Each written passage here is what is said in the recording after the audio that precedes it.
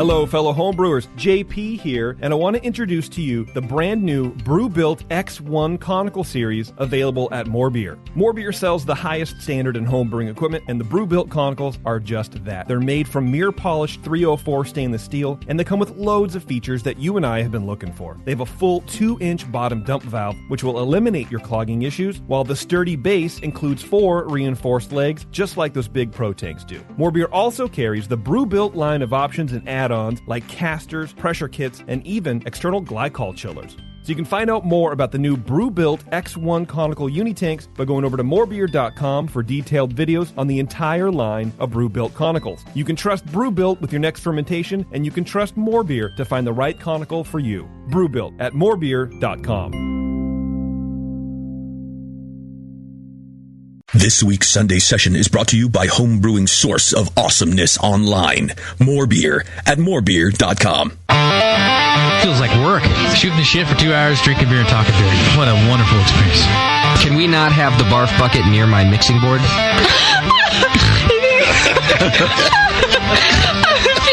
I think everybody could read the book. I knew you were going to use this book as an excuse to quit doing this show.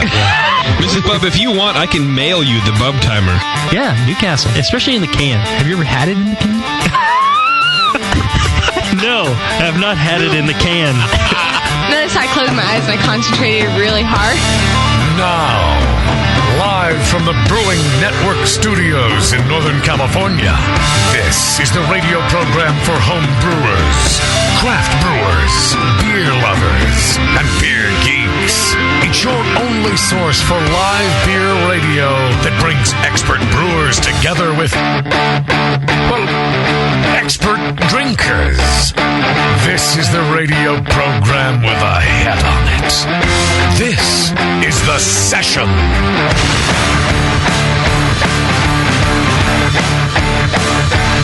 All right, boys and girls, let's get right into it. We got a party to do. We got a great show for you, live here from Martinez, California.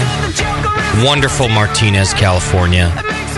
Brendan Moylan's here for the first time. Brendan, you ever been to Martinez before?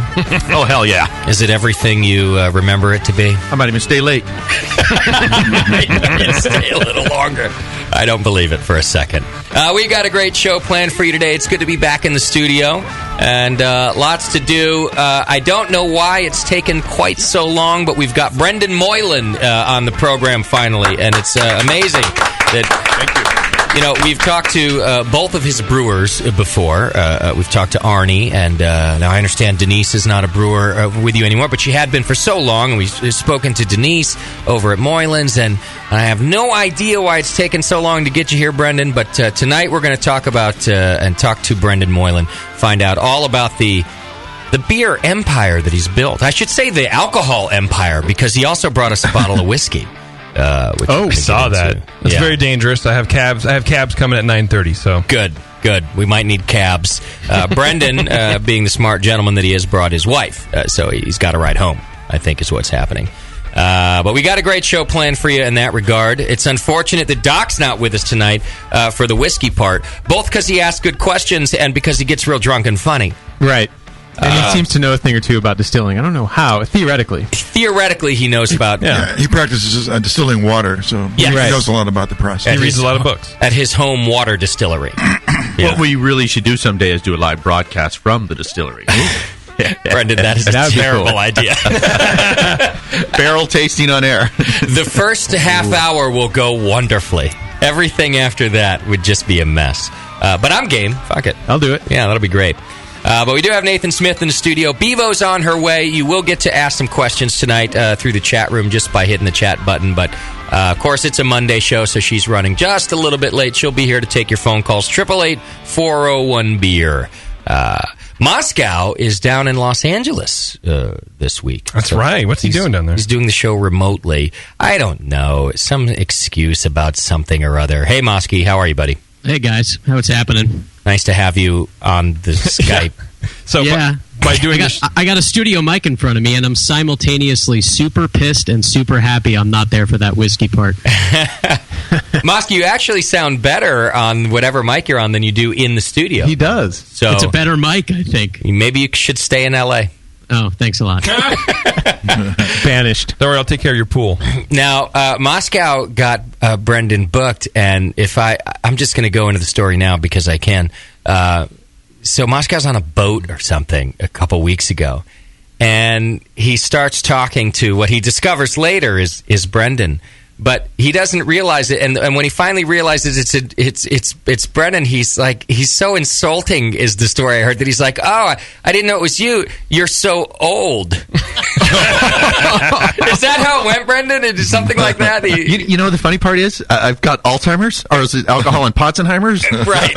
And I really don't even remember meeting them. Oh, good. Swear to God. Yeah.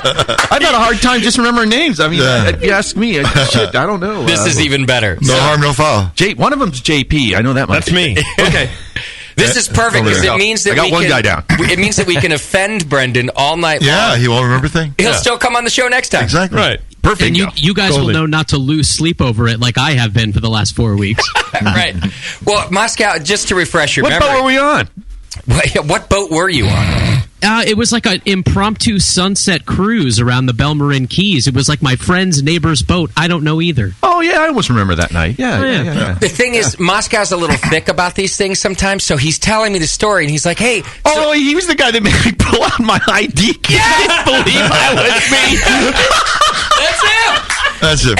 And he's telling us the story like that's normal behavior. And I go, Moscow, you realize that you just called him like the oldest guy in the world, and you forced him to show you his ID. Moscow gets fucked with a lot. I don't know if you knew that. The good news is, since I am that old, I used to drink Sierra Nevada Long Neck. Okay. I drank beers like Cartwright, the Bockers, and... So he wasn't so far off. New Albion, and... Wow. I used to drink Red Tail Ale out of a Magnum. All that fun stuff we did back in the...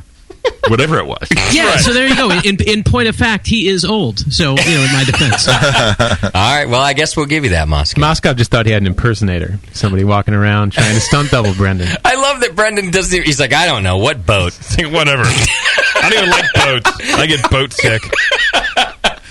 All right, we got lots to do tonight. I want to thank our sponsor of tonight's show and every Sunday session, the good folks over at More Beer. You can go to morebeer.com right now. And, of course, if you're a home brewer, that's the place to be. They're good people. They're local to us, but they ship all over the planet. Go check them out at morebeer.com. They've been supporting the show since, before our very first broadcast. So please continue to support them as well.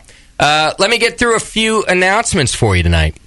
The first thing is the Pleasant Hill Blues and Brews Festival is coming up. It's actually this Saturday, which is July 27th. It's from 12 to 6 right here in Pleasant Hill Park. And we're going to be there, set up with a booth, and we'll be selling some of our merchandise there. You can come get your Hop Grenade gear or just come hang out with us and say hi.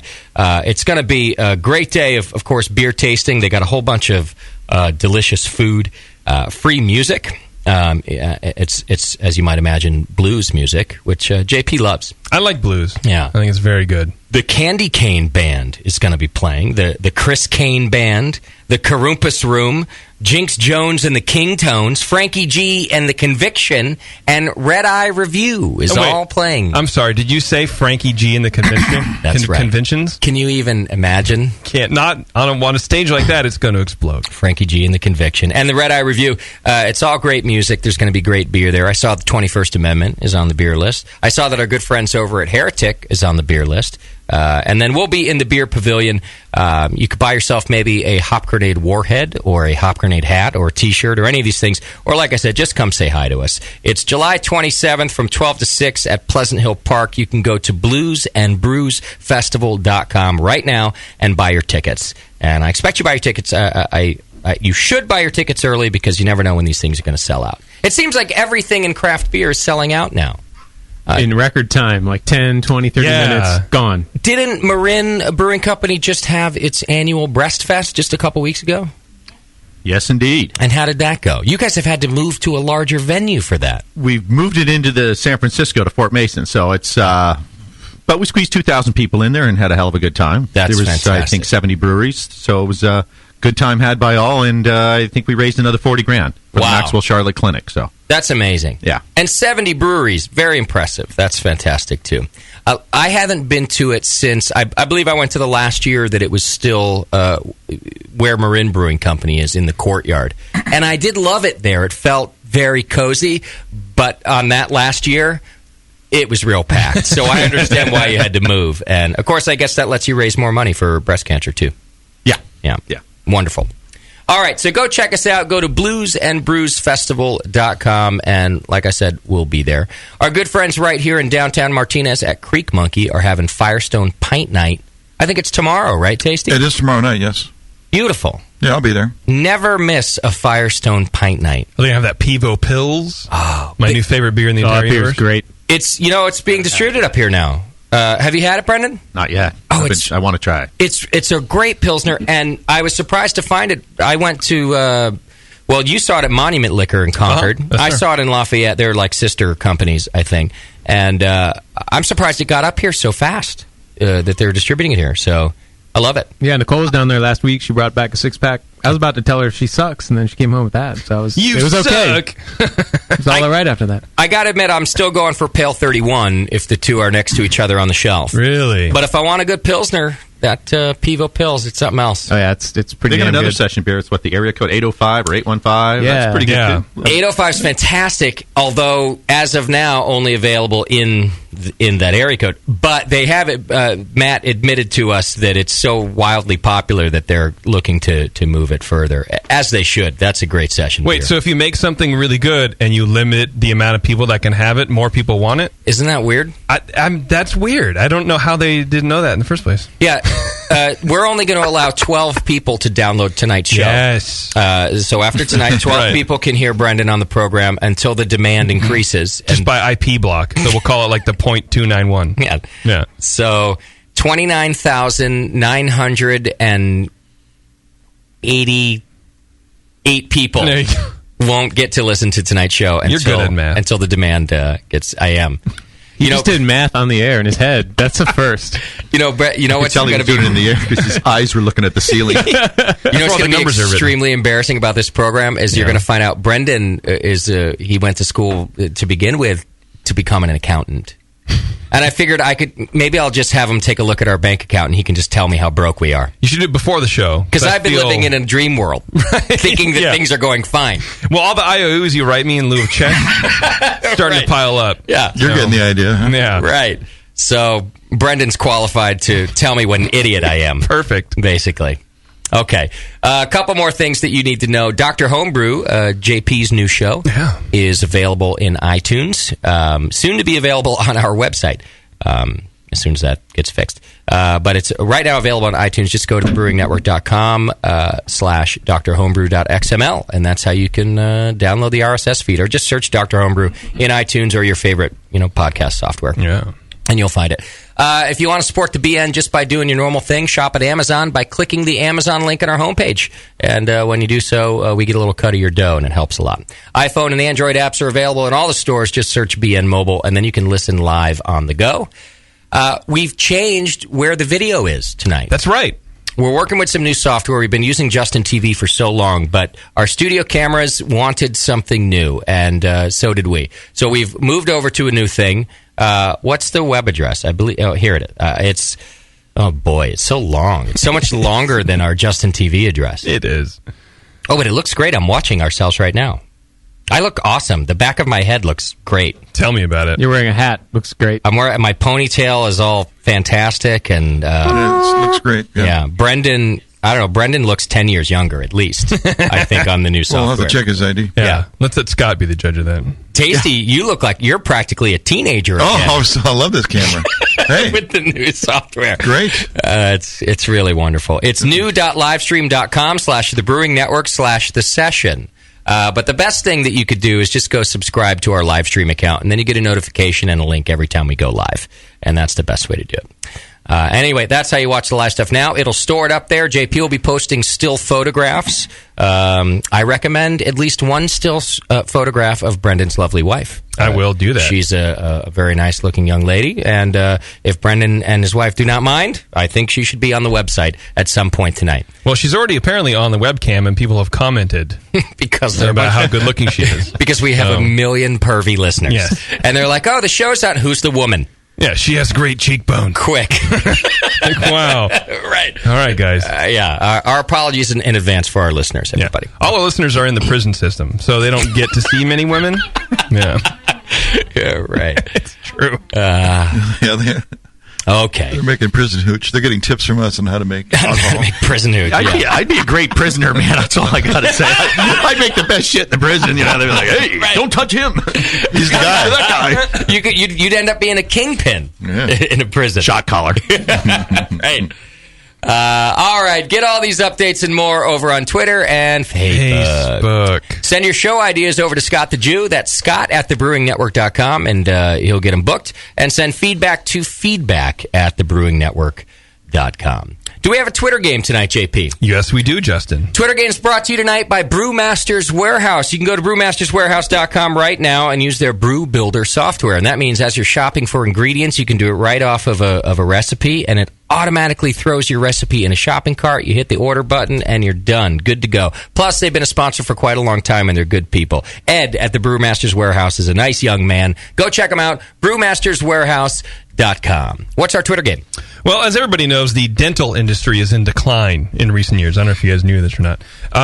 So Doc is looking for other avenues of money, and he's looking into skincare. That's a big new thing now. I know in Japan they started doing snail facials. Yes. So Doc is opening a skincare business. Why do I know that? Yeah, of course. Well, because you're good broadcaster. Thanks for making it short by saying yes. Yeah. Yes. You got anything for road rash? No, but maybe. He might. I don't know. But so Doc is opening a skincare business, and he wants everyone to name it. So what's it called? Name Doc's new skincare business. Okay. What do you do to do that? Just tweet into... at Brewing Network. Got it. That's all you do. Okay. Moscow, hang in there. I'm loading up your beer news intro because it's very important and it's very good too. I know we dropped you there for a second. Are you with us? Yeah, man, I'm here. Are you ready for beer news? Yes, sir. All right, let's do it. It's the Brewing Network's beer news, brought to you by Belgian Beer Me and Bamberg Beer Me Beer Tours. We got an interesting one to start it off this week. America's favorite hipster beer, which is PBR, of course. Oh, yeah. They're selling a commemorative beer honoring the U.S. Army for its actions during World War II, but they're only selling it in China. They're green cans. They're emblazoned with stars and black and white pictures of grizzled U.S. soldiers on the battlefield. The cans say World War II edition in memory of U.S. Army, and there's the Yes We Can slogan in big letters. Is China even a friend of ours? Why are we selling a World War II commemorative beer? And by we, I don't know, the royal we, I guess. I don't understand why this is the marketing plan for PBR.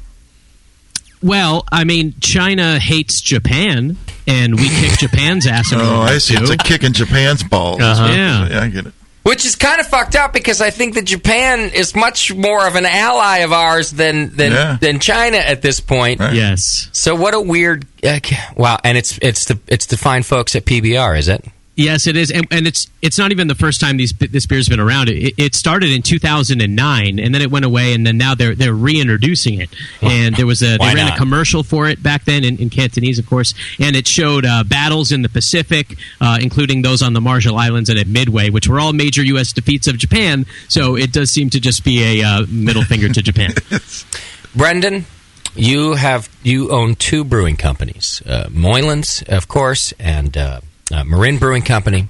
When you're sitting around the marketing table, which I'm sure exists at both breweries, right?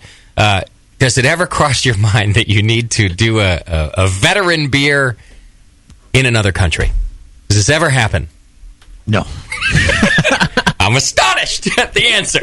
That this never has happened. We do sell beer in Japan, and we don't sell any in China. So, you don't? Yes, okay. So how many countries do you sell beer in? Our biggest market is Australia. Okay. But we did a couple of shipments to Rome this year, which is pretty cool. So I got to give all my Italian friends a bad time. Beautiful. Especially when I open up their fridge and find nothing but Coronas in there. Oh, my God. I have so much fun visiting my friends' houses. Nice. Oh, yeah. I have no mercy. I go right to the fridge, open it. What the fuck is this? Of course. Yeah. At least buy American. I mean, I don't care if you got a Sam Adams in there. I mean, I'll barely give you crap for that. But something. Yeah, something. Okay. God. So... PBR, and it's the same beer as we're buying here, or is it a special blend? No, it seems to be the same beer. It's just a can. Yeah, it's just I sent you a picture in the email there. They're actually it looks like they have bottles and cans, and the PBR logo is on there, but they just have a bunch of other stuff that I described as well. Now, see, here's something that I would be jealous of as a craft brewer. The macro breweries get to produce the exact same liquid, but put it into several different designed cans, right, and sell more of it because of that. Well, they're collector's items. I don't know if you knew that, or whatever they are. Yes, right.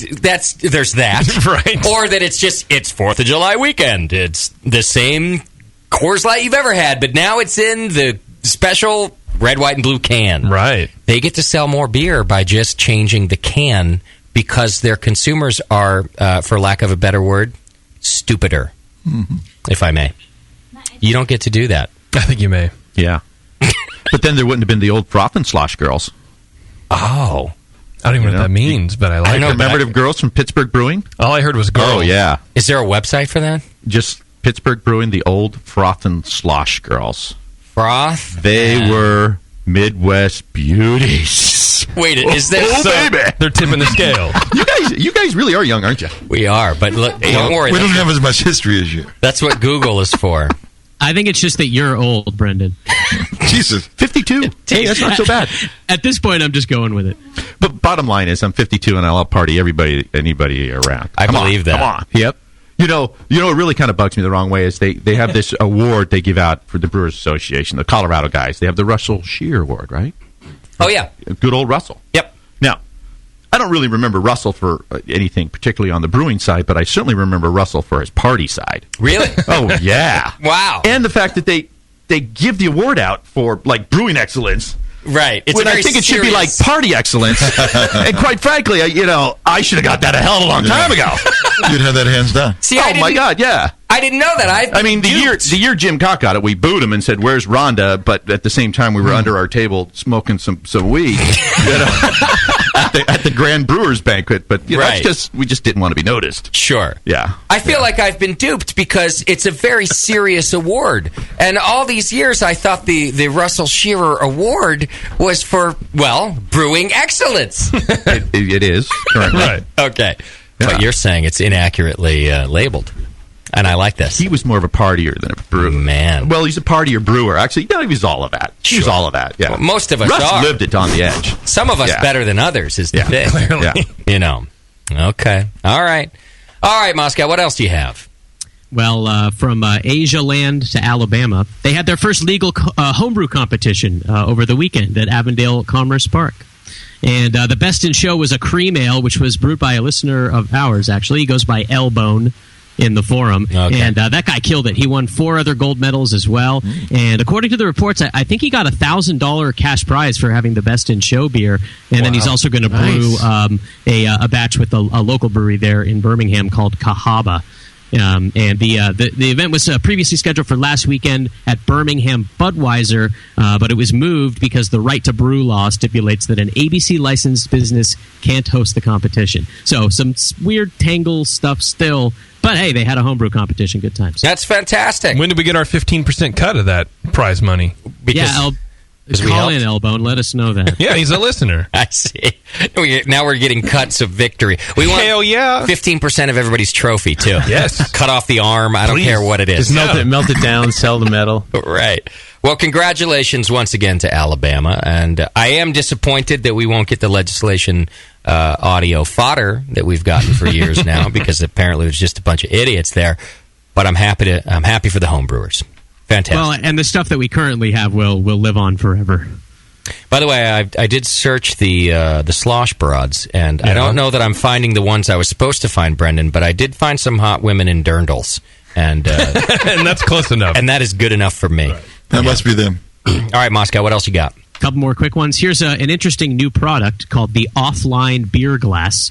If you remember, I did a report a few segments ago about the clink. You clink the glasses together, and you automatically get friended on Facebook. Remember? Yeah. This is kind of the opposite a little bit. It's a Brazilian ad agency came up with it. It's supposed to discourage antisocial behavior. They call it. It's basically a glass that has been given a real thick heel with half of it missing, and unless you balance it on a second platform, it'll tip over, and that your cell phone serves as that second platform. So again, I sent you a picture here. You slide your phone underneath it, and that's the only way to keep the glass from tipping over. Forces people to keep the phone on the table, and you're supposed to interact with people. I know it's weird. So I've heard of this. And what, interacting with people or the glass? Both of these things. I've heard of the glass, and that interacting with people is still a thing that other people do. Right. For one, I know that Moscow is the biggest fan of this invention on the planet. He loves this idea. But he couldn't hang with me. Is it real? For one, by the way, don't go to a bar with Tasty anymore. No. Unless you have tits, you don't exist. Right, or do. Unless you're a phone, right, or have tits, you're not going to get a tasty look, is what's happening. But do we need a glass for it? No, we don't. I don't think so. Absolutely not. We can manage it better than that. Well, and also, who can't hold a glass in one hand and text in the other? So JP's already got it beaten. Yeah. I mean, who cares? Our social media guru has already got it beaten. Or just leave your phone in the car, like I do, and then you don't worry about it. Well, I mean, you can't drive on the way in the car on the way to the bar, and then when you get there, you can't text. I mean, you can't. Then you still can't text. Still can't text then either. So you got to talk weird, to people. Brendan, what do you think? You got to the bar, you got your beer, right? Yes. Who gives a shit then? Everything else is fine. But how else are you going to get on those apps that track what you drink and let everybody know what you're drinking, and then you can get a badge in IPAs for drinking 75 IPAs in a night? How is that going to? It's not a real badge, by the way. It's a virtual. But how are you going to do that? Well, some people just deserve a lifetime award. Right. It's true. In other news, Brendan's ordered 7 pallets of the new glass because he doesn't give a shit. Just get there and have a beer. Right. It is funny, though, that there's so many people on the bars these days with the phones. Yeah. It is. And actually, that was kind of the question I meant to ask. Do you ever walk into your bar and go, what is going on here? My guess is that at times, 75% of the people are not communicating with the person they're sitting with. Absolutely. It's the phone. Ouch. And especially the people sitting at the bar. That used to be sort of the point, to get close to the beers and to talk to people. Right. And they're just all on their phone. Do you think it's I find that the regulars at the bar they're still pals. They are. But okay. Like the newbies, the youngsters. Right. The youngsters. Yeah. Is it... Here's a question. They're asking the bartender where they can plug their phone in. Have bartenders gotten shittier and have less engaging personalities, or has technology gotten better and we don't want to engage? Technology. Well, if you go to the Tornado, that's what you get. I'd rather have my phone on me. There'll be no engaging. Right. I mean, don't you think it's a valid question? Do people feel like maybe, look, I used to come to the bar to talk to the bartender, but now they're just there to do a job? Some of the bartenders are on their phone, too. I think Right! Go ahead, Bevo. I think people's personalities have gotten worse because of the cell phones. Yes. I don't know if their personalities have gotten worse. It's a vicious cycle. It's weird. I'm included in this cycle. Sure. Yes. Take Bevo, for example. We've all gotten accustomed... I'm on my cell phone right now. We've all gotten accustomed to people not engaging, and we think it's okay because we see what they're doing on Facebook. Right. I don't know if their personalities have gotten worse. It's we've been too accepting of it. Or we've gotten to know them more. Yeah, it's like, I don't kind of like, I think most people are awkward with small talk, so they just look at their phone, and then suddenly everyone's playing Candy Crush. Side note to Brazil, in the past 30 years, 1.1 million people have been murdered. What does that have to do with... Nothing, because of the things in Brazil. So they have bigger problems. Oh, that's where the glass is. I see. Got it. I didn't report that part, but it was unveiled at the Salve Jorge bar, in Sao Paulo. Yeah. So they have bigger problems than people on their phone, right? JP is the king of non sequitur. I swear to God, he said in Brazil. I think you said it. I said a Brazilian ad agency. Yes, I did. There you go. Okay. JP's random fact bomb. Yeah. Hey, sorry if I paid attention to every word Moscow says. Good call. Thank you. All right. One quick last story here. I've done a lot of reports about the growth of craft beer and et cetera, and it's all booming and everything's great. But here's a little bit of temperance for you. So 48 out of the 50 states saw an increase in craft beer production last year. The exceptions were North Dakota, which only listed 4 craft breweries in 2012, and there's tons of red tape there. And then Vermont is the other exception. Despite its relatively small population, Vermont ranks 15th overall for craft beer production, and it has the most craft breweries per capita. But Vermont's beer production fell 2.5% from 2011 to 2012, which was like a surprising shift for everyone there and everyone who isn't there. And it suggests that perhaps the state is hitting its saturation point, that states like people, can eventually have enough beer. Another interesting case along those lines is Indiana, which had 54 craft breweries in 2012, and where production rose 27% last year alone. Yet, an article in the Indianapolis Star suggests that the craft beer scene is getting overcrowded, with about 60 Indiana craft breweries already saturating the market, triple the number from 4 years ago. Breaking into the scene is getting near impossible, the article says. Well, for one, the breweries per capita number for a state like Vermont is bullshit. Because when you have 35 people that live in your state, it's very easy to... Like, I remember when Portland was most breweries per capita, right? Or Oregon in general. And that's a populated state. Vermont, there's 35 people, and then during ski season, there's 135 people. So it's a weird number to do. But it does raise the question, and Brendan, I would be curious about your thought. Are we reaching a saturation point for craft beer? Now, it must be different state by state, but... No. There's a lot. I'll tell you exactly. We got to get rid of the friggin' imports. Start drinking American beer. Man up, people out there. Drink American! The man's a patriot. I like it. And at least drink... If you're going to drink a foreign beer, at least make it a good one. Come on. You know what I mean? I don't want to diss on all the great beers that come from all around the world, but... Sure. Well, make it a foreign style, too. I mean, I'm all for drinking Belgian beer from Belgium. But why drink an IPA made in Denmark? Right. Yeah. We got that covered. No, thank you. It's got that wonderful stone fruit cheesy quality taste. Yeah, it's hard to get that. It's like the cardboard's in the inside the bottle. Yeah. There's still room for craft brewers, though, isn't there? I mean, the market just grows. And it's really going... It is really jumping. I mean, it's really alive right now. So it is going to be very interesting to see the next couple of years, see how things shake out. Yeah. I think that you have to be an exceptional craft brewer. I think that's what this kind of the saturated market is not that there aren't enough people to buy good craft beer. It's that you better make some exceptional craft beer because the guy down the street's doing it if you're not. Well, you got to combine the marketing with it too. I mean, that's really huge. Okay. Really, like look at what Lagunitas has done. When they first opened up, the poor guy, he's out in the town of Lagunitas. I'm like, what the hell is he doing out there? Right. There's no way in hell this guy's ever going to do anything. Right. Then he moves up to Petaluma and boom! Yeah. They send out their sales force, and they were strong over the years. They've been the one company in the San Francisco Bay Area that I've seen send out a sales force. They pound the bars, and they talk everybody into carrying their stuff, and boom, they have numbers. And look at their volume is right now. Oh, yeah. Now they're printing money. Oh. They don't even make beer anymore. They ferment money is what happens out there. God bless Tom. I do like it. The ultimate scrapper of the beer industry. The guy's awesome. He is awesome. His Twitter feed is full of it still, too. It's great. Plus, he was talking about Freddie the other day, which cracked me the hell up. Because, hey, if you're listening out there, Freddie sent me one of them letters, too. Even though Freddie apprenticed for me. That's what's really amazing. Which Freddie are we talking about? Who's Freddie? Sweetwater Distillery, or Sweetwater Brewery. Okay. Down in Georgia. Got it. Yeah, that Freddie. Okay. Yeah. Freddie. That Freddie. I talked to Tony a couple weeks ago, and he's at this point now where he's like, look, now we actually just spend money because it saves money. We're at the point where if the bottling line isn't efficient enough, we're throwing away money. If we're not fermenting enough beer, we're throwing away money. If we're not doing this, and so he's been so successful with his genuine marketing campaign where it's like, you know what, fuck it, we make beer, and if you don't like it, I don't care. Mm-hmm. It's a little different than that other company from Southern California who has the same marketing message. Carl Strauss? Not Carl Strauss. Something about it coming from Tony's mouth and the way he looks you in the face when he says it, it's real. And it's worked every step of the way. And you're right, he's gone from the town of Lagunitas to, I'm pretty sure he owns half of Northern California now. That's what I think.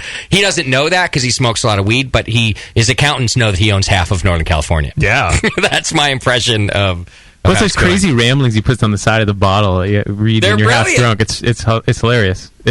Even though he's huge and selling a lot of beer, it doesn't feel corporate, stuffy, weird, Well, you make a good point, Brennan, because the marketing It's important, but it's genuine marketing in their case, right? Yeah. You can't just have, you don't just put red, white, and blue on the can. You got to have some genuine marketing, some personality, and you got to have a can. And you have the can. No.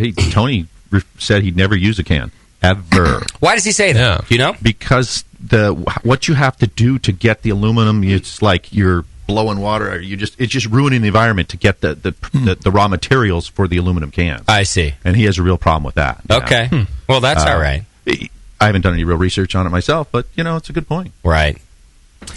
Just to cap off the story real quick, and then I'll sign off and let you guys talk it. So, lots of people disagree with the Indianapolis Star's suggestion. Plenty of people still think there's room for growth.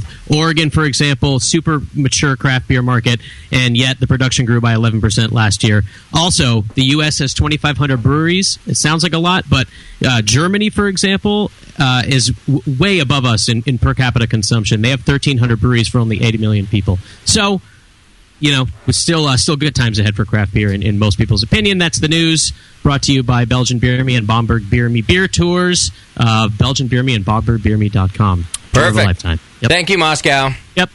All right, let's do this. We'll take a quick break. And by the way, if I could just add to that Germany thing. I think you can. If we would just consume more beer, then we can sustain more breweries. That's true. I think it's a fair thing for me to put to the country. Okay? Guys, I think you should do your part, and if you consume just a little more beer, each one of you, guys and girls, then we could sustain more craft beer. I heard this weekend from somebody that there's a rule to drinking as much as you want and living a long life. Are you ready? Really? Yeah. Are you ready for the rule? Yes. Take 1 day off a week. That's it. Oh, really? One day. What study backs this up? Okay, I'll try. Stacy's like, All right. How about every 2 weeks? How about half a day? Can I just How about at night? 12 hours. Come on. 8 hours a day. I only sleep for 5 hours a night, but I can give those up. But I do have a rule, though. If I wake up in the middle of the night, it's still dark out. Yeah, I get to have another beer because it's not tomorrow yet. I agree with you. So in the summertime, man, I got to be really diligent to wake up in the middle of the night to get my beer in. Yes, you do. I'm telling you, it's tough. You got to work at it. You got alarms all over the house. All of a sudden, it's like, ding! It's 4 a.m. I got to hurry it up. 3:48. We've got daylight. All right, that's my advice to you. Here's what we're going to do. We're going to take a very quick break. When we come back, we're going to talk to Brendan Moylan. He's from Moylan's and Marin, and we're going to talk distilling a little bit later. We'll find out how he got into the craft beer business, and he's a staple of Northern California craft beer. So hang in there. 888-401-BEER if you have questions, or join Bevo in the chat room. We'll be right back.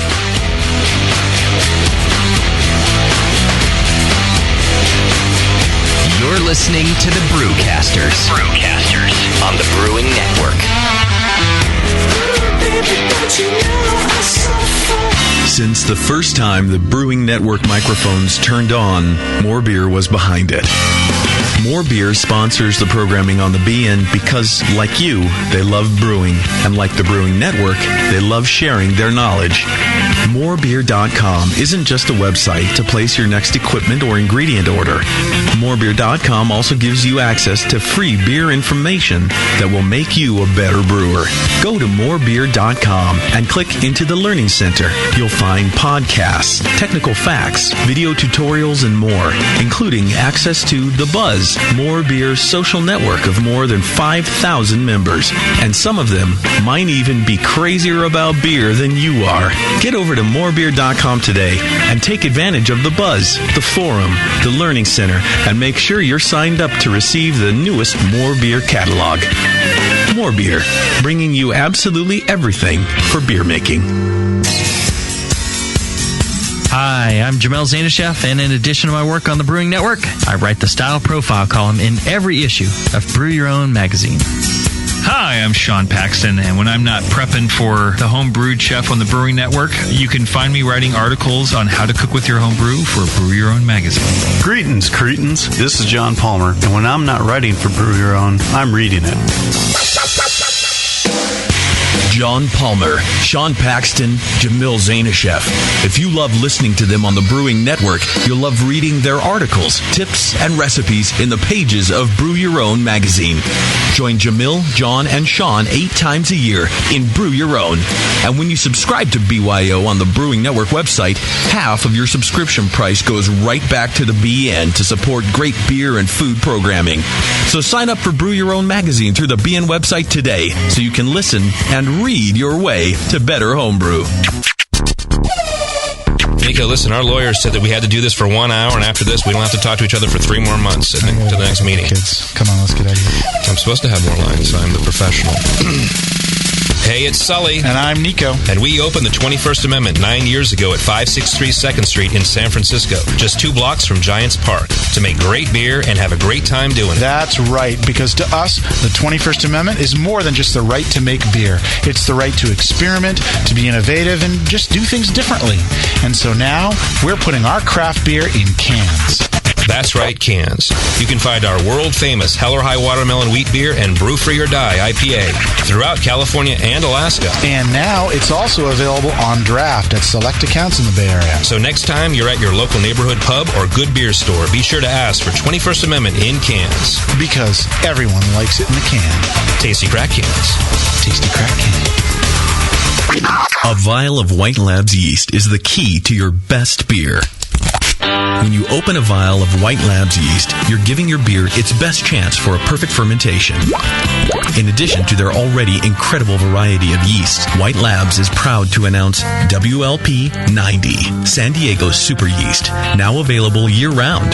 WLP 90 is super clean, super fast fermenting, with low esters and has a neutral flavor and aroma profile. It's alcohol tolerant and highly flocculent. For more of the latest White Labs news, click over to whitelabs.com, where you can read reviews of yeast, learn in the lab section, and join the customer club. And if you should find yourself in San Diego, White Labs has a brand new training facility for craft brewers and home brewers alike.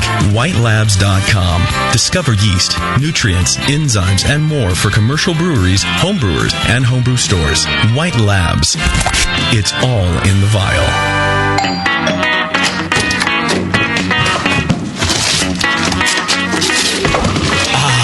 What'd you get?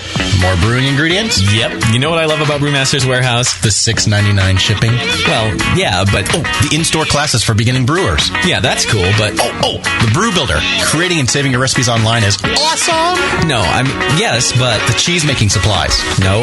Oh, the wine-making supplies. Oh, the distilling equipment and liquor flavorings. All that stuff is awesome, yes, but what I really love is that the guy who runs it is totally hot. And that Brew Builder software is awesome. Oh, yeah. Brewmaster's Warehouse brings you flat-rate shipping on great equipment and ingredients to make beer, wine, cheese, and spirits at brewmasterswarehouse.com. And if you're in Georgia, stop by Brewmaster's Warehouse Monday through Saturday from 10 to 6. Visit brewmasterswarehouse.com today because it's totally hot. Oh, yeah. This is www.thebrewingnetwork.com. Sit down next to it, grab yourself a paper towel, and watch those yeast have sex. You're listening to the Brewing Network.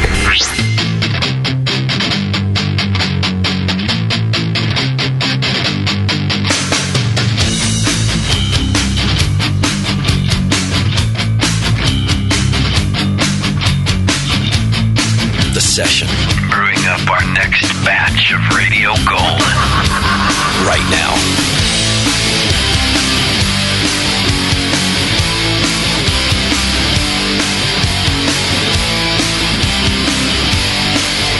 All right, thanks for sticking with us. We're hanging out with Brendan Moylan right now. If you want to ask questions, just hit the chat button on the homepage or call Bevo at 888-401-BEER. She's in there to answer your questions. Also, let me let you know right now that if you're doing some home brewing in the next week or so and you need yourself some good brewing software, go over to beersmith.com. It's the Brewing Network's favorite brewing software. Beersmith.com, you get a free 21-day trial. It works on both PC and Mac. And if you haven't tried it yet, you're way behind in the times. It's up to date. It's brand new. There are new versions that come out to make sure that everything is there that you need to make the best beer possible. It's available on your Kindle and your iPad and all of your mobile devices. businesses as well. You can adjust your recipes. You can upload all your recipes to the community. There are so many things that you can do. Why calculate all these things by hand when you can use something like Beersmith? You can brew with confidence, get your consistency down like Tasty has his down. That's how he beat the crap out of Nathan in last year. The last Brewcaster Challenge. He's right there. Sorry, Nick. Just design everything over at Beersmith. Check out beersmith.com, but you don't have to take my word for it. You can get a free 21-day trial and do it that way. All right. Do it. So we have in the studio with us tonight Mr. Brendan Moylan, and this is the first time I've actually met Brendan, although I could have told him apparently that I met him a week ago, and he wouldn't. I could have told him we were old buddies, and he wouldn't know. It would have worked. Yeah. Hey, remember that time we were at your house, Brendan, and you were like, my house is your house. Just party, man. You were going to let me a key, and you didn't leave it for me, so... Right. But it's all good. What's funny is, in our very first year of broadcasting, I've had... Now, one of the breweries that Brendan owns is Marin Brewing Company in Marin, California. It's just a beautiful location and a wonderful brewery. And Arnie Johnson, we had him on the show in our first year. And it was the first time I met him. Luckily, I've since become friends because my first impression was not very good. I was new to the business. This company we were running was still out of our garage. We were kind of making it up as we went along, and we had booked Arnie. And I went to the Oregon Brewers Festival the Saturday before the show for the very first time ever. And I just acted like an idiot and got drunk, and I did a bunch of interviews and drank too much and barely made my flight home early Sunday morning. So that when Arnie showed up for the show, about the same time you did, maybe he showed up a half hour before the show, I wasn't even awake. I was awoken by Arnie knocking on my door. I remember those days. I was just trying to get some rest so that I could potentially function for this show. And Arnie comes to the door, and I open the door, and I look like you could imagine I would look after the Oregon Brewers Festival for the first time, and I'm just waking up. And Arnie just looks at me like, oh, fuck. This is my house in a weird neighborhood. And I felt like such a dick. And we did a decent show. It was okay. Right. But I've been apologizing to Arnie every time I see him for 8 years now since that first show. He's since forgiven me. We've had him back on the program. But, Brendan, I got to say, I felt like a real dick. And luckily, your brewer is that nice of a man that in the end, he was like, forget it, man. We're all brewers here. It's fine. I've been to OBF before. I know how you feel. And we ended up doing a good interview. Arnie's had some fun moments, I tell you. I'm glad it wasn't you that showed up, because then I would have felt like more. At least Arnie, I'm like, well, he doesn't own the place or anything. I got a good Arnie story for you. Give me. When they coming back from Great American Beer Festival, he decided to load up his backpack with a bunch of beers. And so as we were traveling through that new Denver airport, they have all those marble floors by security. And this was right after 9/11, and Arnie's backpack took a split. Oh. And all these beers started coming out of his backpack, and you have the Hop Grenade Sinks logo over there, which kind of reminded me of the story. And these hop grenades were flying across out of his backpack, hitting the floor. People were diving on the friggin' ground. Oh, no. They thought some shit was going down. Because we had all walked ahead of him. We were like, where the hell is Arnie? Oh, and no. like 45 minutes later, Arnie finally caught up to us. And we're like in the bar drinking because we got to the airport early. We were happier than hell. Right. And everybody's going like, where's Arnie? Where's Arnie? And then he came, and he's got this sad look in his face. And he's got a backpack with a hole in it. and what happened? He tells us a story, and we're just on the floor, laughing our asses off. He's like, I only wished I could have seen it live. Oh, me too. Well, he looks like a terrorist too. So he's he's very dangerous looking. Right. Well, when he had his ponytail, he might have had his ponytail back then. Oh yeah. No, we haven't. We didn't know Arnie then. We're post-tail. Why do you look so sad, Arnie? Because I just got full cavity searched after dropping my hop grenades all over. Did you ride a horse here or what? No security. Right. I love that man. He's a nice man, and his beer is fantastic. Thank you. Is he the first brewer at Marin Brewing Company? Did he sign up with you guys in the beginning? No, Arnie. Grant Johnston was our first brewer. Is that who went to Black Diamond after Yes. that? Okay, all right. So Black Diamond, Derek, who now works at Moylan's, did a stint and helped out worked underneath Grant before he took over there. Right. And he also worked at the White Horse in London. Okay. The famous cask beer bar. I forgot that about Derek. Yeah. Okay. And that's one of Grant's hangouts. He loves that. Got it. Oh, yeah. Well, Grant taught a lot of the local brewers how to brew, right? It's his history, right? Well, he's the greatest brewer of all time. I hear that about him. Brendan, let's talk about that for just a second. Now, I've met Grant twice.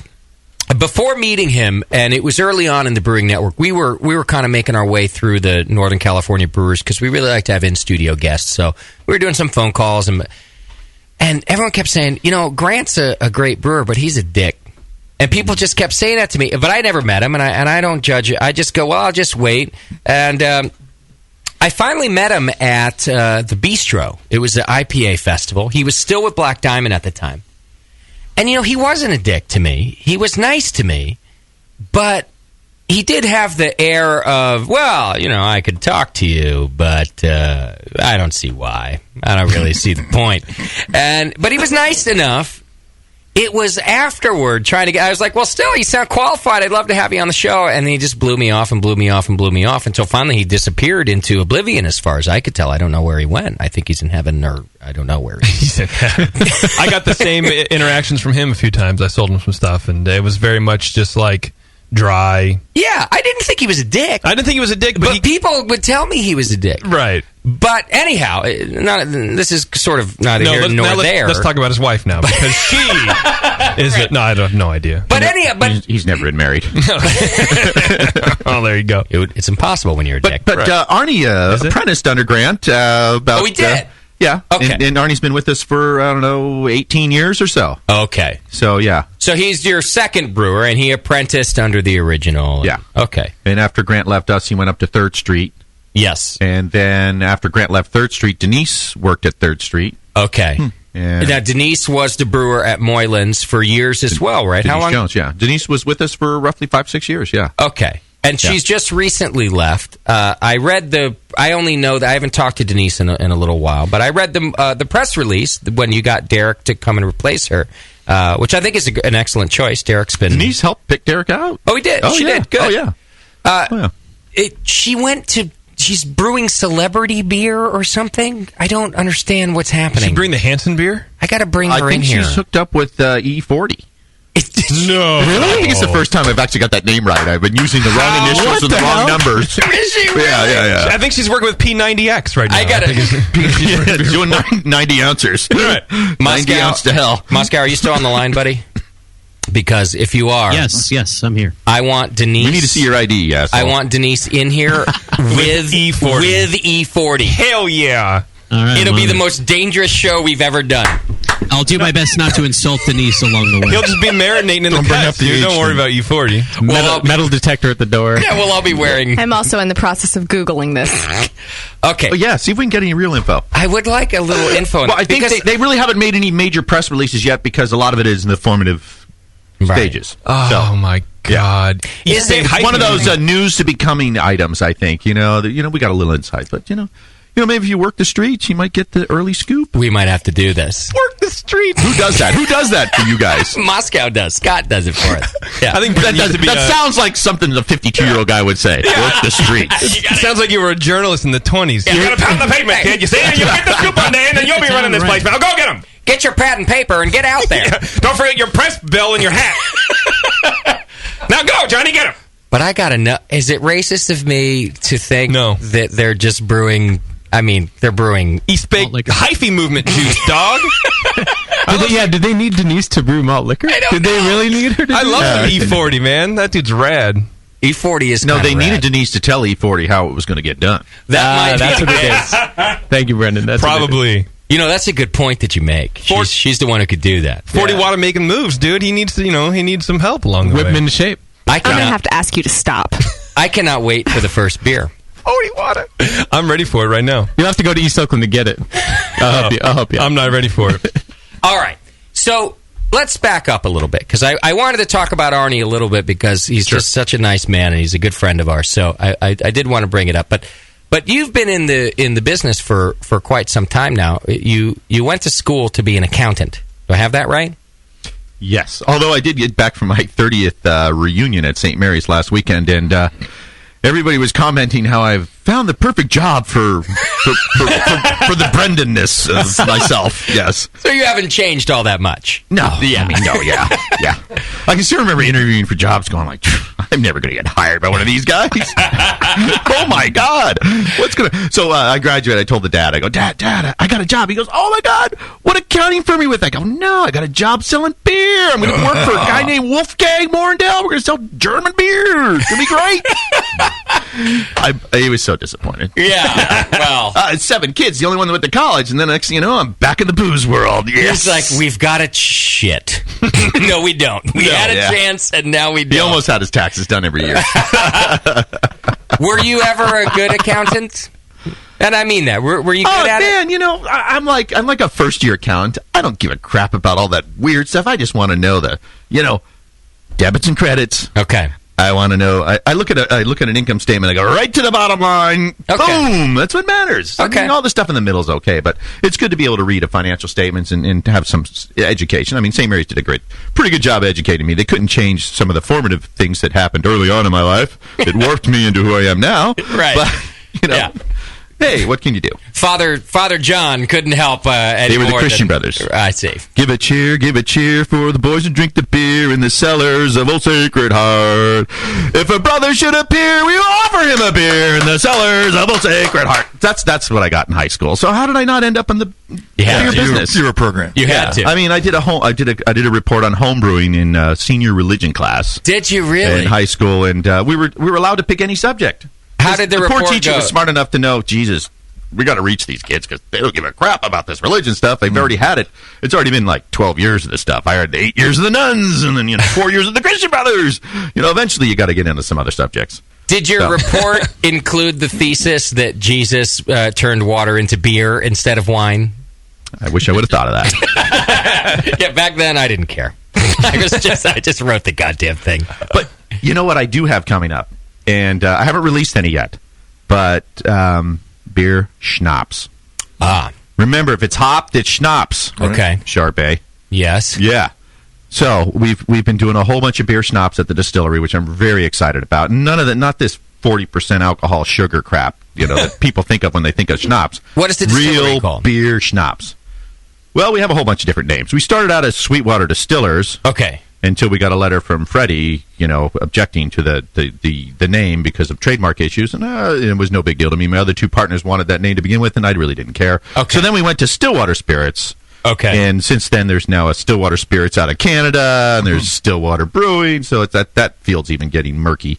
But we use 2 DBAs. We use the Stillwater Spirits DBAs, and we use that for all our brandies and eau-de-vies and vodkas and gin and things like that. And then we use the Moylan's Distilling DBA for all our whiskeys, and which we have 5 whiskeys out right now. Wow. And eventually for our beer schnapps as well. And we will have some fantastic beer schnapps. I'm excited think about the beer a schnapps. triple IPA made into a beer schnapps and then aged in wood. And that's just going to be lovely because it's all 100% barley stuff.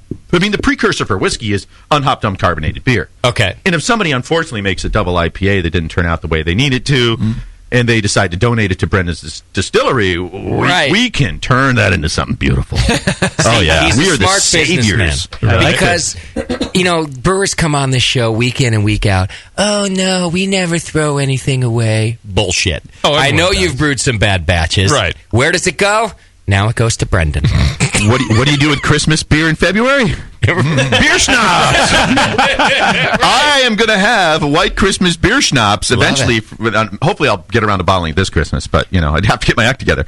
We're working on it, though. This is a great idea. Hopefully it'll happen. But if I fuck up and it takes another year, it's almost that much better. Right. Because it'll have aged longer. That's so true. Distilling is a real patient sport, so...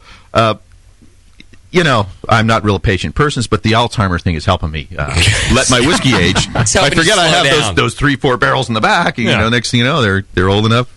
Where are your spirits distributed? Just in California? We distribute pretty much only in, I would say your best bets are Sonoma, Marin, and San Francisco. Okay. Yeah, and that's it. We're working on a deal with a bigger distributor, but at the same time, I'm trying to build up some inventory. Got it. And that means I need to put barrels down. Yeah. Put them down. Okay. Get them down. I've really screwed up by not putting them more down already. How many businesses do you have, Brendan? Because you've got, here's what I know of, and then you could fill in the blanks. All right. Of course, you got Marin Brewing Company, and you got Moylan's. You got the distillery. Isn't there another bar, restaurant right where Marin is in the same thing that's yours, too? Used to have a bar, yeah. Okay. Yeah, had to shut that one down. You shut that down? The magic didn't work for everything. What was that called, if you don't mind me asking? It was called Noonan's Bar and Grill. That was it. Okay, Noonan's. Yeah, that was my shrine to booze. I had a 70-foot bar, library ladder going up and down the aisle. Yes. With 1,500 different bottles of booze on the wall. It Over was 300 beautiful. whiskeys, over 100 bourbons, over 400 vodkas, over 550 tequilas. My all-time personal spirit favorite. Really? It's the only spirit I don't make, too. It's kind of funny. We make just about everything over at the distillery. But the distillery is actually, it's in my father's name. Because when I did the distillery, I had the bar going, and you can't own a bar and a distillery in California. So I am officially the general manager of the distillery. Okay. Not the owner. Okay. Yeah, I don't even own any. That's fair. They owe me $500,000, but I don't own any of the business. Wow. Got it. Okay. That's fair. So that's it then. The distillery, Moylan's, Marin. As if that's not enough, but I'm just trying to get a handle. Okay. Yes. That's where you are now. Yeah. All right. And basically what I'm looking for right now is I'm looking to do a factory where I can combine both the distillery and a production brewery in a combined setting. Because, distilleries love all that extra sugar, and breweries put a lot of sugar down the drain. And I have to admit, it amazes me how many places I see Moylan's beer, knowing that you don't have a production facility. But you guys do a good job still of getting your bottles of beer out there. We're the ultimate teasers, I think, yeah. Is that what it is? We need to make more, obviously. We actually do a little supplemental beer. We use Sudworks to make a lot of our draft kit lifter. Okay. And they've done a fantastic job working with us on that, and that helps us kind of supply that marketplace for that. But we really need to do the facility. Your own facility. Yeah, and the Sudworks kit lifter's killer. I mean, they have that nice Steinecker brew house. Yes. I think it makes a better kit lifter than we do at Moylan's. So draft kit lifter, everybody out there. If it says made in, what's that town? Davis. On that little label. If you look on the little label on the keg ring, sometimes it comes from Nevada and sometimes it comes from Davis. We should have a tasting someday, a little side by side. Well, you should do, and I will vouch for them too. I've always liked the boys over at Sudwerk, and Jay Prowl, the brewer there, was a great brewer, a fantastic guy, but an awesome facility in general. So a good bottling line, quality control up the wazoo. Like you said, just an amazing system. So anybody could brew on that thing and produce a fantastic beer. So I'd say if it comes out of Sudwerk, I'd go buy it too. No, that's an old school Steinecker system. It's all German labeled and everything. Yes. It's not an easy one to use. No. It makes a great beer, but you know. And then, of course, the UC Davis program works out of there, too. And so you got that all that educational collaboration. So, okay. Well, I like to know that you're brewing out of there. Let's put out a little love for Dr. Lewis, huh? Yeah. I mean, he's a good guy. I love you, Doc. You're the best. And thank you for all you've done for craft beer. I mean, good call. Early on, I mean, I can still remember 30 years ago going to classes up there, little extension classes, and he was so helpful. You went to the UC Davis program. Just your extension stuff, which is good. Those are the ones now that Dr. Lewis. That's his domain, right? The extension stuff for him, I think. He's got Bamforth running the whole kind of show, but Davis is Charlie's still in great there. Too. He's a good dude. He is. He doesn't like me very much because my girlfriend's British, and he thinks that I'm a slob, and so he can't understand why a proper British lady would have anything to do with me. But other than that, he's a nice man. Well, British ladies need projects. Right. And you're a pretty big project. Well, he came on the show when we were still running it out of my house. And I had my motorcycle on the porch and the fucking weeds in the yard. And I remember him coming into Kate the Great and going, "Your boyfriend has a fucking Harley on the porch." And she said, "No, it's a Yamaha." I was going to say, it's not a Harley. You wish. I know, but that's what he said. Because to Bamforth, he doesn't care. It's just not proper. Right. To most civilized society, it's not proper. Right. But you said, forget it. I'm my own man. I was like, you should see my schlong. That's what it is. And Kate was like, no. No, you shouldn't. All right. So when did you start this empire of yours? Because it was early on, wasn't it? You when did you open Marin? April Fool's Day, 1989. 89. Okay. And you were working in the industry before then with the bottle shop, and previously I had worked at I worked for the Spaten beer importer, Chris Imports, and I worked for Wolfgang Morendell. We brought in a lot of really killer beers, and it was so much fun because we had stuff like Paulaner, but we didn't just have Paulaner.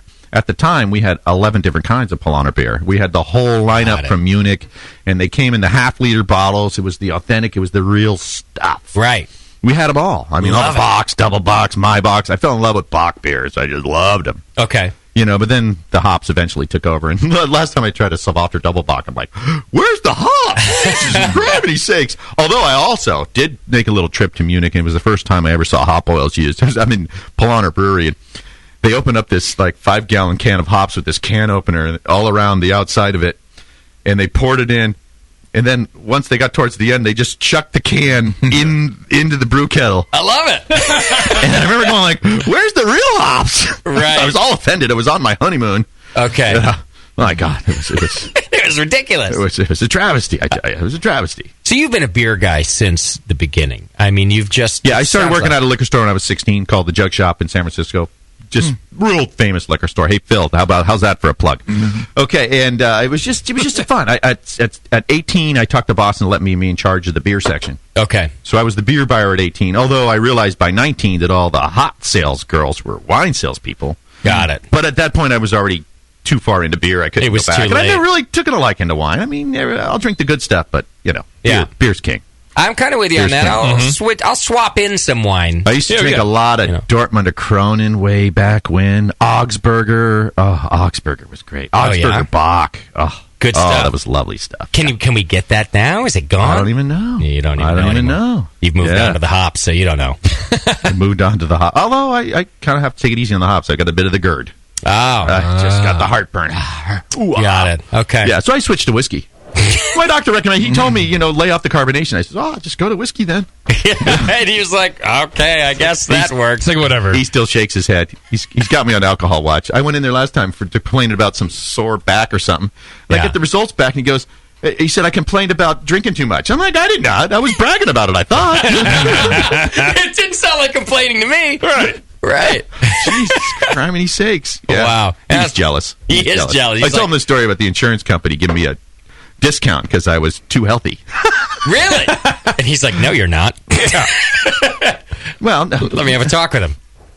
I actually got into halfway decent shape a couple of years ago. Okay. 3 years ago, minus 3 days, because my anniversary is coming up, and me and the missus were trying to get in good shape for the wedding. And what'd you do, put on some weight? No, I took some off. And so I mean before, like that's why you needed to get in shape. Were you getting big, or what was the deal? Oh, normally I just carry around a little, little beer luggage. Beer luggage, yeah. That's normal. Yeah. Okay. Oh, well, yeah. And so I was in halfway decent shape, and then so one day I get a knock on the door, and I open the door, and there's a nurse in a white outfit. I'm thinking, what? Oh, yeah, that's right. And of course, she showed up on like a Saturday morning or something, and it was just, woo, I'm thinking.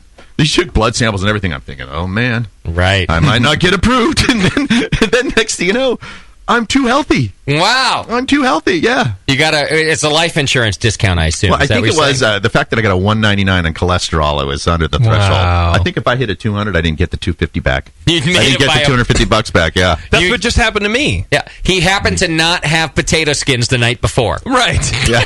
I had the same thing. Insurance company came to my house, did my thing. I was like, I forgot. 365 is my cholesterol. Wow. What do you do? Eat bacon every morning? That's what I'm saying. I'm like, no. I used to eat fast food a lot when I was a lot younger. 3 times a day I was eating because it was easy, right? 330 was my cholesterol. But that's a long time ago. Right, but I'm saying, how is it now 35%? What do you now? 365 apparently. And my triglycerides were like 1,300. They're supposed to be like under 4 or whatever. You're dying. I know. Can I don't understand. Can I remind you of one thing? Remember when Louis was on his deathbed, he says, no, everybody, no. Look at me right now. I'm telling you. Yeah. Don't pasteurize everything. Right. Louis he goes, if you want to send something halfway across the world, pasteurize it. But if you don't, leave it alive. Okay. Live beers are better. Did you ever notice? Every single bottle of Moylan's and Marin Brewing says live ale. It does say live ale. And that's my number one email I get. What does that mean? It means you're not going to die from our beer. Yeah.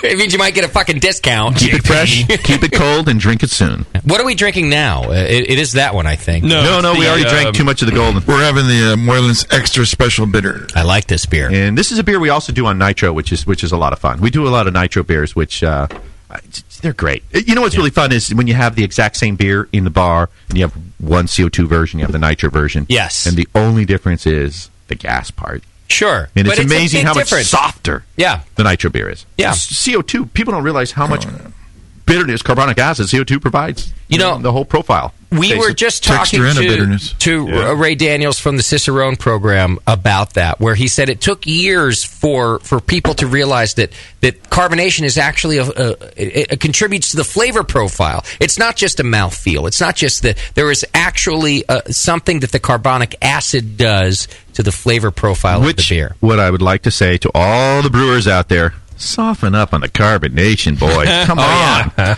I mean, I don't want to mention any particular breweries, but when you get a beer and it's just full of gas, I mean, hello? Right. Really? And these are great breweries. There's great breweries that just way overgas their beers. Okay. Like Coors. Coors Light is too gassy for I'm not sure that was on his list. What's even worse is when you see an overgas beer and then you see some idiot just drinking right out of the bottle. Yeah. I mean, he lost his chance to get rid of all that gas. Right. He could have helped himself. I mean...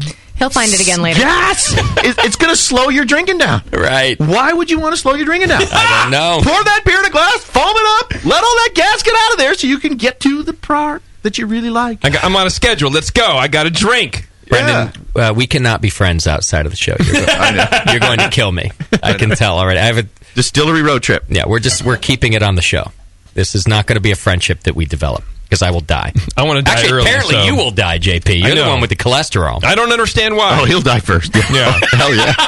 What are you, part Midwest? Can't believe you're here now. Yeah, I don't know what's going on. So that was my interjection to the stories. And I don't like that he can wake up from after partying and then get a refund. Right. I wake up after the show. Yeah. And apparently I get denied health insurance. So, altogether. Yeah. All right, quick question from the chat, Brendan. Alex is in there, and we are talking about bad batches of beer going to the distillery. He wants to know if a bad batch ever came from Moylan's or Marin and headed over to the distillery. Oh, sure. Yeah? Yeah. Hey, stuff happens. Sure. Well, you know, and a piece of equipment breaks down. Mm-hmm. Yeah. You know, your glycol machine goes out, and you're in the middle of knocking off a beer. You're bringing it up to the fermenter. You need temperature, and you don't get it. Right. Hey. It's just going to sit there. I'm distilling it, baby. It's mine. I come into the brewery. I go, it's mine. It's mine. They all look at me like I'm nuts. Aren't you bun out of shape? I go, no way. You're the only one who's happy. I want to make more beer schnapps. What you've really started is a recycling company, not a distillery. Reuse. Yeah, reuse. Don't recycle, reuse. There you go. Reuse. That's why the keg is a beautiful package. Yeah. The growler is a beautiful package. Yeah. Bottles, cans. Sure. Recycle schmeichel. What a bunch of BS. Oh, yeah? Reuse it, people out there. I now have to start using my growlers again. Damn. Right. Yeah, I went and popped off. Someone might catch me with the case of beer going out the door. Oh, I thought that was your cooler, the case of beer that you brought in. Well, I just poured ice over the top. Well, Brendan's reusing. They're cold, yeah. The damn refrigerator wasn't working too good at Moylan's today. I see. Yeah. All right, let's do repairs this. and maintenance. That's what the beer business is all about. I was going to be the brewer and the bartender. I'm chief paper pusher and counselor. At Marin? And check signer. When you first opened, you were going to be? Is that what you mean? Or you mean because that's what you went to school for, was to be the paper pusher? No. When you opened Marin, you were never going to be the brewer. It was me and Grant in the brewery. Oh, yeah. It was you? Okay. Oh, yeah. Because you were, and you were I'm a beer guy. Oh, yeah, I'm a beer guy. How People long don't did you realize I'm a homebrew? beer guy. They all think I'm not a beer guy. I just hire brewers that are awesome, so I don't have to tell them too much. I'm going to be honest And then with they you. do their thing, you know? That's why you've never been on the show. Because Right. I didn't think you were a brewer. I thought you just were, just the owner. You were the guy. I'm not a brewer. I'm a goddamn alchemist. You're the. I want that on my tombstone. Alchemist! But you were a home brewer for That kind of years, throws right? everything in. Oh, yeah. Okay. Oh, yeah. So you went through all that. What was your first? What did the first yeast look like when you were a home brewer? Because come on, it was a while ago, right? I used to use a lot of Edma yeast in a package. We did all the dry package stuff and way back when. And I remember making all these killer beers, and then 2 months later, I entered them in a contest, and all of a sudden, they're gushers. Right. And so when we first opened Marin Brewing, actually, we used a little bit of dry yeast. And at one point, we got some yeast from Siebel, who is an incredibly respected Chicago institute. Yeah. And so we had some batches that were a little funky, so we sent it up to Dr. Lewis. And then we also sent him our yeast that Siebel was providing us. And I do believe Dr. Lewis gave him a call. And, gave him an earful. Wow. And this is not acceptable to be selling in the marketplace. This is what I the like message about that Dr. Lewis. got to him. He doesn't care. Stop fucking around, guys. Let's get it right. Yeah, sell some good stuff to people. That's Dr. Lewis's attitude. Let's get this right, boys. This is some serious stuff here. He's the man. Yeah. He's the man. But, nowadays, I mean, my God, the yeast thing is just fantastic. Look what's happened. Yeah. I mean, it's hard to screw up beer now, isn't it? Well, it's not hard to screw it up, but what I do notice is that, like, as an example, last year's Great American Beer Festival, the winners were coming from all these states that, you didn't think had breweries, but they are the states with the new breweries. So the newer breweries with all the modern equipment. I see, yeah. Are making better beers now because they know how to make equipment better. And all of a sudden there's people supplying our industry with equipment. I mean, the Craft Brewers Conference this year was just tremendous. Yes. Double the size of the actual of the previous year, double the size of the previous year, and every year. Sure. It's just, and even just the supplier side, where you could just talk to new suppliers. Where did you get the first brew system for Marin? Jeez, I got to think about that. Was it U.S.? Yes. Oh yeah. Okay. Yeah. Oh shit. Mental lapse here. It'll come to me eventually. That's all right. It'll come to me eventually. JV or something like that? No, it wasn't the JV. But it was brand. It was new. It wasn't used. Oh yeah, and was it new or did it come from another? No, we bought it brand new. You bought it new. Okay. Yeah, we bought everything brand new. Is it the same system that's there now? Yeah, it is. Okay. Marin Brewing is gas fired. That's back when Stroh's was bragging that they were gas fired. I'm like looking underneath. I go, I think we're gas fired too. Apparently, there's a flame under there. Maybe we should call those guys in Detroit. Let them know. I think we're supposed to brag about this. Even we've got it. I'm pretty sure we cold filter too, and we triple hopped one of our beers. You could have done all of those things. I love all that stuff. Yeah, you could have done any of that. Ain't that the truth? But are the mountains blue? Has Marin grown at all in terms of capacity? Have you put in new fermenters since the beginning, or basically over the life of the brewery, we had quite a few expansions early on. We probably had 3 different expansions, and we started with 4 fermenters, which your true measure of your capacity is your fermenters. Okay, so it's a 14-barrel brew house. We started with 4 fermenters, and we have 10 right now. Got it. Okay, and we wish we had more. Sure, kind of a thing. We're in a high end, very. The shopping centers recently sold for too much money, and so it's a very affluent market that you have there. Yeah. When you say the shopping center sold for too much money, does that mean that your lease also got renewed for with whoever your new owner is? No, you have to deal with all of that. You don't. Okay. I do not have a lease. Yeah, I'm on 30 days. He can get rid of me in 30 days if he wants to. Wow. Do you worry about that? I don't think not at all. You don't strike me. I feel like it's a dumb question because you don't strike me as somebody who worries in general, but it's been there for a long time, and we're kind of an institution, but at the same time, hey, it's his shopping center. He can pick and choose, who he wants as tenants. Sure, yeah. But you guys are full all the time, and I've been there. We do good. We do good. I give him a nice check every month, so sure. Everybody's happy, including the beer drinkers. Right. Thanks to Arnie. I love that guy, Arnie, and he makes good beer for you. I really think he does. Keep buttering him up. I think he can forgive you. This is what I'm doing. Yeah. Another 8 years. Another 8 years, and he's going to finally forgive me. Let's do this. I want to talk more beer with you, so let's take a quick break. Everybody can go have a pee, and you can listen to our sponsors. Hang in there. It's the session. We got Brendan Moylan in the studio with us, and we're talking all about Marin and Moylan, and I think we got to open this American single malt whiskey from Moylan's. So we'll do that when we come back to Hang in there. It's the session. Hit the chat button if you've got questions. We'll be right back.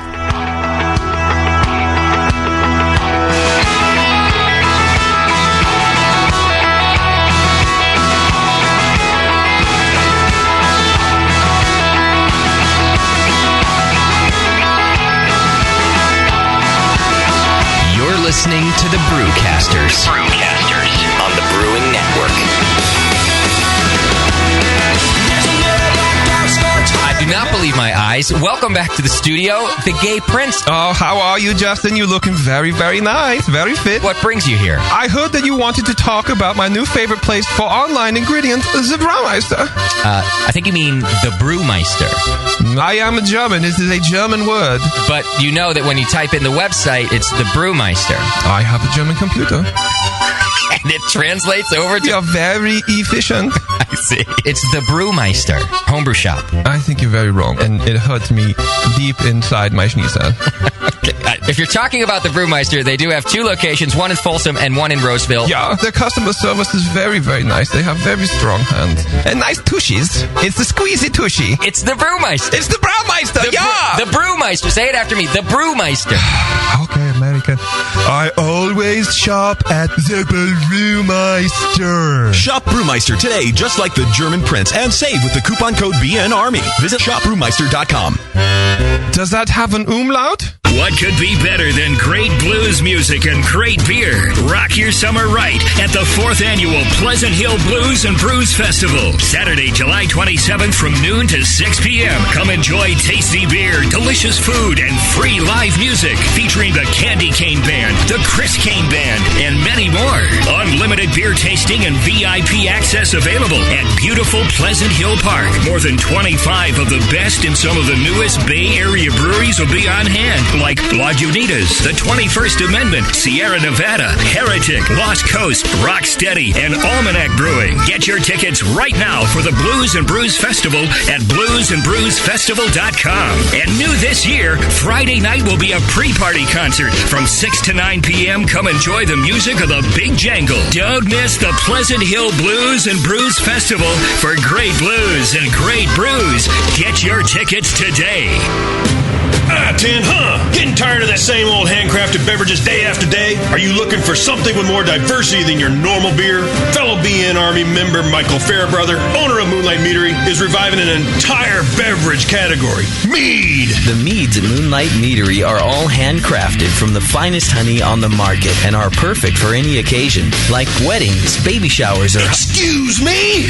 Mead is not your average girly drink, mister, and Moonlight Meads can be enjoyed anytime, anywhere. Football games with the guys. Yeah. Barbecues with the guys. Yeah. Operating power tools with the guys. Yeah. Actually, sir, that's really dangerous. Good point, son.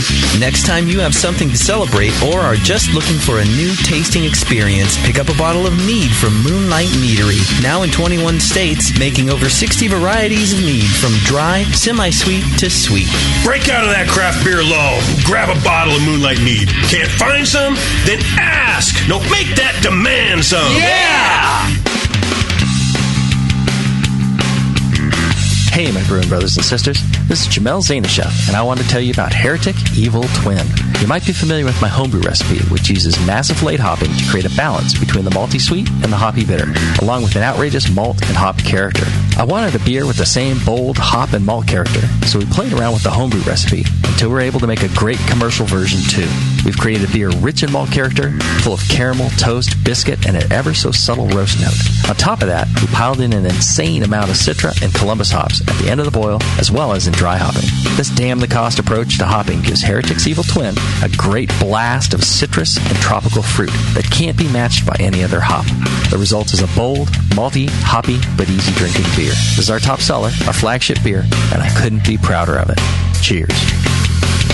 To find Heretic beers near you, click on Find Some at hereticbrewing.com. Hi, I'm Jason Harris, the proud owner here at Keystone Homebrew Supply. We're thrilled to be entering our 20th year of supplying this great industry, and to show you, the Brewing Network Army, how much we appreciate your support, we're offering you 10% off your first order on our website, keystonehomebrew.com. Just use coupon code BNARMY at checkout, and I'll get your order out the same day. My goal at Keystone Homebrew Supply has always been to have a complete supply of everything a brewer could want. When you place your order online or when you come into our store, it's our goal to have everything on your list and more. One aspect of KeystoneHomebrew.com that we're really excited about is the ability to fulfill customers' exact grain bills. Do you hate to wait? Keystone Homebrew Supply can get your precious yeast and hops to you within just one day if you live between Connecticut and Virginia, and within 2 days east of the Mississippi. KeystoneHomebrew.com. Coupon code BNARMY. I'm Jason Harris, and I approve this message. What's funny is brewers will say, yeah, I don't brew to style. I'm brewing my own beer. And it's like a German Pilsner, but it's black. Yeah, it's a sports beer. You know? The home of live beer radio. TheBrewingNetwork.com. Because like beer, radio shouldn't suck. You're listening to The Session.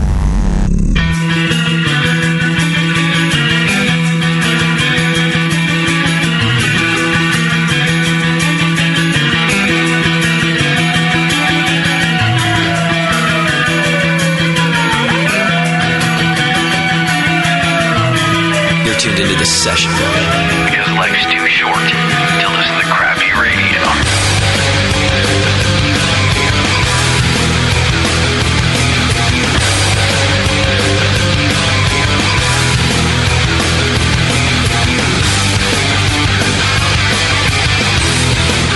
All right, welcome back to the program. Thanks for hanging out with us. Hit the chat button on the homepage if you got questions for Brendan Moylan, who's hanging out in the studio with us tonight. Also, 888-401-BEER. We got a few things left to do tonight. We want to talk more about the beer with Brendan. We also got to talk about this single malt whiskey, which I know JP is a whiskey fan. Doc's a whiskey fan. I don't do the spirits that often. I won't say that people haven't wowed me from time to time, but it sounds good, doesn't it? We have 3 bottles we're opening. Yeah, we're opening 100 bottles right now. One for each person. There we go. One of my Tasty. favorite sounds. It is nice, isn't it? Oh, hell yeah. Better spirits than wine, I say. Now, are you selling a lot of spirits? You were one of the first in Northern California to be is it called a craft distillery? Is it the same as beer? Sorry, that's trademarked. It is? You can't use that term. You can't use that term. Really? Oh, God. Who's trademarked that What one? are you thinking? Is that one Anchor? Who's trademarked that No, one? not Anchor. No. Yeah.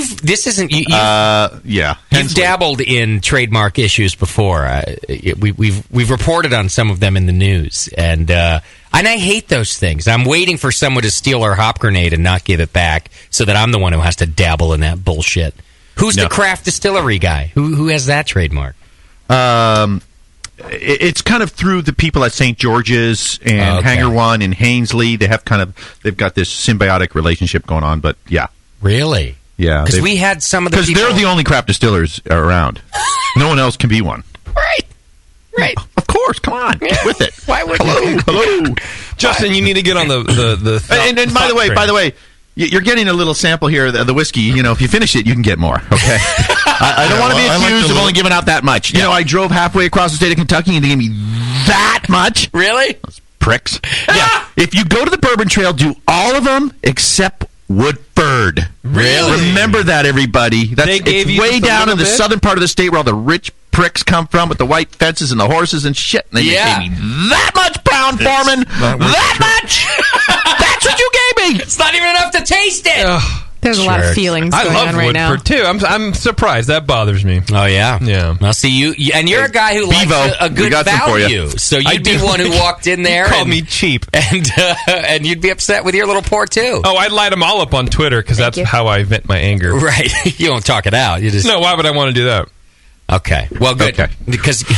Glad I got that off my chest. I am too, because if you had I've been only holding on to it for a while. If this was all you gave us, as soon as you left, we'd be like, "That Brendan's nice, but what a cheap dick." Easily. Yeah. Oh, you own 2 breweries and a distillery. You can't give us more than half an inch of booze. That would have been JP's comment, by the way. Never mind, he brought a case of beer, but Sure. Oh, that's good.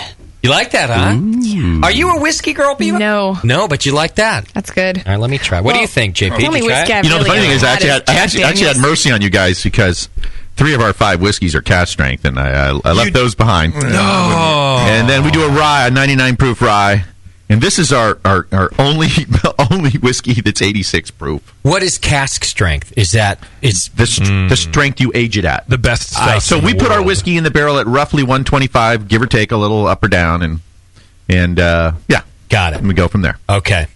Yeah. This is very nice. That's the stuff you get if you're going to buy whiskey. So it's cask strength. What we do is we make a wash. Again, the precursor for whiskey is an unhopped carbonated beer called a wash. Okay. And we take that wash, we make it at the distillery. Per California law, we ferment it at we obviously make it at the brewery, but we ferment it at the distillery. Where do you make it? You make it at a distillery. Got it. Yep. And then once so the brewery makes the alcohol, the distillery separates the alcohol from the spirit, and that's what we're doing at distilling. Okay, you're separating that alcohol out, and you're breaking that alcohol out into layers. And because different alcohols come out of spirit at different temperatures, you can let the first set of 3 or 4 things run, and they're the bad guys, and then you go to the middle, you get the heart of the distillate, and that's where the love is. Okay. And what kind of still do you have? I understand that there are different types of stills. We actually have 3 stills. The one we're most proud of is a 500-gallon Vendome copper pot still. It's got a little onion thing on there with 7 trays and a refluxer, and it's just beautiful. Okay. It's copper. Yeah. Copper from Kentucky, baby. Those are beautiful. It's really nice still. Yeah, yeah. We also have a Jakob Karl still, a 50-gallon stainless still that has a copper inlaid kettle. Okay. And then we also have a 600-gallon Japanese vacuum still. It's all stainless, which is very interesting because that's mainly meant for soju. And it was originally owned by a Napa sake maker who thought that soju could be made under the same license as sake, but the government people had no. Sure. Whatever random soju can only come from Korea. I see. Yes. Okay. Really? Or Japan. I don't know I think in California it's only can come from Korea, which is ridiculous because the Japanese obviously make soju too. You know what? Hello. All weird distinctions that we come up with. Yeah. But we've also dabbled in soju. But you know what? American-made soju is called... we have a product called 24 that's through my partner's winery. Okay. And, you know, he thought he can make it at the winery. We thought we can make it at the distillery. We actually don't really know where we can make it now, but I think he's still making it. Wow. Yeah, you know, it's one of those kind of things. It does get confusing with the ABC, doesn't it? What you're allowed to do. You know, my brewers are very lucky because I do all the brewers' paperwork for the ATF. Okay. Like I said, I'm a paperwork guy. Yeah, whatever. Sure. Yeah. You know, so yeah. They are lucky. Now I know why, well, among other things, that Arnie stayed with you for 18 years. He doesn't have to do any fucking paperwork. Oh, yeah. You know, and I hope he brags to those other guys that bitch about paperwork like, oh, Brennan does it all. Yeah, he better. If he does it, you know, I mean, I would be awful pissed off. But the distillery paperwork. Is it rough? Oh, my God. Okay. It's insane. Yeah. It's 10 degrees more difficult than the brewery paperwork. Okay. Yeah. Oof. I bet it's a brutal. mess. Yeah. Brutal. Sorry. Well, so you have the 3 different distilleries, distilling equipment. 3 stills. 3 stills, thank you. And they're each designed to produce a different thing for you, or do you have 3 so that you can increase volume? No. Basically, here's how it all works. The Japanese vacuum still is good for like first runs if you're doing whiskey or something like that. But for the most part, it's a soju still. Okay. But it doesn't really do too much. It's one of those things we acquired. It was probably a $300 still, and we bought it for $13,000. One of my partners actually sold it to somebody else, so we don't even own that still now, even though it still resides in the brewery. Okay. You know, money things. Sure. Partners.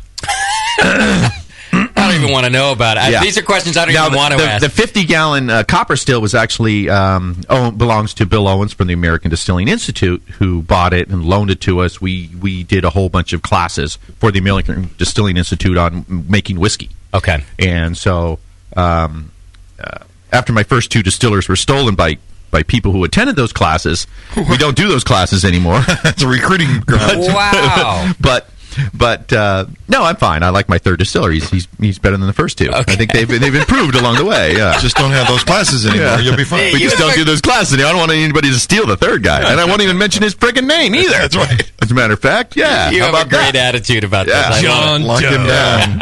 Yeah. You got to trade up, just like women. Yeah. Can I interrupt for a second? No. Yes. Can I have a Sure. whiskey drinking lesson? Because I know there's something with spit that you're supposed to do in the mouth and stuff. Because No. this is too classy for me, and I'm just feeling like I should shoot it. But that's probably a bad decision. So Are I we can gonna, give are we you... going to see Nice Bevo tonight? Is she going to make an appearance? Shut up, Scott. If we give her a couple more of these, I could give you the one that Doc gives us. But Brendan, do you have a whiskey drinking way you're supposed to Scott, I taste love it?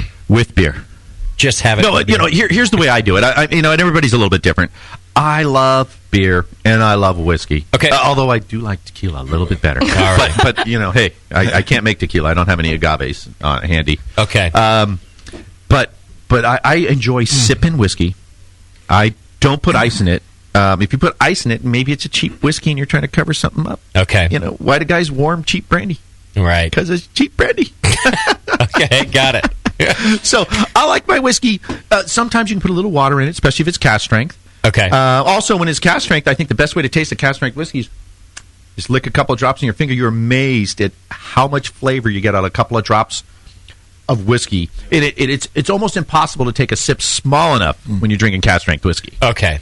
So, but anyway, that's why I brought the 86 today. I spared you guys, but next time. I'm glad you did. Next time. Although next time we've got to make sure Doc's here because he's our guy. He's our whiskey guy. He would love. JP's our second I like guy. real small sips of full strength whiskey. Okay. And just enjoy it. Just do one and rub it around water. your mouth and.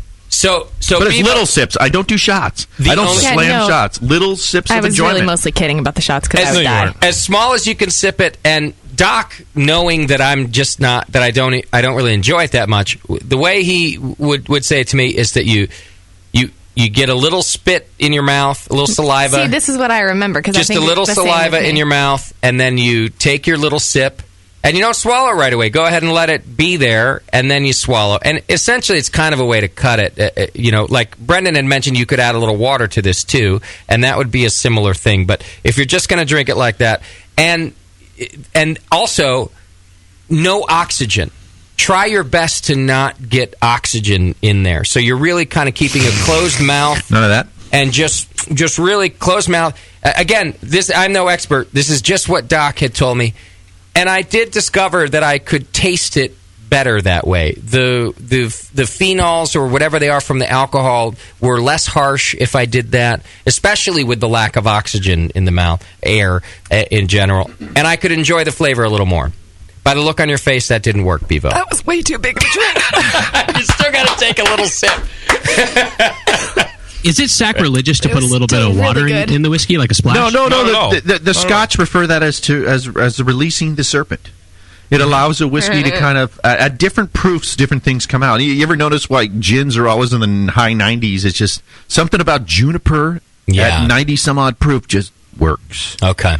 And so similar with other spirits too. Okay. And cask strength, that's generally what I do, is I'll add a little bit, a couple drops, 2 or 3, and it opens up a little bit, for sure. All right. Big time. Yeah. Okay. You can do sometimes, too, is to do your own little experiments. You lay out some whiskey and try a little water in this, a little more water in the next one, and then, see what you like. Sure. Yeah. Before you know it, you're sexting with JP, and... Hell yeah! You just done a few different tastes. Don't worry, Bill, I didn't tell him all the details. I forgot what I was going to say. Now, you opened the distillery in 2004. The distillery is 9 years old. Okay. Yeah. Do you have 9-year-old... 8.5-year-old whiskey. You do? Okay. Yeah. And we bottled it all up. In the end, we ended up with 70 gallons. I think we started with 170 gallons and tasted it so many times. Well, you got to do that. In 7.5 years. You know how many times we went to that? Let's taste it one more time. Hey, this is pretty good. You know what I like about you, Brendan, is I can tell, clearly you have to be business savvy to have done what you've done, but you just seem like a fan of craft beer and a fan of the distilled spirits, that you come at it from that perspective. Like, let's make this obviously to sell. It's about the love. My friend Billy will tell you it's all about the love. You do love it, and the beer and all of it. Oh, yeah. You're a fan. And fanatic. And I like that.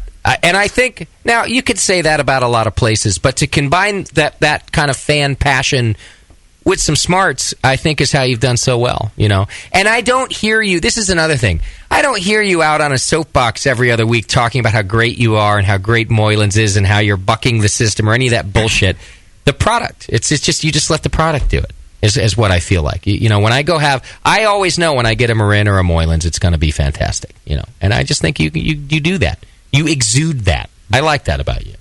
Thank you very much. Appreciate it. I do like that. And that could be the whiskey talk. I'm in it. Well, it helps. It helps a lot. I'm in it for the love. I really love what I'm doing. Yeah. And there's never been a doubt about that. You're never going, but this is it. This is your life. You're going to die going, I was the beer and distilled spirits guy, and I'm happy about it. I don't know, Deloitte & Touche. No, here's something. Here's a tip I want to give to all the listeners. Okay. Now, we all know that whiskey is better if it's aged. Yes. Generally, the longer the better. So, with that in mind, we're all going to die someday. Yes. Tasty sooner than most. Get your own goddamn barrel. Momentarily. Fill it up with good whiskey.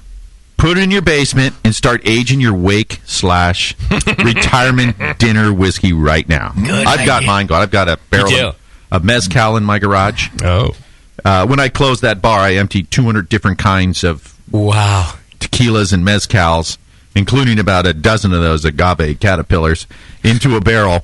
Wow. That I treat like a meritage, because I'm constantly adding more tequila to it and pulling some out and drinking it. And, that's fantastic. And so that's a really active barrel, and it's a lot of fun. 20 gallons. I mean, it's probably got about 12 gallons in it right now. Right. But... so for that barrel in particular, do I need to get invited to your retirement party or your wake? Well, whatever happens first. Okay. Yeah, no, that's the whole point. Yeah. Because one of those events is going to... Now, if you're lucky enough to have your retirement dinner first and you don't go through the whole barrel, you might be some left over for your wake. I believe the answer to that is yes. Yeah. Right. Yeah. But we're working on it. And I've got a 10-gallon barrel of whiskey, too. It's, same kind of scenario where I emptied a little bit of everything into it. Right. So another whiskey Meritage. And those are personal in my basement stash. Right. Different from the distillery. Okay. Yeah.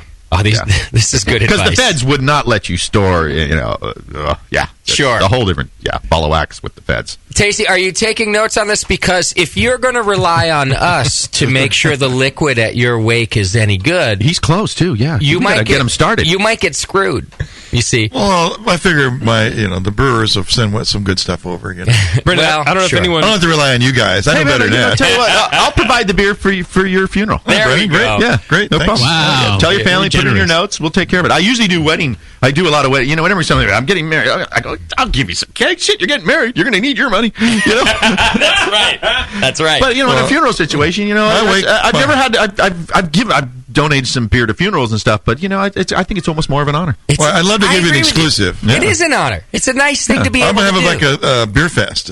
Be like 30 breweries. It won't be a wake. It'll be a beer. Work it out. I'm in. Brendan's in. Well, if Sam the only rule is that everybody has to pour their own beer. That'd be the way I do it. So I see. The brewers have to show up. I'd show for that party. Yeah. It's kind of funny too because for quite a few years I have a couple of children. I was raising children, so I wouldn't do the weekend go to the beer festival thing. So right.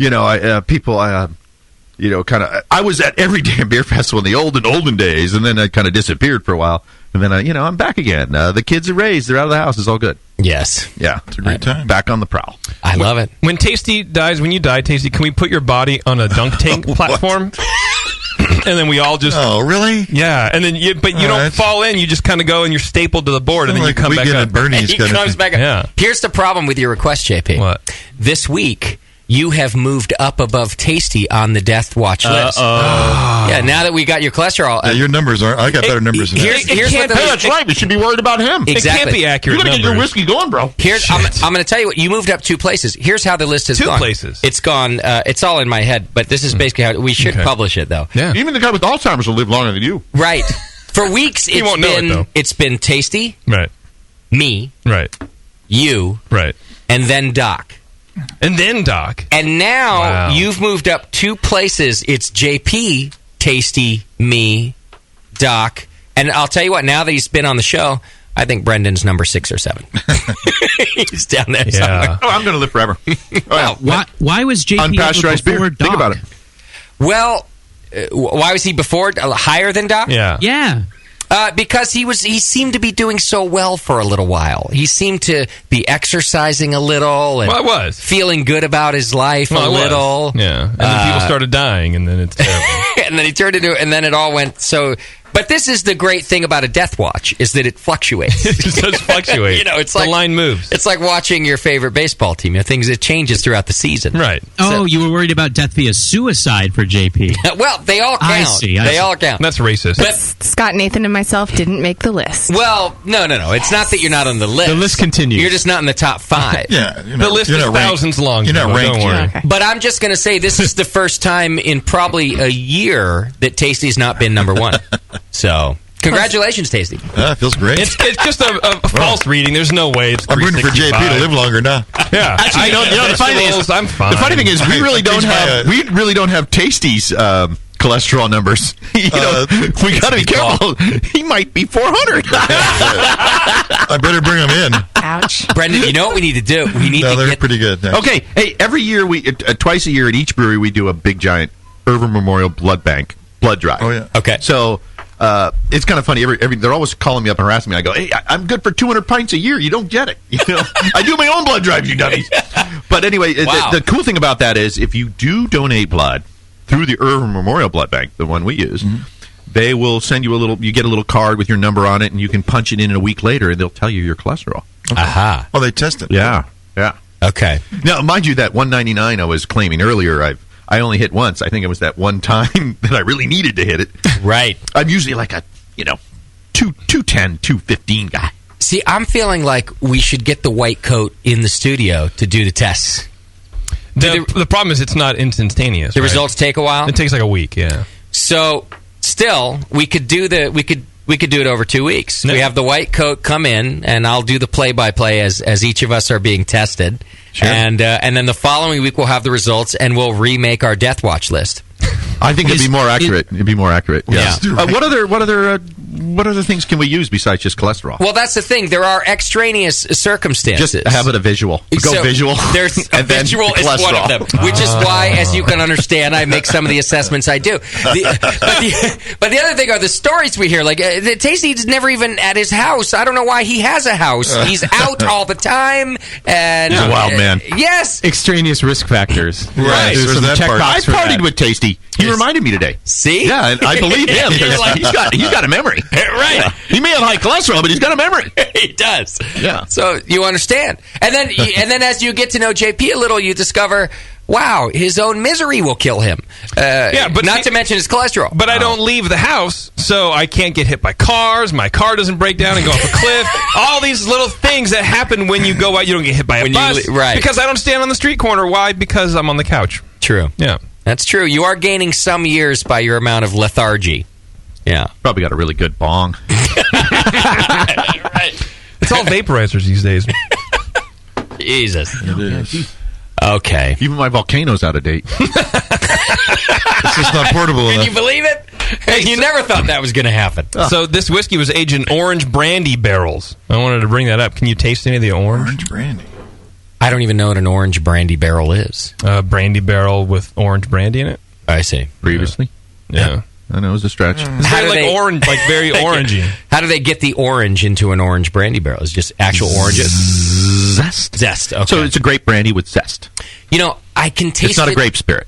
I can taste it in the aftertaste, is where I get the orange flavor. So can I. Yeah. I just wanted to, I don't know. In fact, it's a very fresh, I'm surprised at how fresh that orange zest flavor We is. just made it's very present. We just had some extra porter a while back, and the boys were bitching and moaning. They had 10 barrels of extra porter. It was stuck. It was blocking up a tank, and I swooped in and did my natural, I'll take it. Yes. And we distilled the porter, and it has this unbelievable, beautiful back-of-the-tongue chocolate note. Wow. Just the delicious. chocolate carried over. Wow. Just delicious, yeah. Ooh, I love it. Brendan, you said you were going to expand the brewery. What are you going to do? What size brew house? You're going to make a facility outside of town? If you do the production facility. Yeah. No, I've been looking and looking and looking. I'm having a hard time finding a nice warehouse, but we're looking at anywhere from 50 to 100 barrel brew house. Wow. Yeah. Good size. It all depends on how much balls I have and how much money I can talk other people out of. Yeah, I've got like $10 billion worth of ideas. I just don't have the $10 billion. Right. Good call. Yeah.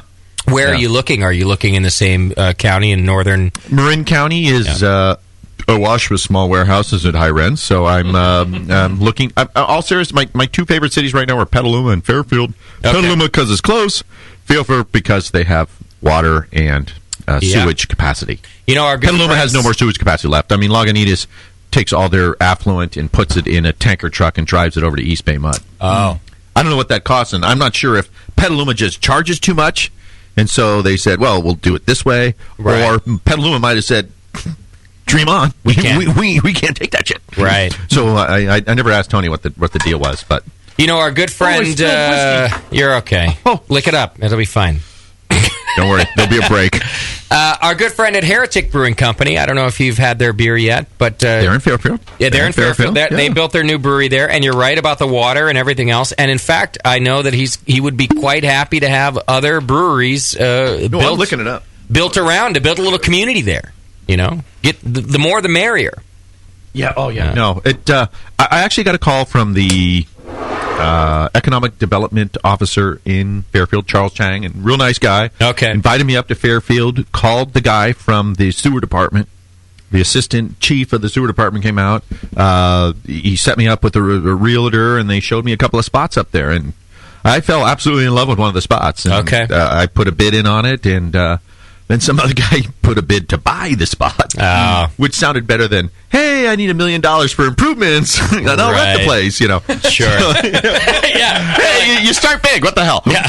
Come to think about it, my proposal sucked. I can just see the person looking at it. This guy wants to buy it, and this idiot wants me to give him $1 million. Oh, yeah.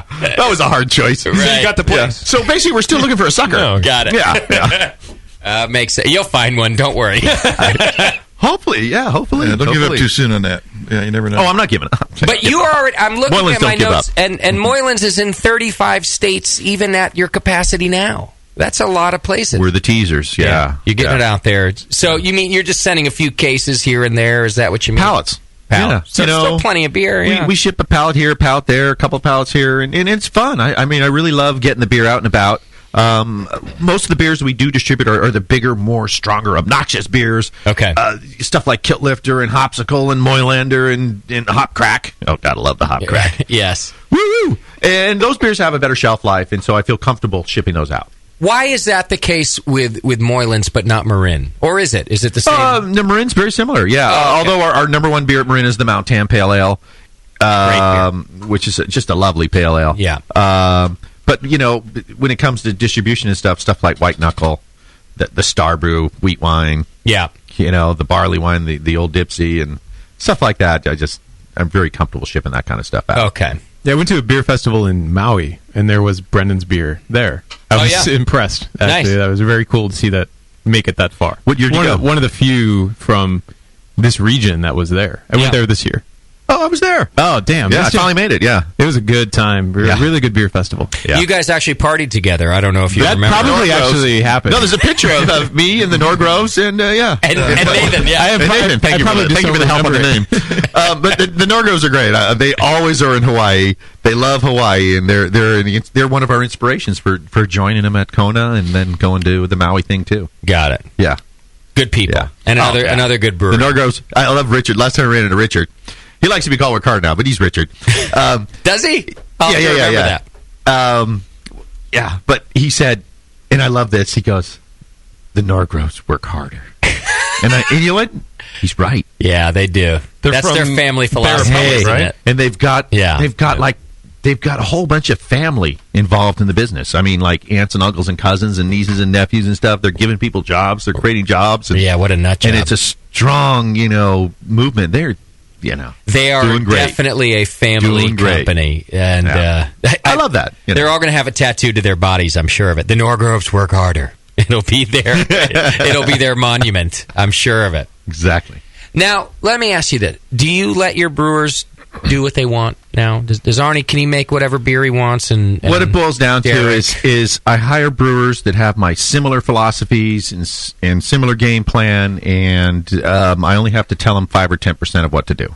Okay. Because we already agree on all the other shit, and so I only want to just work the little stuff. So you can trust it. Yeah.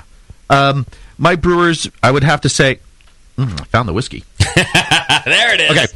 Okay. My brewers, they love making new beers. And I do too, but at the same time, I sometimes I have to pull the reins in a little bit and say, you know what, we've got labels for these 5, and these are our biggies in the marketplace, so we gotta keep up on it. Yeah, we got to keep up on that. But it's a little, it's pretty good.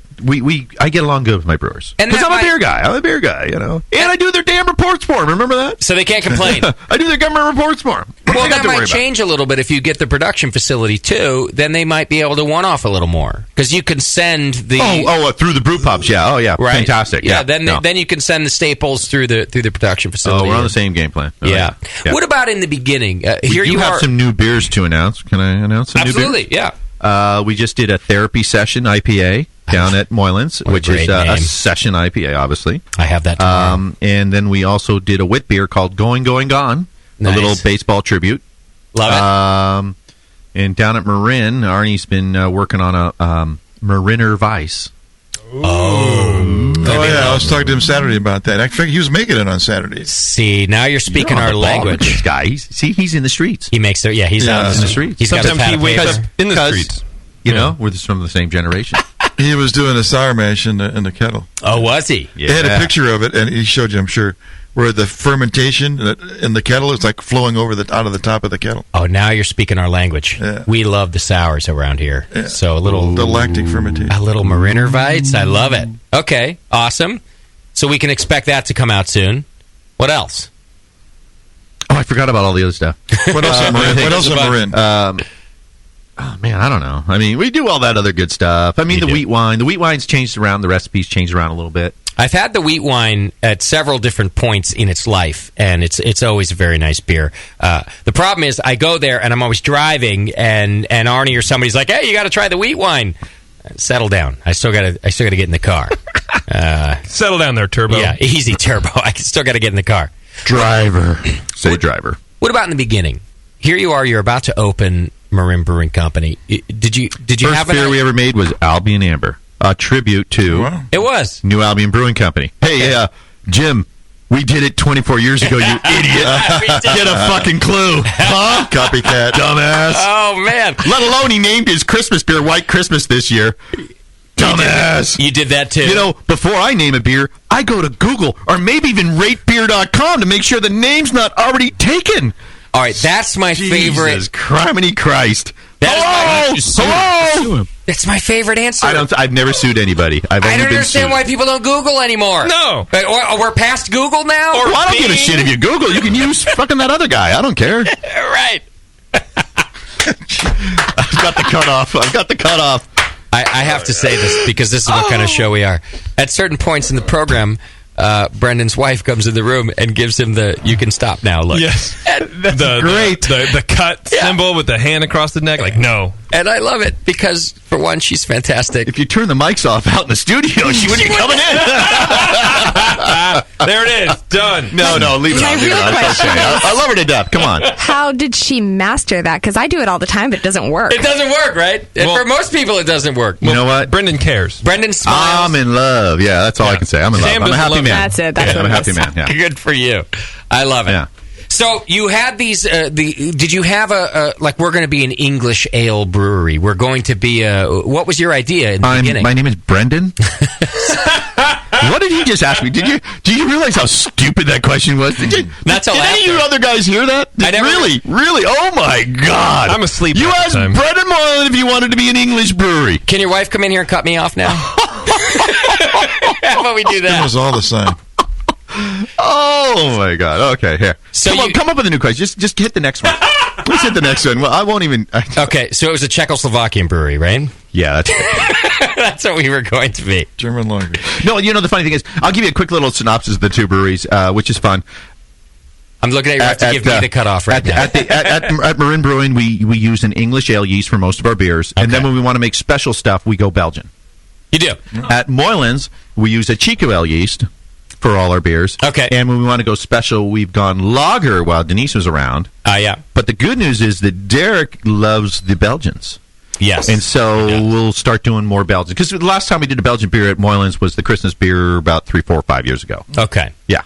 So you're now branching out in the directions of your brewers, which is fantastic. Well, yeah. We make about 60 different beers a year, 30 at each brewery. And we probably bottle like 15 different kinds at each brewery. Yes. So I'm a big variety guy. I love the variety. I love just kind of... It helps to educate people because when they look at the board, they see 20 beers on tap, they go, oh my God. Right. Oh, what do we do now? Sure. You know, so... It's too many.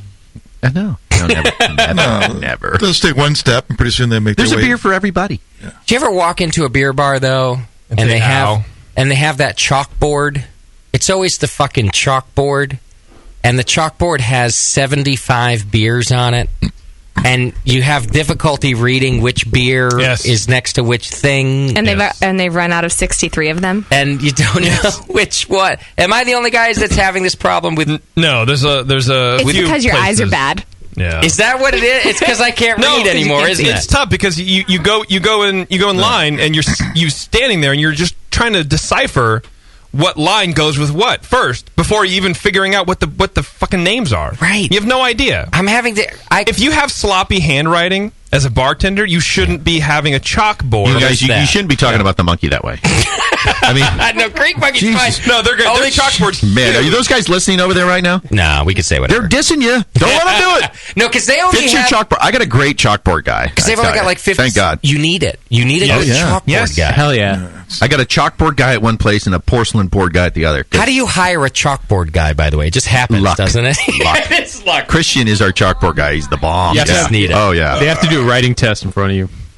At the brewery, he screwed up. He screwed up, and he showed me he did it real good. He goes, "Look, he did it." I go, "Oh, good, you can have the job for life." You're the guy. And all of a sudden, he looked at me like, "Oh, I might have just fucked up." Yeah, he did. Great. Now I got to write this thing every day.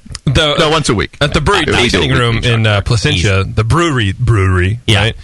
They have a chalkboard on a flat screen. It's a font. It's chalkboard font. It's on the computer. Perfect. And it's red. It looks like a chalkboard. It still has that kind of cozy home-like feel. And you can read it. It's legible.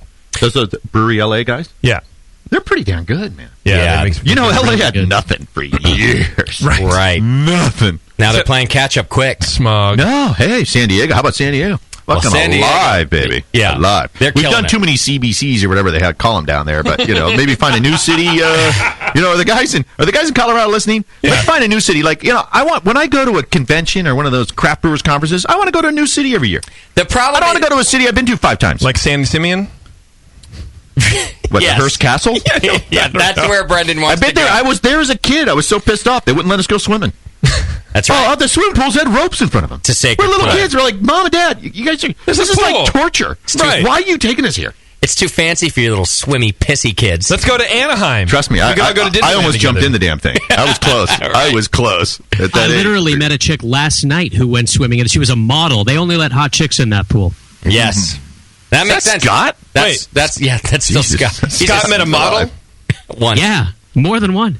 What? That's what he went to L.A. for. Oh, yeah, you're in L.A., that's right. He's hanging out in a porn studio. Only models down here. And you. What? And me. All right, let's do this. Let's take a quick break.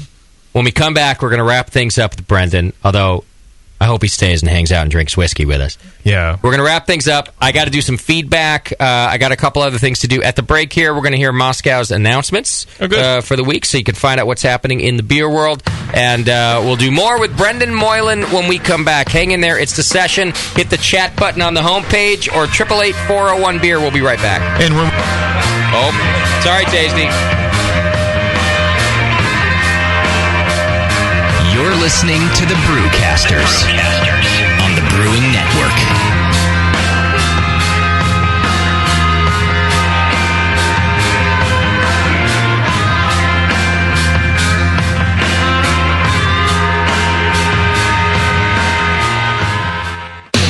Where do you go for all the stuff you need to brew? Homebrewstuff.com, of course. In their Boise, Idaho storefront and warehouse, they have more than 750 craft beers and 8,000 square feet of homebrew products in stock. The staff at Homebrew Stuff are homebrewers themselves. They try out just about everything, including the beer, so they can answer your questions knowledgeably and correctly about brewing, kegging, and anything else you might need to ask. Don't live near the Homebrew Stuff store? Visit homebrewstuff.com online and take advantage of their $7.95 domestic shipping available on most orders. Homebrewstuff.com is a proud sponsor of the AHA, NHC, GABF, and countless other acronyms. So if you're a homebrewer looking for great people, a great selection, and great deals, head to homebrewstuff.com, online or in person. Visit their YouTube channel for loads of free how-to and product videos. All of the stuff you need to brew. Homebrewstuff.com. Do you know the 3 most important rules in brewing? Sanitation, sanitation, and sanitation. And no one does it better than 5-Star Chemicals. 5-Star knows sanitation. You can only sanitize clean equipment. And 5-Star knows how to clean, too. For craft brewers and home brewers, 5-Star has what you need to keep your fermenters, serving tanks, kegs, and draft lines sparkling and free of any beer-spoiling bacteria. PBW, caustic, acid cleaners, Star San, SaniClean, lubricants and defoamers, pH stabilizers, and more. 5-Star Chemicals has cleaning supplies, safety supplies, heat exchangers, pumps, hoses, and valves. And 5-Star is proud to offer eco-friendly products that exceed customer expectations. If you have a cleaning problem, you need the 5-Star solution. Visit 5starchemicals.com or call 800-782-7019. 800-782-7019 and get the 5-Star treatment today. When you hear Blickman Engineering, think innovation, passion, quality, and customer service. Blickman gear is designed by brewers to give you a sense of pride in your equipment. At Blickman, they know what makes brewing a pain and build gear that makes it fun. Like the intuitive beer gun, a completely different approach to filling bottles. The Therminator Wort Chiller, a new take on a plate chiller that's sized for flow, performance, and the high groundwater temps homebrewers face every day. The Brewmometer, a brilliant weldless thermometer thermometer design with brewing parameters right on the dial. The Auto Sparge, ultimate simplicity for preventing an overflow or running your mash tun dry. And much more, like the modular top-tier brewing stand, conical fermenters, and their Boilermaker brew pots. With more cutting-edge equipment coming soon, keep up with the latest from Blickman at BlickmanEngineering.com and stay on the cutting edge. When I order a beer, I want my server to know more about it than I do. I want someone who enjoys good beer and loves helping others enjoy it too. I want someone who knows how to pour a perfect pint for any beer style. I want a Cicerone. The Cicerone certification program is creating the type of people who help you enjoy great beer. Home brewers and craft beer lovers know beer is more flavorful and complex than ever, and it takes some serious knowledge to store and serve beer right. Cicerones know beer. There are 3 levels in the Cicerone program: Certified Beer Server, Certified Cicerone, and Master Cicerone. Cicerones are truly the sommeliers of beer. The best beer locations have a certified Cicerone on staff. Relaxed and unpretentious, Cicerones are tested on storing and serving beer, beer styles, flavor and tasting, the brewing process and ingredients, and pairing food with beer. Learn more about your next beer guide at cicerone.org. Certified Cicerone, because it takes top talent to present a perfect pint. By popular vote from the Northwest Brewing News, HopTech has been voted the best homebrew shop in Northern California. Serving homebrewers for nearly 30 years in Dublin, California, HopTech carries more than 40 different kinds of hops and more than 60 different grains. Malt extract, spices and sugars, hop oils and extracts. Open every day except Wednesday, or shop online anytime at hoptech.com or call 1-800-DRY-HOPS, 1-800-379-4677. With in-store classes almost every Saturday, huge selection and a dedicated commitment to their customers, HopTech is one of the longest-running and passionate homebrew stores, period. And now, by popular vote, the best homebrew shop in Northern California. And don't forget their 15% military discount. HopTech. Visit today at hoptech.com. Mix me your 100-grain amber recipe, and I'm going to eat it. And then it can ferment in my gut. It totally works. The beer is almost identical to the grain sandwich. Your colon won't know what hit it. The home of live beer radio. TheBrewingNetwork.com. Because like beer, radio shouldn't suck. You're listening to The Session. Hey everybody, it's Moscow here, and these are the Brewing Network's announcements for Monday, July 22.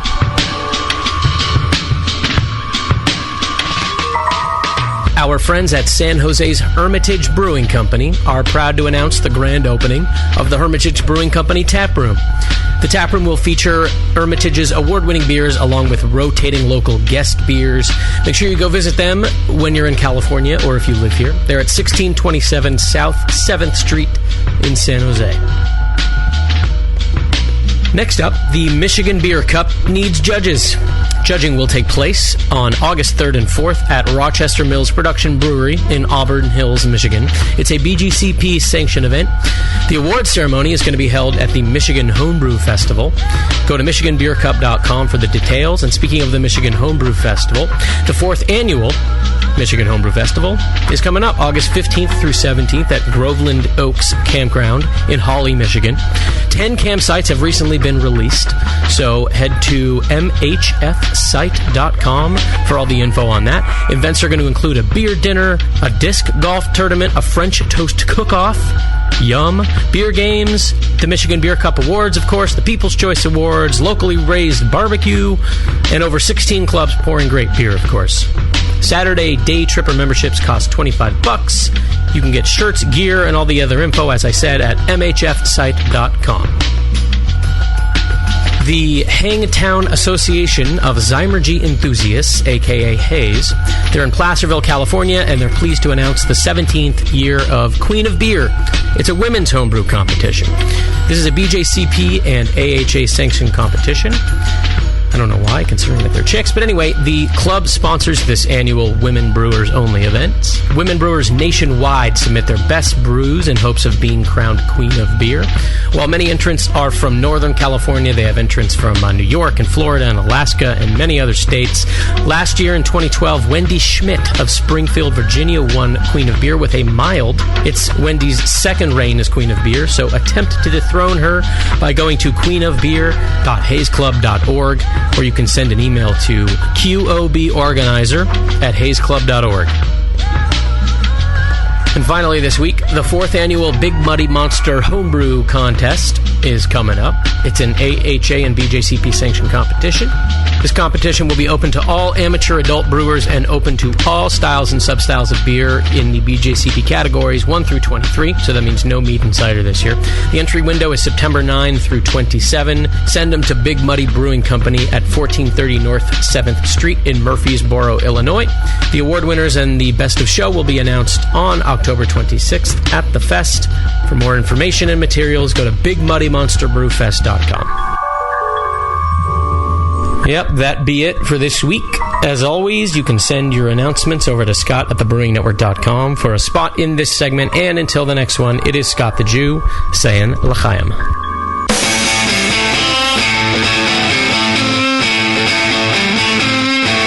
You're listening to the Brewing Network. Because like beer, radio shouldn't suck. All right, welcome back to the program. Thanks for hanging out with us. We got Brendan Moylan still in studio, and a couple of things left to do here. We got a little feedback to do. We got a little drinking to do. Uh-oh. I'm in trouble. Yeah. I got poured 2 fingers of whiskey. Moss whiskey for JP. That's a lid, by the way. That's a lid of It's a whiskey. lid, it's a lid of whiskey. Fingers, A lid. That's another thing you get from a 52-year-old. Right. 2 fingers is a lid. Is a lid, you probably right? You never knew that before. No, I knew that when it came to, oregano, because that's all I used to buy. But not booze. When I used to buy 21 Seasoning Salute, I knew that it was a 2-finger lid. Right. I give my girlfriend 2 fingers all the time. I can't believe I spilled it. That a boy. I had a babysitter when I was a kid. She brought me somewhere to buy lids, and I had no idea what she was talking about when I was a kid.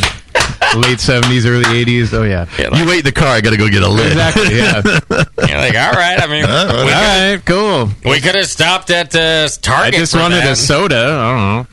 I had a babysitter tape me with masking tape until my mom came home. Really? Yeah, that's what kind of kid I was. So much. That where the abuse started? Like, not in a dirty way? No, like literally, like I was too out of control, and I was Sure? taped You're not with blocking that masking out? tape. You did have a fucked up Maybe that's life. how the cholesterol got so high. It's all anxiety. It's like, Yeah. I don't know. I was never built to last a long time. You weren't. You definitely weren't built to last.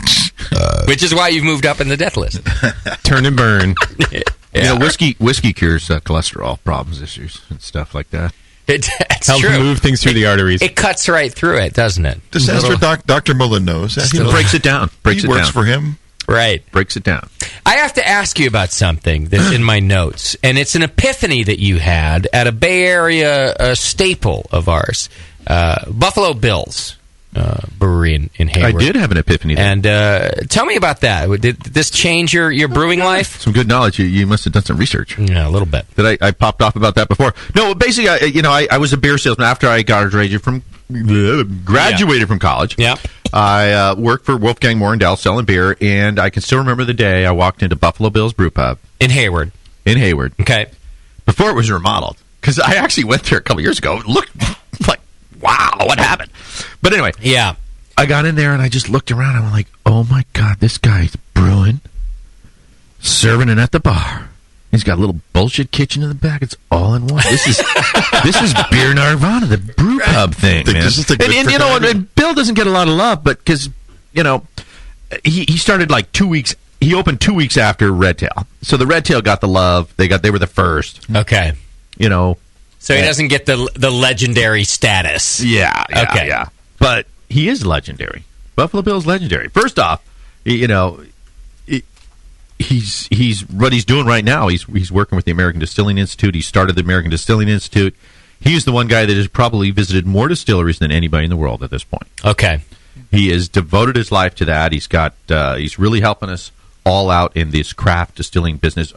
Trademark, by the way. Trademark. Sure. I have to say that every time I... That's fine. It's in your contract. Registered trademark, actually. Right. I'm supposed to... How do you say R with the circle around it in English? I don't know, but I hate that for you. Even if you don't hate it enough, I hate it for you that you have to do that. No, I'm only making that up. I don't really have to say it. Oh, you don't? I'm just rubbing it in. I know, but I mean, I hate that you even have to think about these stupid things. But this is how it goes. I know. I understand. Sure. My hop grenade shows up on a beer every other week at this point. Somebody's got a hop grenade IPA that I have to call, and I have to go, hey, so I know you searched on Google before you took the exact logo that looks like mine. Well, I've got the classic story of Kilt Lifter.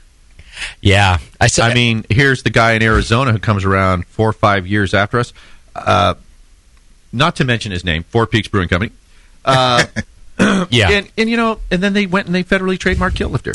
Now, I would think the trademark office could use a little advice like, Google, trademark office?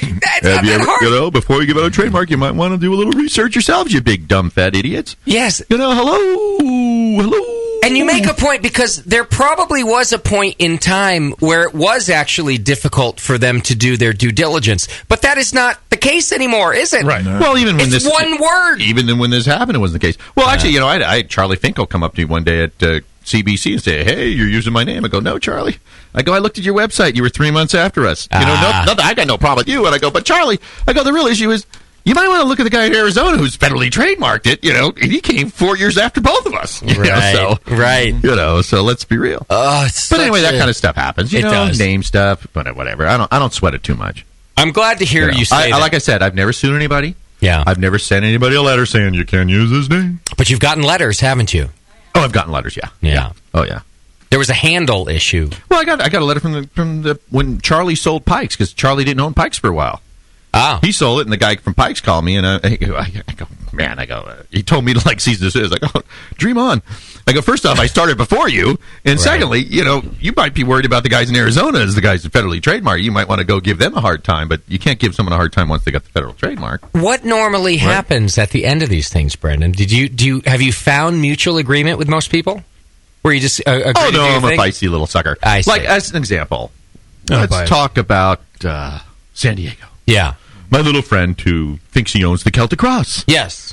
We reported on that in our beer news a while ago. It's been a long time. Fun. I still want to give the Alstroms, is that their name? The Alstroms, the two brothers? Yeah, the beer advocate. The guys that didn't have the balls to leave the blog open after one day, because the first day the story broke, 442 people responded to that. And so they pulled it down. 438 were people who just said, you're an idiot, Tommy, in so many words. And then there was 4 people, Tommy's 4 or 5 aliases that he uses to get his rate beer scores that high, that went on these 3-paragraph diatribes of why he had to do it. Oh, and so did they pull the post? They pulled the post. No, they didn't pull the post. They stopped them. I don't know if it's still, I don't know if you can still look at those 442 responses, but they were all the first day the story broke. Which is funny. Which, by the way, was our coverage as well. We thought, well, listen, we've been in the Bay Area for quite some time. I've seen that goddamn tap handle. I know who had it. How did it end? It ended with I can't say. No, I can. I can, because I refuse to have any kind of verbal blockage on me, because I am not verbally blockageable. Yes. No, it basically ended with, I go to my lawyer, I go, well, first off, you got to love the story. So he does the sue me thing, and, you know, he had some kid who worked for him send me some emails, like I was going to listen to some kid telling me to stop using some name. Okay. And, you know, by the way, you know that Tommy's one of the greatest brewers around. And he makes fantastic beer. Why should he get involved in stupid stuff? But he did. Yeah. And so initially, I get the lawsuit paperwork, and I'm initially offended. Frustrated. Frustrated is a good word. Obviously, I've been using the Celtic Cross for 16 years. I'm very Irish. And someone who is... Oh, you're Irish! Probably not Irish, saying he owns the Celtic Cross in the beer business. I mean... Lordy almighty. Come on. Yeah. So I initially, after they sent me the lawsuit crap, I said, you know what? I'll just use up my tap panels. I'll switch to something else. Okay. And so you did? He sends me a list of like 10 demands, how I have to get down on my knees. Wait. Beg forgiveness. No. Call everybody up. Recall all my Celtic Cross tap handles. Bring them all back. Don't use them. Destroy them. And all this other kind of crap. You're killing me, Brendan. And so at that point, I gave the double finger. Really, pal? I'm in. Double finger. Fuck you. Let's go, boy. You want to go? You want to go with me? I can go. Yes. There's the missus again. You have a note. I'm telling too much. So, okay. At that point, we were about to get married, and my lawyer, a good friend of mine, told me, he says, hey, he goes, these guys want to fuck with you? Well, fuck with them. Okay. He goes, I'll run up a tab. And so he starts emailing their lawyer, calling their lawyer up, going back and forth. I see. Running up a tab like a expensive. motherfucker. Yeah. Because those idiots were spending the money. Okay. And so after a while, my lawyer goes, you got to turn it over to a trademark guy. So we hired a trademark guy who was a friend of a friend, and the partner used to be a total bulldog, but his subjugate guy was a little soft. So I had to direct him in the whole lawsuit, but it was tough. But in the end, bottom line, can you use it? The bottom line was, I go, and I'm a big solution guy. When I get into lawsuits, it's all about solutions. Yeah. How do you get out of it and minimal cost? Yeah. Because I'm a minimal cost guy. Because I've only been sued. I've never sued. Because you're not a dummy. Of course you are. So the bottom line was, I go, after we screwed with him for a long time, and we had gone to mediation. The mediation lady told Tommy, you have no case. Wow. You're wrong. Okay. Get over it. So I told my lawyer, here's how we get out of it. You send his lawyer a letter in the end saying, I'll use the Celtic Cross. He can get his trademark on the Celtic Cross if he wants it, because he claimed he had it when he sued me, but he never even had it. He only applied for it like the day he sued me. It happens. Or the day before, the day after, whatever it was. Seen it. Yeah. Yeah. Okay. And in the end, I get to use it. I don't care if he uses it. I don't care if he trademarks it. You didn't care. I don't care about Tommy. I don't care about the angel share, the lost share, the sour this or the sour that. I couldn't give a flying fuck. Okay. Just get out of my life, you loser. Okay. Bingo, bango, bongo. And you got to keep using it. Yeah. Okay. Of course, because I wouldn't settle for anything less at that point. Well, I tried to be nice about it. You did, and this is what blows my mind, that you would even say, all right, you know what? Okay, I'll stop. Let me just use up what I have. Like, that was a pretty enormous gesture on your part. I thought it was. Let me use what I have, and that wasn't... I had a similar... It worked out for us. But I have a similar approach to you. I'm actually surprised that you had the approach, because you had been using it for so long. But there was a brewery who did the hop... They did a hop... Well, no, he grenade, screwed with other people to use Celtic Cross tap handles, too. I'm not the only one. So he sent that same letter out to a whole bunch of other people saying cease and desist, and a bunch of other people were scared to shit. I see. Well, I got lucky, but I did the same approach as you in the sense of somebody came up with a hop grenade pale ale or something, all right? And there was a hop grenade on it and the whole fucking thing. And I just wrote and I said, look, it's kind of our whole brand identity. It's not even a piece. It's not even like one beer. It's our whole thing. But I can understand. It seems to me this was probably a mistake, and I know that you spent money on it. I can see that you have merchandise. I can see that you have tap handles. I can see that you have a beer. Can you just sell all of it? I don't even care. Just sell all of it, and then don't make it again. That's all I want. Oh. Same thing you were offering. Let me just get rid of it. And you know what? They were great. They said, yes, thank you for doing that. We've put about $15,000 into the brand.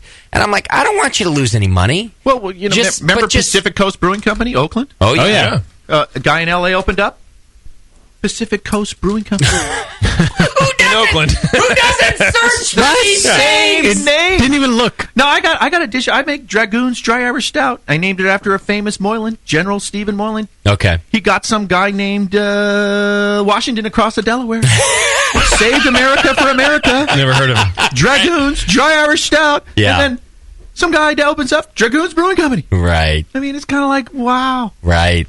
It is amazing. The common sense doesn't apply in these cases often, does it? I mean, it's no longer common sense. It's just mine. And I don't like that. It's difficult. That's the one thing I think it's a little frustrating with so many new people coming into the marketplace. Yeah. There's an overlap of a lot of stuff. And one of the things I've been after the guys in Colorado, do us all a favor.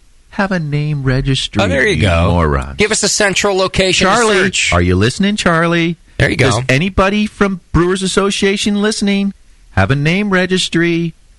We submit our names. Yeah. We submit our history. And when someone wants to use a new name, they look here first. Help us out. But Charlie's soft. God bless Charlie. I mean, Charlie's done great stuff, but he's soft. Okay. He's soft. He doesn't want controversy. Yeah. Oh, he runs from it. Well, I don't think anybody in the industry does, but we're kind of at the point where it's happening anyway. So I think you actually avoid more controversy by coming up with some standards, don't you? I mean, one of the great things I love about the guys in Colorado, they had the Find Your Keg program. I love these guys. So, if I lose a keg and some guy in the street finds it, he's going to call the Brewers Association and say, "Hey, does 2 blue stripes and a yellow stripe? I want to bring these people their keg back." Yeah, I think that's what it means. It means you're having a boy. I would bet that 0 kegs have been returned to the breweries through this special program they wasted all this money setting up. Oh, dear. Do a name registry. Do something simple and good. Oh, man. Don't think too hard, guys. Don't think too hard. Do they listen back there, you think? Maybe. Well, yes. Well, does this mean you're not going to be at the Great American Beer Festival this year? They're overbooked. We've been the official broadcaster of the JABF for the last 7 years, Brendan, until now. However, in other news, is on the board, by the way. In other news, Brendan. Hey, the funny part was, one year we won 7 golds and a silver, and between the 2 breweries. Yes, which is amazing. The only reason we got the silver because we had the gold in the same category, and Arnie wasn't given. With 4 golds, he wasn't given Brewmaster of the Year. Wow. Oh, it's a weird points thing, right? However, they add up the... Some guys from Utah won. Utah. Oh, I remember that year. I was there, and I remember that. I never can figure out how the points are added. That was the year I had the ulcer, and I was trying not to be angry. No, I literally, I've got stomach issues, and I just went crazy. I literally crawled to the Great American Beer Festival. Oh. Was losing my stuff. Okay. And I crawled in there, and I actually hid behind the stage, behind the curtains, and I found a chair, and I was crawled up semi-fetal position in this chair. Oh, no. Trying to last long enough to make it to the award ceremony, and they started in with all these special awards with people, and then some guy came back and kicked me out, and I went back to my hotel room, and the only thing that makes me feel good is I get into a hot tub. Yeah. And so I'm literally in the bathtub at the hotel full of hot water, trying to get my stomach to relax because it was just all a mess. It had nothing to do with partying, by the way. Nothing to do with partying. Right. And I get this phone call. We won 2 golds. I get another phone. We won 3 golds. And I'm like, son of a bitch. And after a while, the stomach started feeling good. So I jumped out of the bathtub, ran back to the Great American Beer Festival. And I literally missed every medal. Okay. I would have been dancing a jig on the stage by the 3rd gold, let alone the 7th gold. Of course. But great times, good times, a lot of fun. I remember that year. I remember being so proud of both Denise and Arnie, and you guys for doing so well. And I never know how those points work either, that you don't end up winning the small brewery. They've actually changed how they do it now. They used to have, you have to pick your top 8 beers. Oh, that's right. But you can enter 12 beers. But if the the 9th, 10th, 11th, 12th beer win a medal, it doesn't count. Right. Because, it doesn't count. Because it doesn't count. It's that makes total sense. I refer to it as the Great Limited Beer Festival.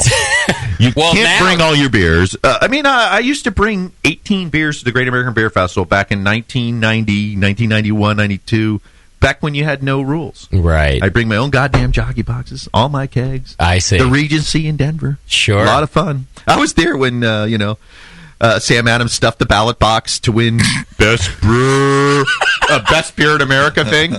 I mean, it was classic. And the guy from Boulder Brewing. What do you mean? The guy from Boulder Brewing, it was chewing Charlie and Daniel Bradford out about how he got because he thought he was stuffing the ballots. And Sam Adams overstuffed the ballots on him because he invited all his salespeople and their family members and everybody, and they all showed up to load the ballot box. Right. And then they put the ballot box right near all the bottle beer guys, and we were stuck way off in a corner with keg beer. I see. And so we came in 9th place, but we were the only place from the keg beer, good beer zone that actually That even made the in the top 10. I see. Where all these bottled beer guys were stuffing the hell out of the ballot boxes, just trying their hardest. Man. Because it was a marketing thing. Yeah. Oh, sure. It turned out to be a big boon. Best beer in America. He's a Harvard guy. Come on. He's no dummy. And he's making better beer now, too. Yeah. And he's making his own beer now, too. So, yeah. Hey, Jim, good job, bro. Making your own stuff. Gotta love it. In other news... And you know what? He just started making whiskey. Did he? Yeah. He teamed with a smaller brewer, and he's making some whiskeys. Wow. Yeah. Brendan, you're our new resident co-host. I don't know if you know that, but you're welcome anytime. What the hell? You could just come hang out. What am I going to do? Anytime. Try to do what he does. If you could interesting stories. If you could not all of us can be interesting. If you could just do half of what Brendan is doing. Actually, okay, I'll tell you, I have a story. So tomorrow, get this, right? I totally ran out of underwear. This is my last pair of clean underwear. Tomorrow, I have to do a bunch of fucking laundry. What the fuck is that about, right? This is my point. Brendan, this is why you're our new resident. Anytime. JP, you can do what I do. What, free ball? Free lab? No. Wear her work clothes to work? Wear my work clothes to my other... Non-work? Not that cool job. Yeah. Right. After I work a hard day at my real hard job. Brendan Moylan, ladies and gentlemen. I'm not kicking him out, but I'm just giving him a round of applause because these are the things we like to hear about the industry. You know? It's been a great industry. I love this place. Isn't it? But you know what? Everybody comes in here and goes, oh, there's no assholes, and everyone's so wonderful, and we're all buddies. Man, there's so many good guys in this biz. There are. I love everybody in this biz. I agree with you. Except some of them. Except some of them. That's what I'm saying. But even the ones that Brendan has a problem with, he still says, but he makes great beer. He Don't get me does wrong. actually still like Tommy's beer is still nice to drink. Right. But No, I don't drink it. Yeah. No. You will never see me drinking a Lost Abbey beer. I won't. No. Okay. No. Got it. No. Maybe the pizza port stuff. I'll drink because that tall guy made it, didn't he? Yeah. Although he left too. Jeff left also. Jeff Bagby. Yeah, no, he's starting his own gig. Yeah. He's starting his own gig. He let him do his own thing. I wonder what it's called. Yeah. Jeff Bagby Brewery. Bagby Brewing. Yeah, okay. I don't know. Yeah.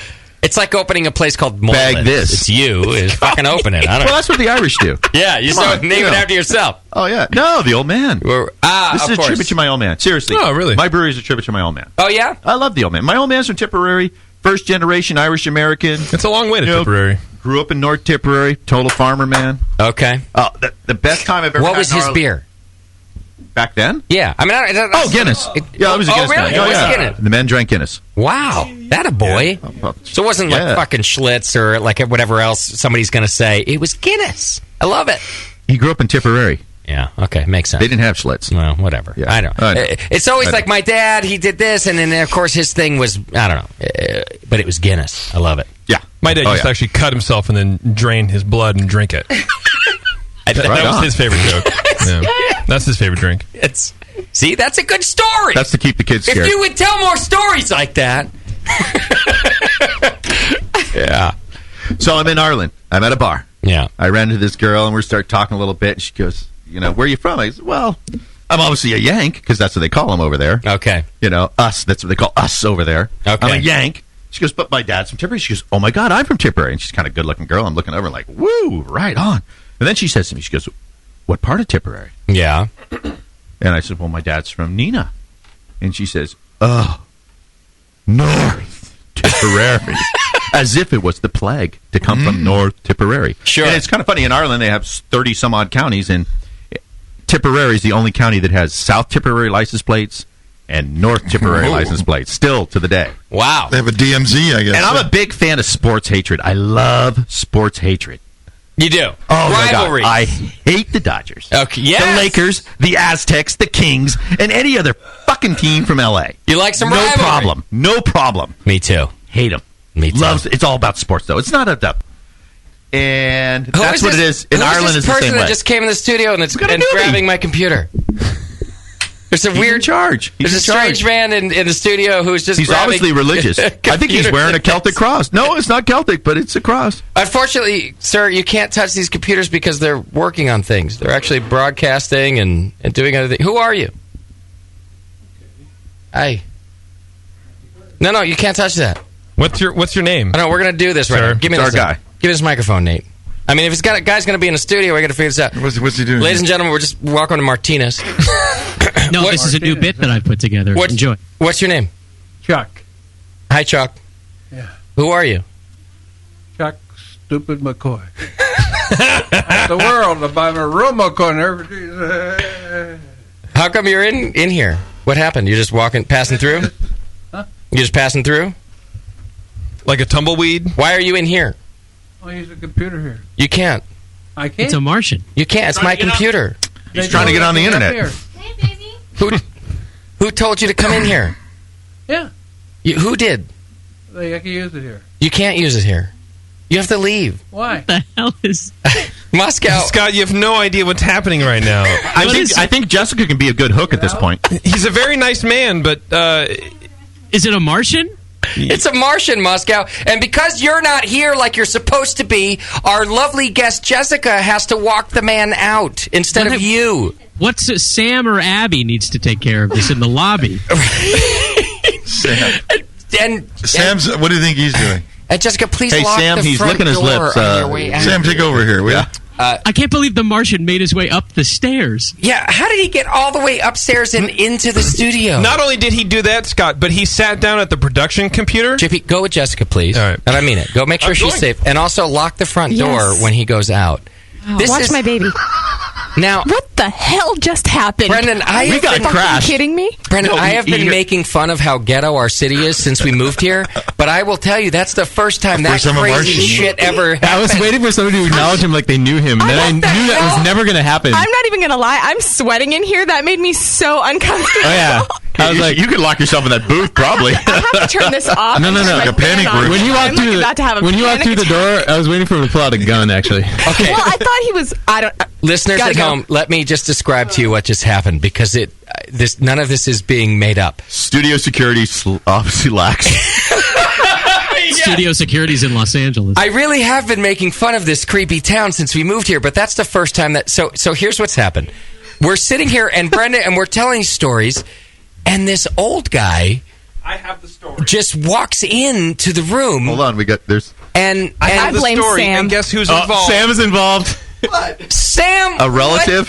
What Sam went and got this guy. I thought you always wanted to interview a Martian, and he came wandering in. I was like, hey, you want to be on the radio? Sam, are you kidding me? So the guy You are grounded. So the guy came walking in downstairs. He got on the radio. He didn't really He did get on the radio. And you just said, I was like, and you sent him upstairs? Well, he said his name was New York, so I figured. Would you please apologize to Mrs. Moylan for having to walk out the Martian from Brendan's interview? Yeah. I'm sorry. It was good radio. Hey, come on, let's be real. It was good radio. Which is why I want folks at home to know the story. This is gold. So this guy walks in, and we all are just ignoring him because I'm assuming that something's going to happen to let me know that he's here for a reason. Right. And what he does is he comes and he sits in the chair behind me and grabs the broadcasting keyboard, the broadcasting computer's keyboard, which is the moment that I realize, what the... what is happening? I got to make sure we're still recording this show. It's good. I think he was going to check his email or something. Yeah, I went downstairs and he walks past the food, smells it, makes a U-turn, and beelines for the food. And I was like, no. I had to touch him and guide him out. And I said, come on, there's nachos outside. And he walks outside, and I close the door, and I lock it. You know, I think that's a precursor to being a couple of years. The one time I'm recommending Purell.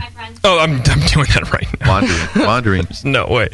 But, I feel sad for him because he was clearly very confused. No, and he's a alone. good guy. Good guy. Yeah. You know, and he had a big giant cross on. He Did did. you Right. see his cross? It was almost Celtic. I thought it was part of a bit or something. Didn't make me any less nervous. You should go sue him, Brad. That would have been good, huh?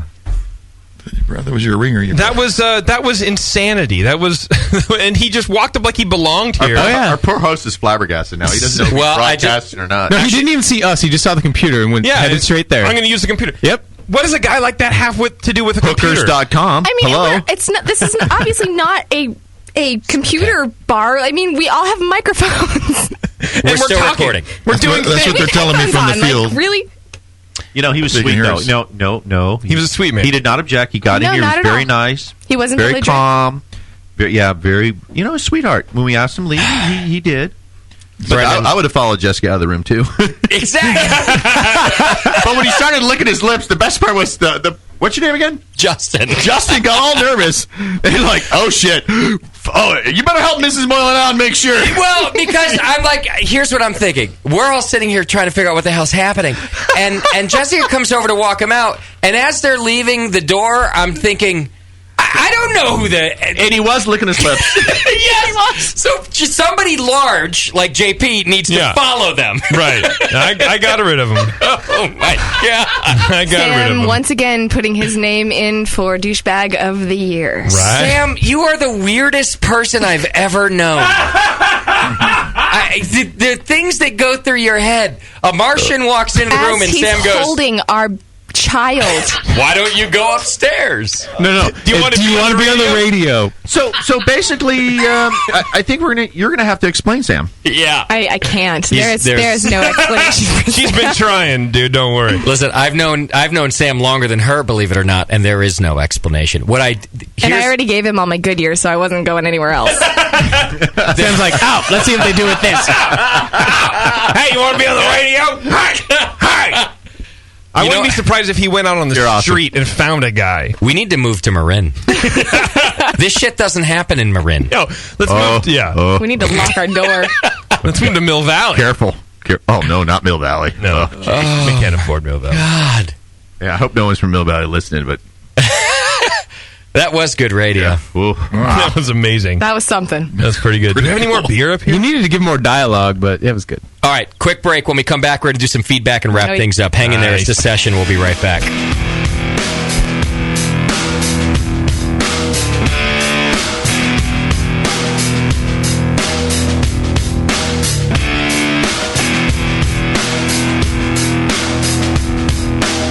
You're listening to the Brewcasters. On the Brewing Network.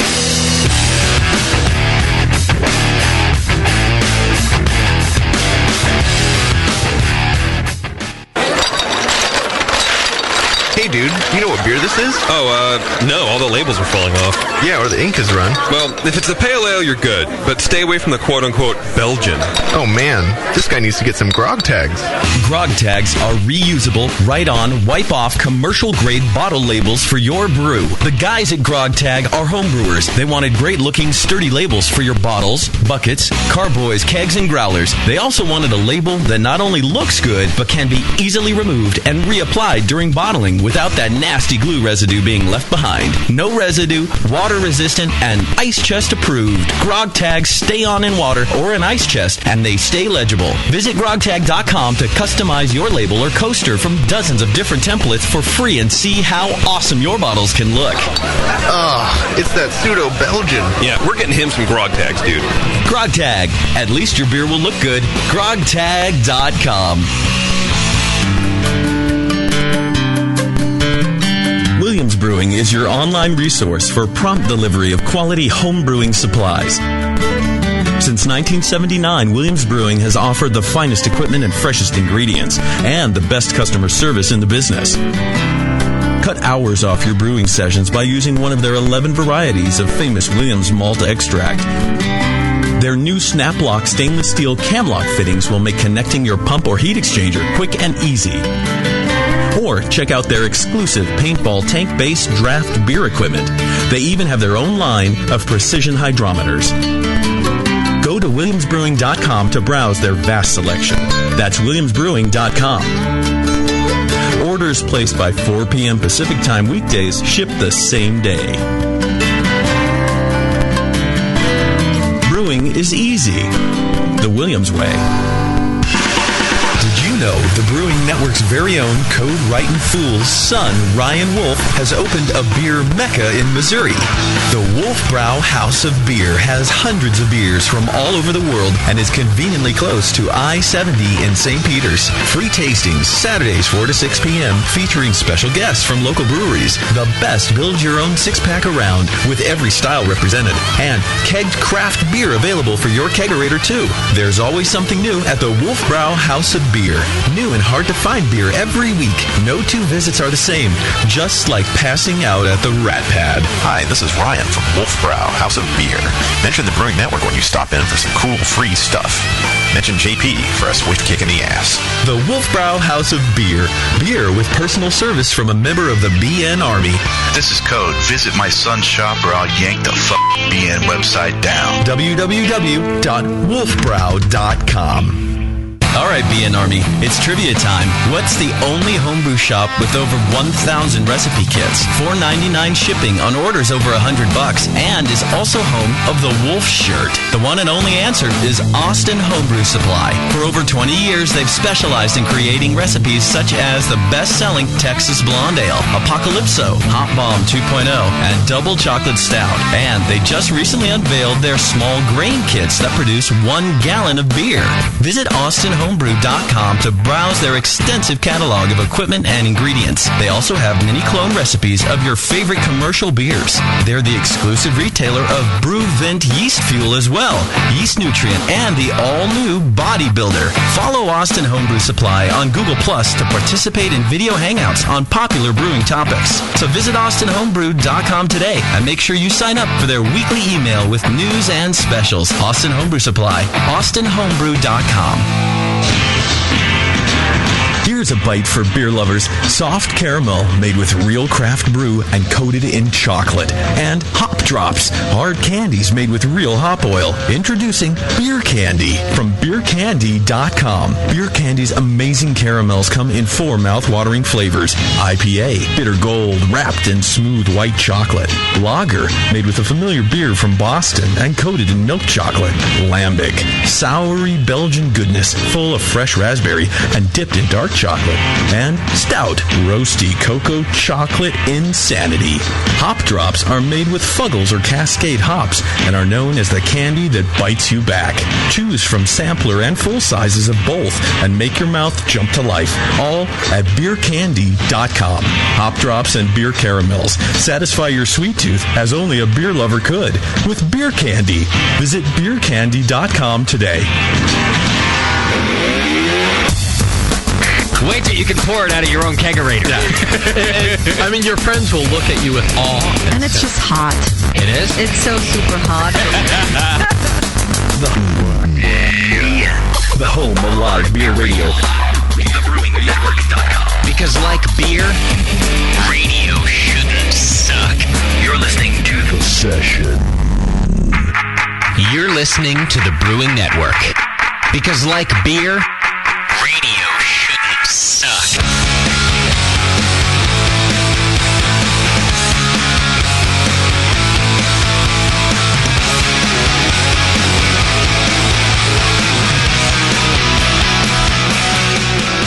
You know, it took 8 years and 2 creepy cities, but it was only a matter of time before a whacked-out homeless dude came into the show. He wasn't homeless. He wasn't homeless. No? So during the He break, had a cross on. He was. Oh, so he was just whacked out. He lives with Jesus. He does live with Jesus. He's a man of God. I went to during the break. I went over to Leanne's office. Yeah. See if she was there because I wanted to tell the story. And she goes, "Wait, what happened?" So I told her, and she goes, "Oh, was he a real tall guy who kind of walks like this?" And she did this kind of like Frankenstein's monsters walk. And I'm like, yeah, that was him. She goes, "Oh, I've seen him before. In fact, every time I see him, I get out my panic button." That's why I was worried for poor Jessica, because of all the dudes in the room, the only one doing anything except deciding how to make a bit out of it is Jessica coming over and going, "I'll take it. Come here, my darling." He was no threat. She's like a fairy, who just walks into your dream. "Come here, sweetheart.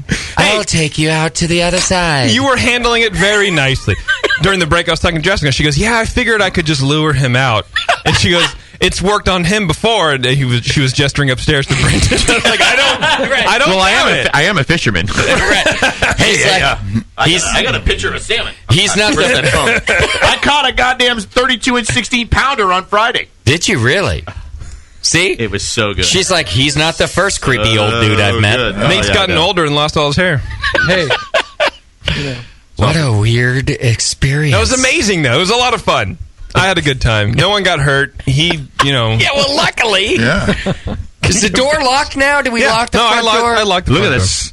Is this thing working yet? That thing, that hang on just a second. That son of a bitch. that fish is bigger than you Did we get are. any pictures of that dude? That's Photoshop. Where did you catch that? Well, well, first off, I had to spend $60,000 on the boat maintenance, and the gasoline. Yeah. To get to just off of Stinson Beach and Muir Beach, A 2 miles $200 fish. offshore. Yeah. $200 fish? No, I mean, this is only the second salmon I've caught. So you go 70,000 divided by 2, $35,000 salmon right there, baby. Got it. Hopefully, I'm going to catch some more so we can Worth it. Get the price per Totally. fish. now. Oh my God! You The want best more part food? was we were surrounded by all these other boats, and it was a slow day out there. Wow. And boy, did we hoot and holler and live it up when we caught that son of a bitch. When you got one good fish. Get some attention. We were so lucky to get it on board too. Bunch of rookies out there doing, whatever it takes. We are here with Brendan Moylan. He's the owner of Marin Brewing Company. And Fisherman extraordinaire. Fisherman extraordinaire. Look at the Moylan. size of that son of a bitch. Yeah, that thing is bigger than you are. It's amazing. I smoked it tonight. Oh, yeah? Yeah. Nice. Oh, You didn't bring us any? it was still cooling off. That's okay. All right, we got a few things left to get to. First of all, I do have to let you know about our wonderful sponsor over at Adam and Eve. That's right. If you're looking for adult products to spend your adult time and adult money with your adult friends, you can go to adamandeve.com and use coupon code BNARMY. Now, get this, Brendan. If you use the coupon code BNARMY, not only do you get free shipping, but you get 50% off just about any item. You get 3 free adult DVDs from genres such as Asian, MILF, Smurf, Redheads, Smurf a genre now. It is in Paul's mind. Chunky, chunky, co-ed, all sorts of big things. Kind of like YouTube, huh? Yes. You get 3 free adult DVDs plus an extra special gift so sensual we can't mention it in Martinez around crazy people because they'll go nuts. All of that, go to adamandeve.com, use coupon code BNARMY, and in all honesty, they're a wonderful sponsor of ours. They've been with us for a long time. And look, why are you going to go to that creepy corner adult store where everyone stares at you like you're a freak while you're grabbing your weird things? Just do it all online at adamandeve.com and use coupon code BNARMY. Jess, write that down. Yes. That's right. Yeah.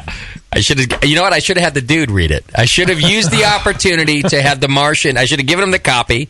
Jessica didn't let you. And let him read the... That's why she's no radio producer. You're assuming he could read. Well, he was going to check his, He's a Jesus freak. Yeah, right. Obviously has read the Bible, so he can read. You can't be a Jesus freak unless you don't read. I would have loved it if he got sort of halfway through and realized, wait a second, this is about sin.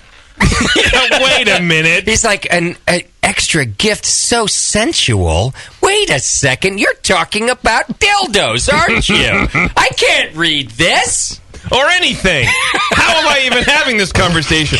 What are you doing in my head? How did you all get into my head? Okay, isn't this show about whiskey? Can we get back to the whiskey? Yeah, please. Let's do it. We're here at the Whiskey Network. Yes. And we're talking about whiskey today and how so many craft brewers are getting the itch to get into whiskey. Look at the guys down at Ballast Point. Yeah. I've had their rum. Yeah, the rum's tasty. And I haven't had their whiskey. What really bums me out is I haven't visited my friends. I'm calling them my friends because obviously they make beer and whiskey, so they have to be my friends. Sure, they're your buddies. I've been meaning to go down to Ballast Point. Yeah. Let's go right now. And the good news was I did run into some of the guys down at CBC, and I immediately went like, hey! I grabbed this guy, go, hey! You guys make whiskey too! Yes. We got to talk!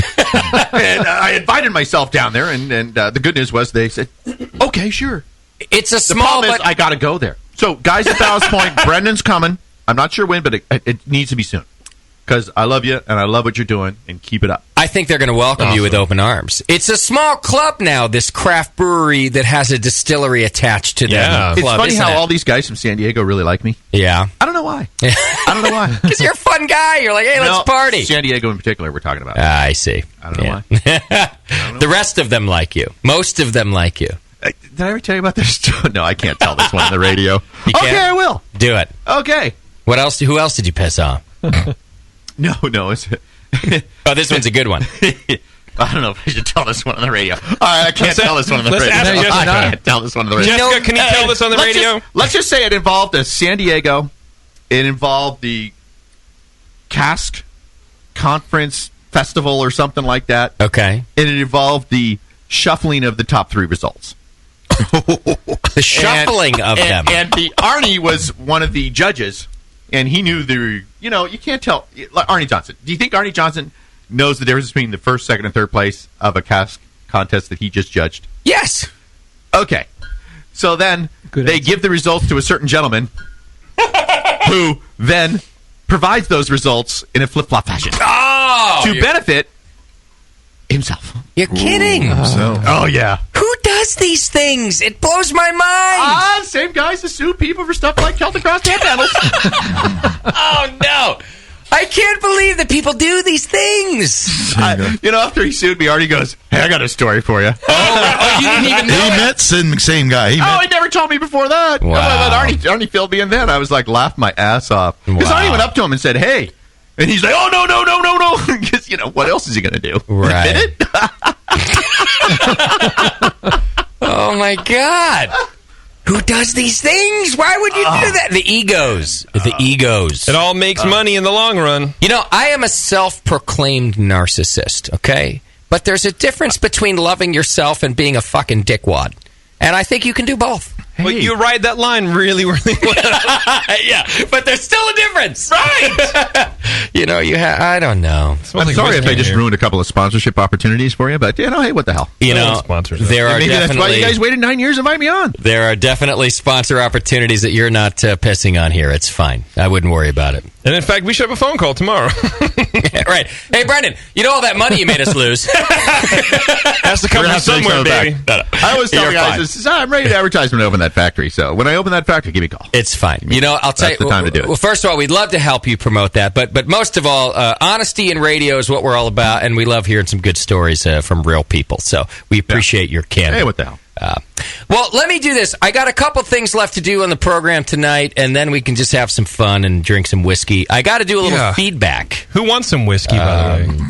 I definitely got to do a little. I feel like I'm monopolizing. All I know is the right side of the table's hitting it harder than the left side of the table. Which tends to be the case. And as a matter of fact, the host is a little soft, too. Which also tends to be the case. Let me do this. I got just a couple more sponsored things. I drive a Harley, but I got a ponytail and I barely can drink whiskey. What? It's a Yamaha. It's the it's the Yamaha. He's talking about me. It's a Shadow. And second of all, fuck you. Yeah. And third, shit. He's right. All right. That whiskey's pretty good. Let's do a little feedback. Yeah. It's good. Let's drink whiskey and do feedback. Can we do that? All right. Feedback's brought to you today by Austin Homebrew. You can go to austinhomebrew.com and check them out. They're a great sponsor of ours in Texas. Go buy your homebrew supplies at Austin Homebrew right now. Oh my God! You've got mail. Kick ass. All right, a short feedback segment for you tonight. Our first one is about the Brewing Network winning Club of the Year. Speaking of controversial topics, nobody likes it when BN wins Club of the Year, but we've done it for the third year in a row. Who's giving it out? The National the American Homebrewers Association. And okay, I thought you were awarding yourself the award, which we would do. We are not above that. But our club, which consists of our listeners who enter the national competition under the Brewing Network, because they consider our radio show their club. Way cool. They have won Club of the Year now 3 years in a row by producing excellent beers and winning enough points to do so. So here it is. Unknown Guy writes in. Unknown Guy. That's his. Well, he just visited us, by the way. Yeah. Sure. Yeah. He wanted to see if we replied. It was that asshole. Well, you just chased out the guy you wanted on the show out of the studio. I could have asked him about it. I could have had him read it. He writes in, quick observation / question. I'm not trying to be a dick, I swear. Don't be a dick. It always starts like that. But. Yeah. And then it gets dicky. In the episode after the National Homebrewers Conference, Justin said that he didn't file for the Brewing Network to be a club. That's true. A listener registered the Brewing Network as a club. And that he didn't know who did. That's also true. A listener did it. I can't remember your name. Exactly. You get a pass on something? Yeah. Brendan thinks he's still in Marin. We don't remember things. Martinez Marin. It's very, very samey. Well, he thought he was in Marin until the fucking creepy guy came in. He goes on to say, Why doesn't the BN try to find out who did? Why are the brewcasters getting the award if they weren't the ones that made the club? After all, most brewcasters brew for other clubs. How? So he goes on to say, there definitely is a Brewing Network club. When I entered into NHC in 2011 and placed third, I entered it under the BN club. So I do fully support the BN being a club, but perhaps you guys would get less slack if more recognition were given to the brewers and grassroots movement that is the BN club than just having Justin accept the award on the club's behalf. And that's written in by Unknown Guy. Well, you do make a couple of valid points and a couple of stupid ones. Thank you. It would be easy to find out who registered the club, I think, if we asked the AHA, because I would imagine they must have a record of the person who submitted the club. But I'm not sure that it's a relevant thing to do so. I mean, what does it matter? It wasn't me, and it wasn't the Brewing Network. It was a member of the BN club. Secondly, I do sort of agree that maybe me standing up and saying by the way, I do stand up and give credit to all the brewers and say congratulations to everybody in the BN club who brewed a wonderful beer and won an award tonight. You've earned this, and here it is. It's yours. Right. But it might look, I guess, we're supposed to do these PR moves, these smoke and mirrors, these fancy things where I stand off to the side and it's not me. And that would be fine. I would be fine with that. Here's the difference. Unlike a traditional club, we don't really have an officer structure. There's no president. There's no treasurer. There is no asshole who writes all the things down that we say. We're anarchists. We're more of a... Robert's rule of unorder? Yes. So it just sort of makes sense that I stand up and say, all of you in the audience that are in the BN club, come up on stage now and accept your award, which is what I do. Drink from this loving cup. Now... Right. If you do think that it would, if the Brewing Network club as a whole, our listeners, think that it would be better if I didn't do that, I'm happy to not do it. Believe me. I don't need to stand up there and be booed. I'd love it. You know. I would love to. I don't think that helps. I'm a new listener, so defeats, should I give a no vote now? Yes. No. Thank you. Thank you. No. Perfect. No. So it's 0 to 2. 0 to 2. Now it's an uphill battle. See, it's an uphill battle. So that's is. You know what? It feels better when you win an uphill battle, doesn't it not? It does feel better. I like being the underdog, as a matter of fact. I think you can pull it off. Yeah, I think I might. You complain that I'm so negative? I'm only just setting you up to win an uphill battle, bro. It's true. Actually, one love. I went negative first. That's right. Yeah, I'm sorry. Which is, you should Negative encourage him being our new de facto co-host. He's leaving me hanging, though. You were supposed to put me. I was originally going to sit the other end of the table, which could have kept us two apart. But no, it's over now. It's a tag team. I kind of like you together at this point. Me too. You know, because I mean, within restraint. Well, I don't mean together. Yeah, my cholesterol's too high. My cholesterol's too high. I wouldn't last. I don't think I would last. All right, so that's from Unknown Guy. So Unknown Guy, I don't know if the club decides they don't want me to accept the award. That's all fine by me. Well, but then you run the risk of somebody. No. You're really not giving them an avenue to say no. I mean, why don't you have some kind of contest as to who should be up there accepting the award, if in fact you might win it again? This is why he's a better marketing and I thought about that, but I thought you were just that's like a hollow apology. Well, I was actually just going to say, also, you run the risk of somebody like Sam going up there and talking, and then okay, so you know what happens. We all won this award, and fuck you. Actually, I'd like to put a vote in for Sam. At least you're articulate. Bevo. Bevo, are you kidding? Seconded. Bevo should be the one up there. I did look pretty this year. Person for no, you've lost a lot of weight. Really, let's be real. You did look pretty. Thank you.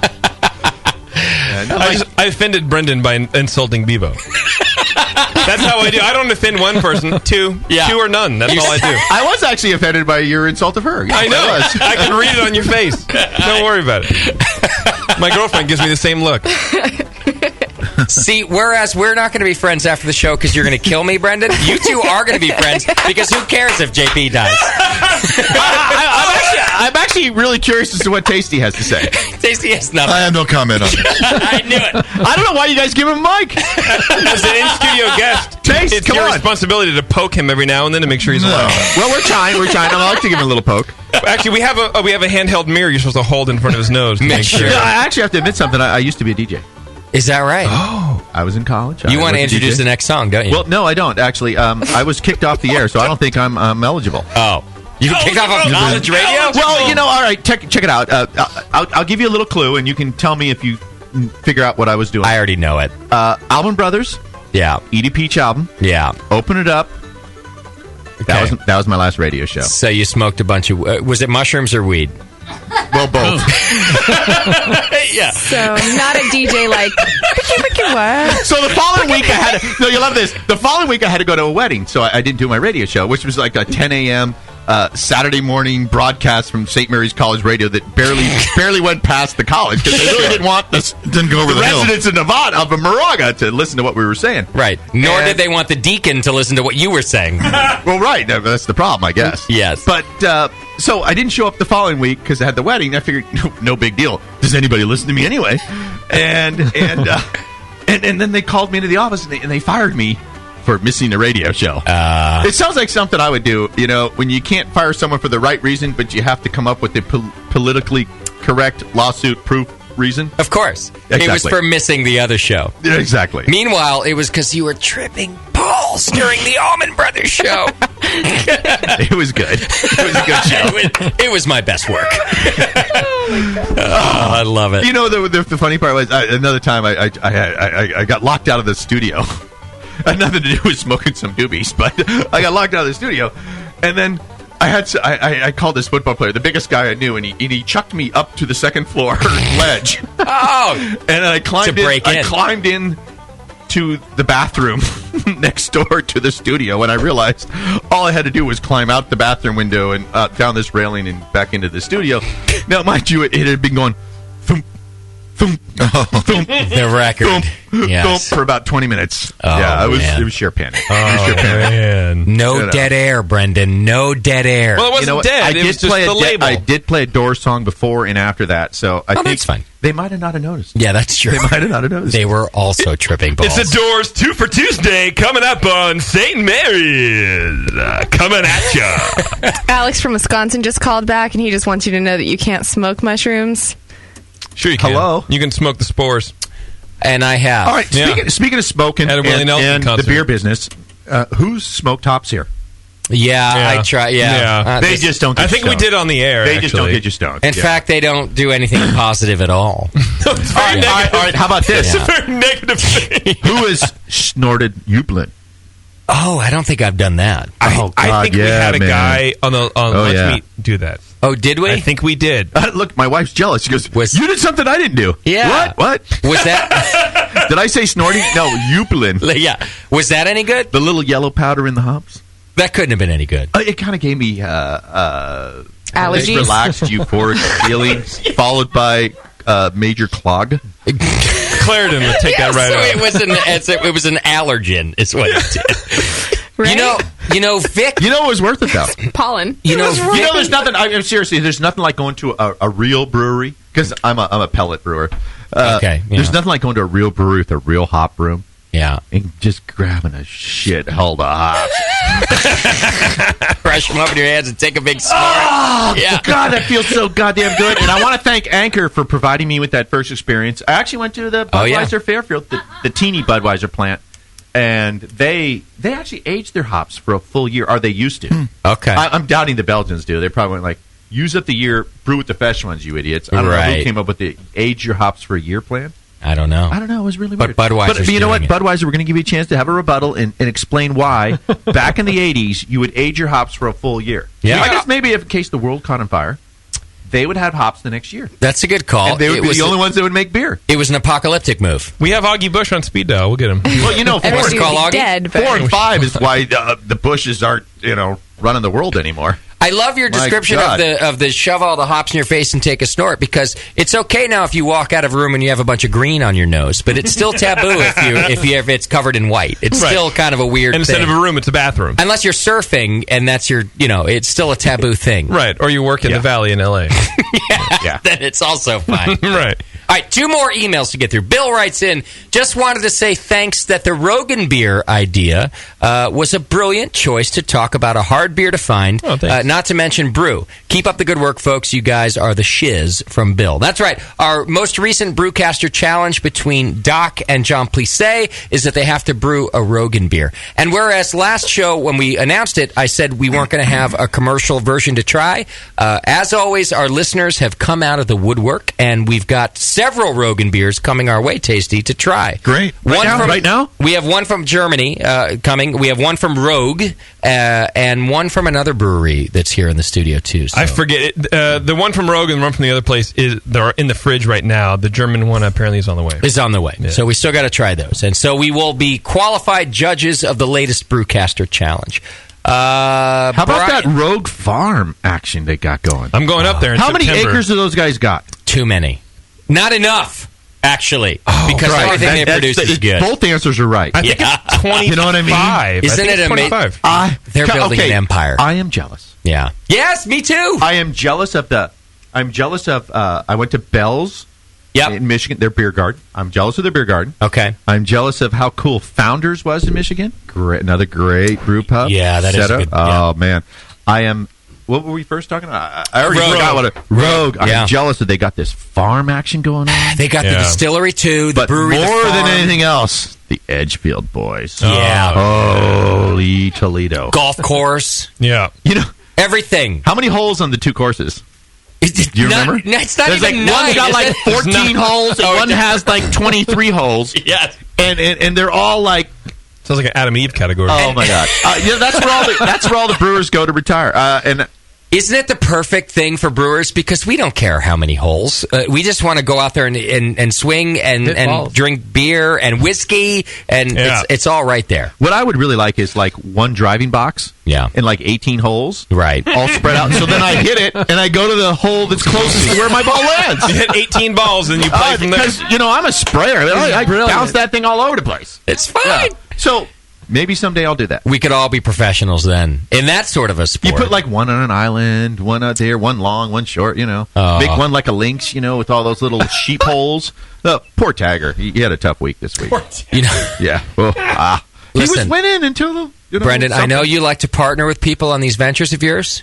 I see a golf course in our future, and it's going to be the most fucked up golf course anyone's ever seen. And by fucked up, I mean perfect. It's going to be like a combination of the Tough Mudder, all-terrain running course and golf. What we can use you for is get that Harley of yours, you go back and forth across the fairway, and we'll try to hit your ass. That's fine. I'm into that. Because it would. Charlie Bamforth would love it. It would prove your toughness. It would, and Charlie would love to hit me with a golf ball. So both of these things are. Yeah. All right, Brian writes in a bowling ball. You mean? Dear ass hats, and I say that with love. I got no hat on. That you got rid of Drunk of the Week is a good idea. The meltdown is a good analogy. I always enjoyed the meltdown, which is this part of the show, by the way, where we get crazy at the end. But a few years ago, it got to a point where every episode had one, and it started halfway in, and Doc was smashed right off the gate. And when it's every week, it's tedious and not funny. That phase stopped, and there isn't a meltdown very often, so it happens. Well, when it happens, it's hilarious. When there's a Drunk of the Week every week, most of the time, it's a garbage dump. Blah, blah, blah. If it happens organically and a bunch of folks like Sarah 36C and the Well-Armed Cream Team and other people call in, then hey, do it. But otherwise, it's a segment that's showing its age. Keep up the good work from Brian. P.S. In the forums... I can't understand his last sentence. So yeah, that's fine. Drunk of the Week is gone, so it's okay. And then finally, hang on. Who do we have here? Full Melt Bubble writes in, I've been pretty down lately. I've not known what the fuck to do with myself. I just got out of rehab. Oh boy, what kind of email did you give me, JP? What's that? Sorry, Brendan was talking to me. This last one. Full Melt Bubble. Yes, sir. It's a good email. Is that a new wheat strain? Yeah. I've never had Should the I Full read Melt it? Bubble. It starts out, the first couple sentences have me nervous, but all right, I'll go on. Just do it. Trust me. Okay. I've been pretty down lately and have not known what the F to do with myself. I just got out of rehab and have completely shut myself off from my previous circle of friends. I still drink, but whatever. Okay. I made beer for 2 years, all while jacked up and OP'd up as fuck. What is that? Oped? Hopped? Maybe? I have who knows? Like opiates? Opiates. I see. Thank you. Was that Moscow chiming in on that? That was Moscow and Beverly. I see. I think Moscow was asking for more opiates. And I've recently had no interest in homebrewing since I've been sober. I decided to listen to the Sunday session recently while at work, and ever since I felt the desire to brew again. Great. And now I'm doing blow This is again. awesome. We destroy another life. Yeah. Hey, you know what? No, in all seriousness, come on, guy. Don't do the damn Oxycontins. Right. Bad friggin' news. You I mean, gotta we all settle can down. have fun with beer. We can have fun with some other things, but them damn things ruin people's lives. That's right. So Unless you snort. wise up, man. No, Jesus. All right. don't. So he goes, P.S. I was pretty down one night because I'm now a girlfriend-less, lonely, sober piece of... What is this email? A girlfriendless, lonely, sober Is there a piece of beer shit, question there? and decided to download Lunch Meat, another show we do. I randomly picked number 62. It turned my night around. Funny as hell. I see the point now. Your name's not at the bottom of this email, is it? Meister of... I know. I think JP wrote it. JP wrote it. Meister of Puppets was on there, and rest in peace. Please do another meet, or at least put up the podcast for the end of the world, you liberal homo SOB. Whoa. You, JP, and Schumann need to get together. It works. Does he mean sexually or I on think the he means show? biblically, yeah. He means biblically. Yeah. We have to get together. I think he means lunch meat. Look, there was not a whole Why lot did of you feedback. put this in there? There's not a whole lot of feedback. So let me summarize this email just so I have it. Let me make sure I have it straight. Please do. Guy ruins his life with pills and whatever else, Right. and goes to rehab. Yes, sir. Gets out of rehab. He's doing fine, but he's bored and a little He's lonely. bored as fuck. Yeah, right. So he starts listening to us. Right. And he starts homebrewing and drinking again. Yeah, but he doesn't care. So that's And, cool. and now he's on the path to righteousness? Is that the end? He was, from what I got from it, he was suicidal. I see. Until Lunch Meat, and then now he's feeling much Now he's better. happy again. Because Lunch Meat made him feel good, so we should do Lunch Meat again. How long before we get the call that he went back to opiates and now he's dead? I don't think... Never, because no one has her phone number. I see. I don't think we're helping this young man. And I'm not happy about this. No, seriously, drink beer. Right. Blow off the oxys. Yes. They're a real travesty to community right now. Right. It's just bad news. In fact, you should send all the extra bad news. oxys that you have to 649 Main Street. No. Brendan is absolutely right. It's a mess that you get yourself into. I hope you are out of it. Although, in my experience, most people who are addicted to the one thing, it's a slippery slope. You can't just go back to beer and be fine. I wish that upon you. I hope it's okay. Yeah. And good luck to you, sir. And I don't want to be your downfall. Or so, madam. You know. You don't know. Women have problems, too. It's almost like everybody who listens to the BN should have to take a piss test all of a sudden. So I don't want to encourage this sort of behavior. Paul, pull it out. Oh, now? Yeah, right now. Right now. Oh, God, that just reminded me of that time when you asked him to play Boner Chicken with his wife. Oh, God. I did? I can't even remember that one. Neither can I. It was me that asked. Oh, see, well, there you go. It was horrible. It was disgusting.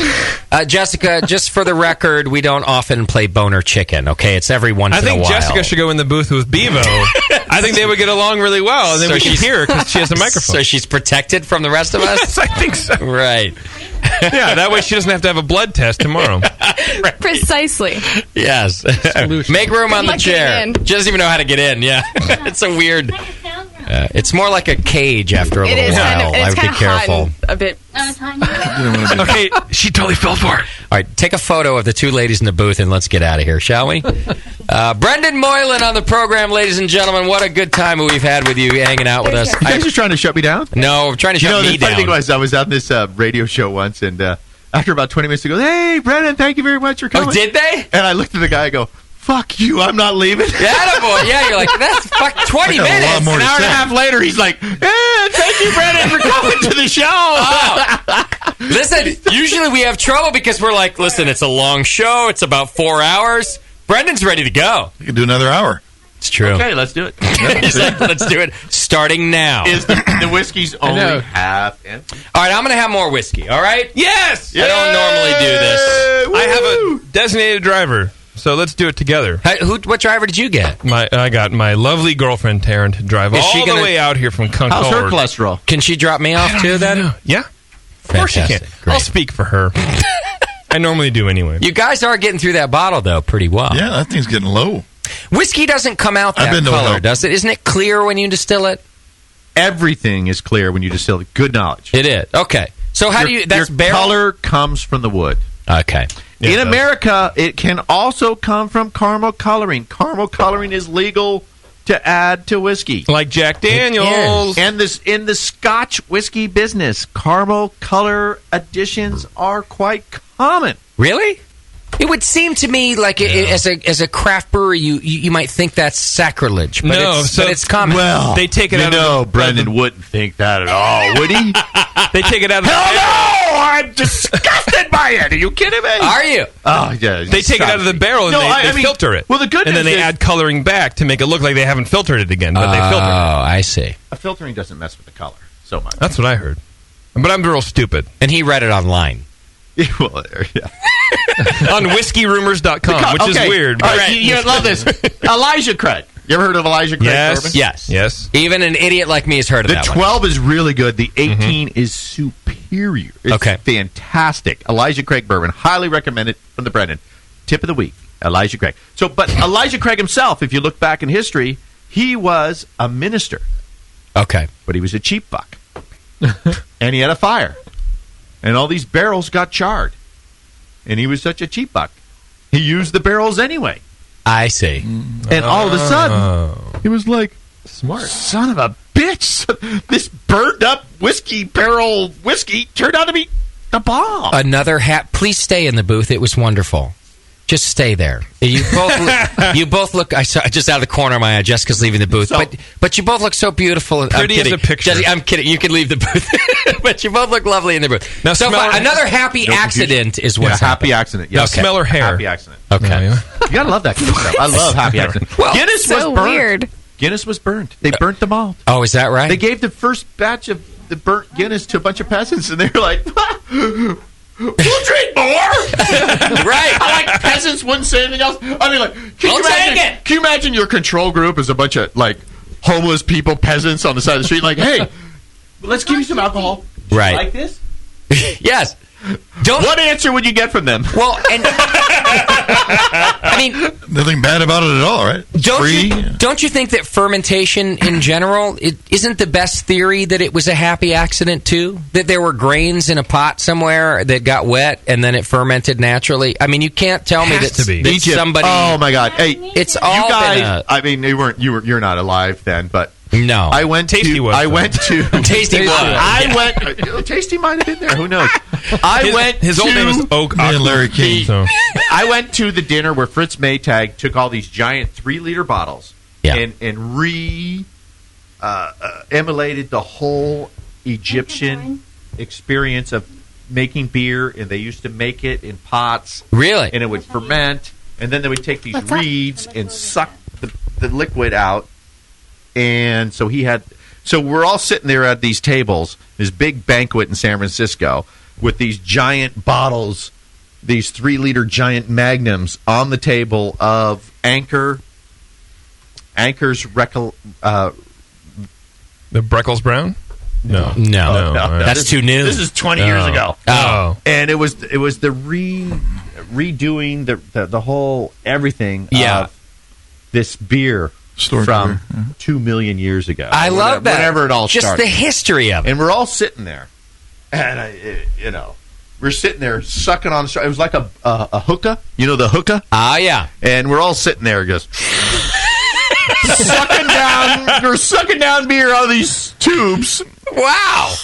And it was hilarious. I love it. Because back then it was all just a communal cup, right? And you put the straw in and you all drank from the same one. It was a beer hookah. But that's it was what it was. A giant beer hookah. Yeah. Wow. Yeah. Oh, that's awesome. Tremendous. We need to do that party. That sounds great. When you would drink out of the cup? No. When Fritz did things, he did them right. Yeah. He went historical. He went first and a half class. Okay. He just went for it. Oh, he's a class act that way. I like that. Beyond class act. Beyond. Yeah. And God bless him. He's not dead. You just did the cross on your face. I love the guy. Yeah. The guy's awesome. Yeah. I mean, what he did for us. What he did for us. Oh, yeah. Yeah. Whew. Yeah. Especially West Coast beer. Forget the whole beer scene, right? But West Coast beer. New Albion. Listen, let me tell you something right now. Oh, yeah. That woman right there, she loves you to death. Does she know? Jessica loves you. She's taking care of you. Let's She give it up loves for you. love, ladies and gentlemen. Yeah. Love, everybody. Yeah. I'm glad that you brought Jessica along with you. Mostly because you're hard to look at and she's not. But also because she loves you. And she works security. And when she's not loving you, she's working security at the Brewing Network. Or bringing beer. You know, beer never had security before tonight. Yeah, we never did. Yeah. So, Jessica, we pay $8 an hour. I know it's a big security job. Wait, what? Yeah, you do? 8? Sorry. Never mind. That's minimum wage. I take it back. You know, actually, the $8 is going to be cheap when that Obamacare kicks in. That's true. It's very true. And I went down to Melbourne, Australia. A pint of beer is $10 at a bar. Oh, $10. A pint of domestic beer or a pint of good beer like you make? Pint of craft beer is $10. So no Foster's oil can, but $10. The Aussies were great, though. I mean, oh man, what a great market. Yeah, the Aussies are good fantastic. People. They're alive. We have a lot of good fans there my too. God, the beer. They're the most enthusiastic beer consumers I've ever ran into. Is that right? And they do events like your standard American event is you go. And there's so many breweries, and just like we do with the Breast Fest, and you go up and you're like, oh, I have trouble with these.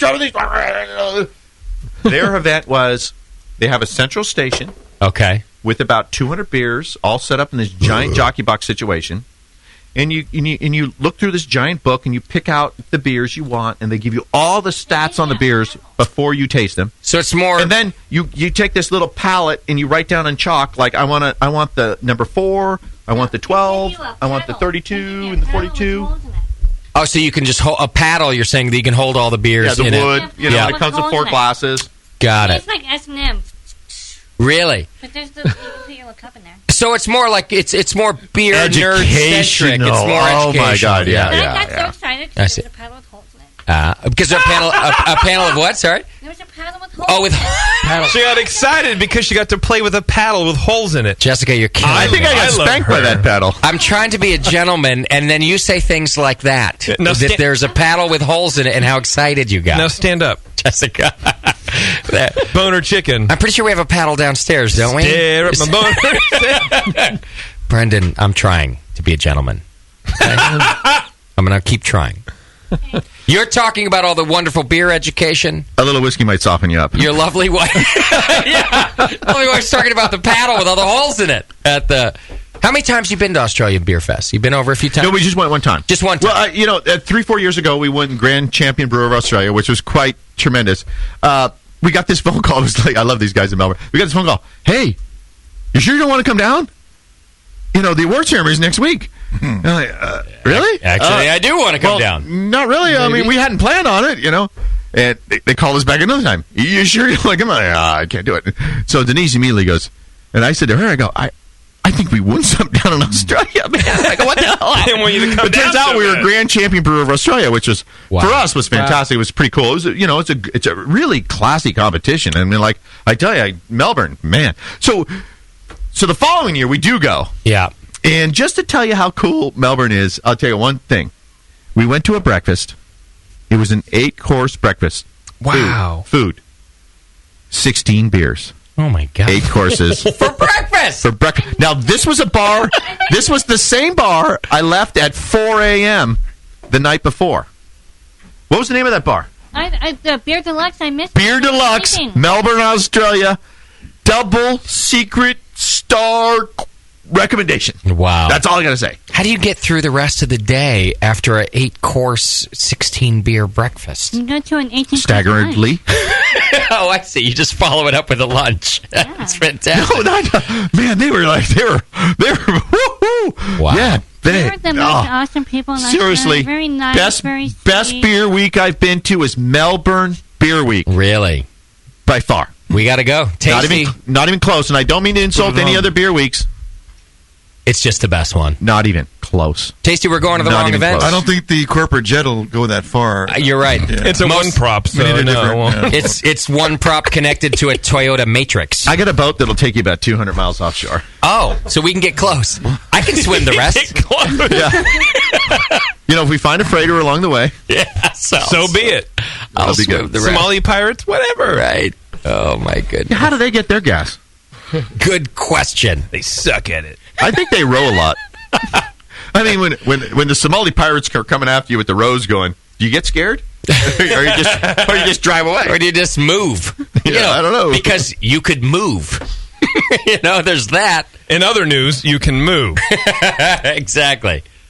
Let me see. Did I take care of all my sponsors? Good news, I don't have too many Somali before this customers. whiskey hits me too much. Let's see. Many beer smell, but oh yeah, we're good. Except that we do need to do our Twitter game. We do need to do our Twitter game. We've been talking about that a lot. What was our Twitter game tonight?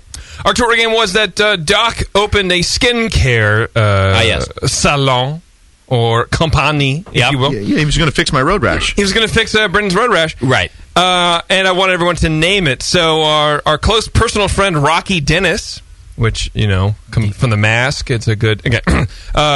Named it Doc's Labia Tux and Such. Tux and Such. Come to Doc's Labia Tux and Such. Okay. It's a good name. Jessica. Oh, no. Just keep that microphone in front of your face. In front of you, because your reactions are fantastic. Just keep the microphone close. There we go. These are our listeners. Even Jonah Jameson had one. It's fine. These are our people. Rebel 2008 wrote Doc's Foreign Lesion, Lesion. That sounds like an STD. It does, yes. JT Jewell wrote Foreskin. Oh, come on. That one's good. That's a Jessica, good one. That's good.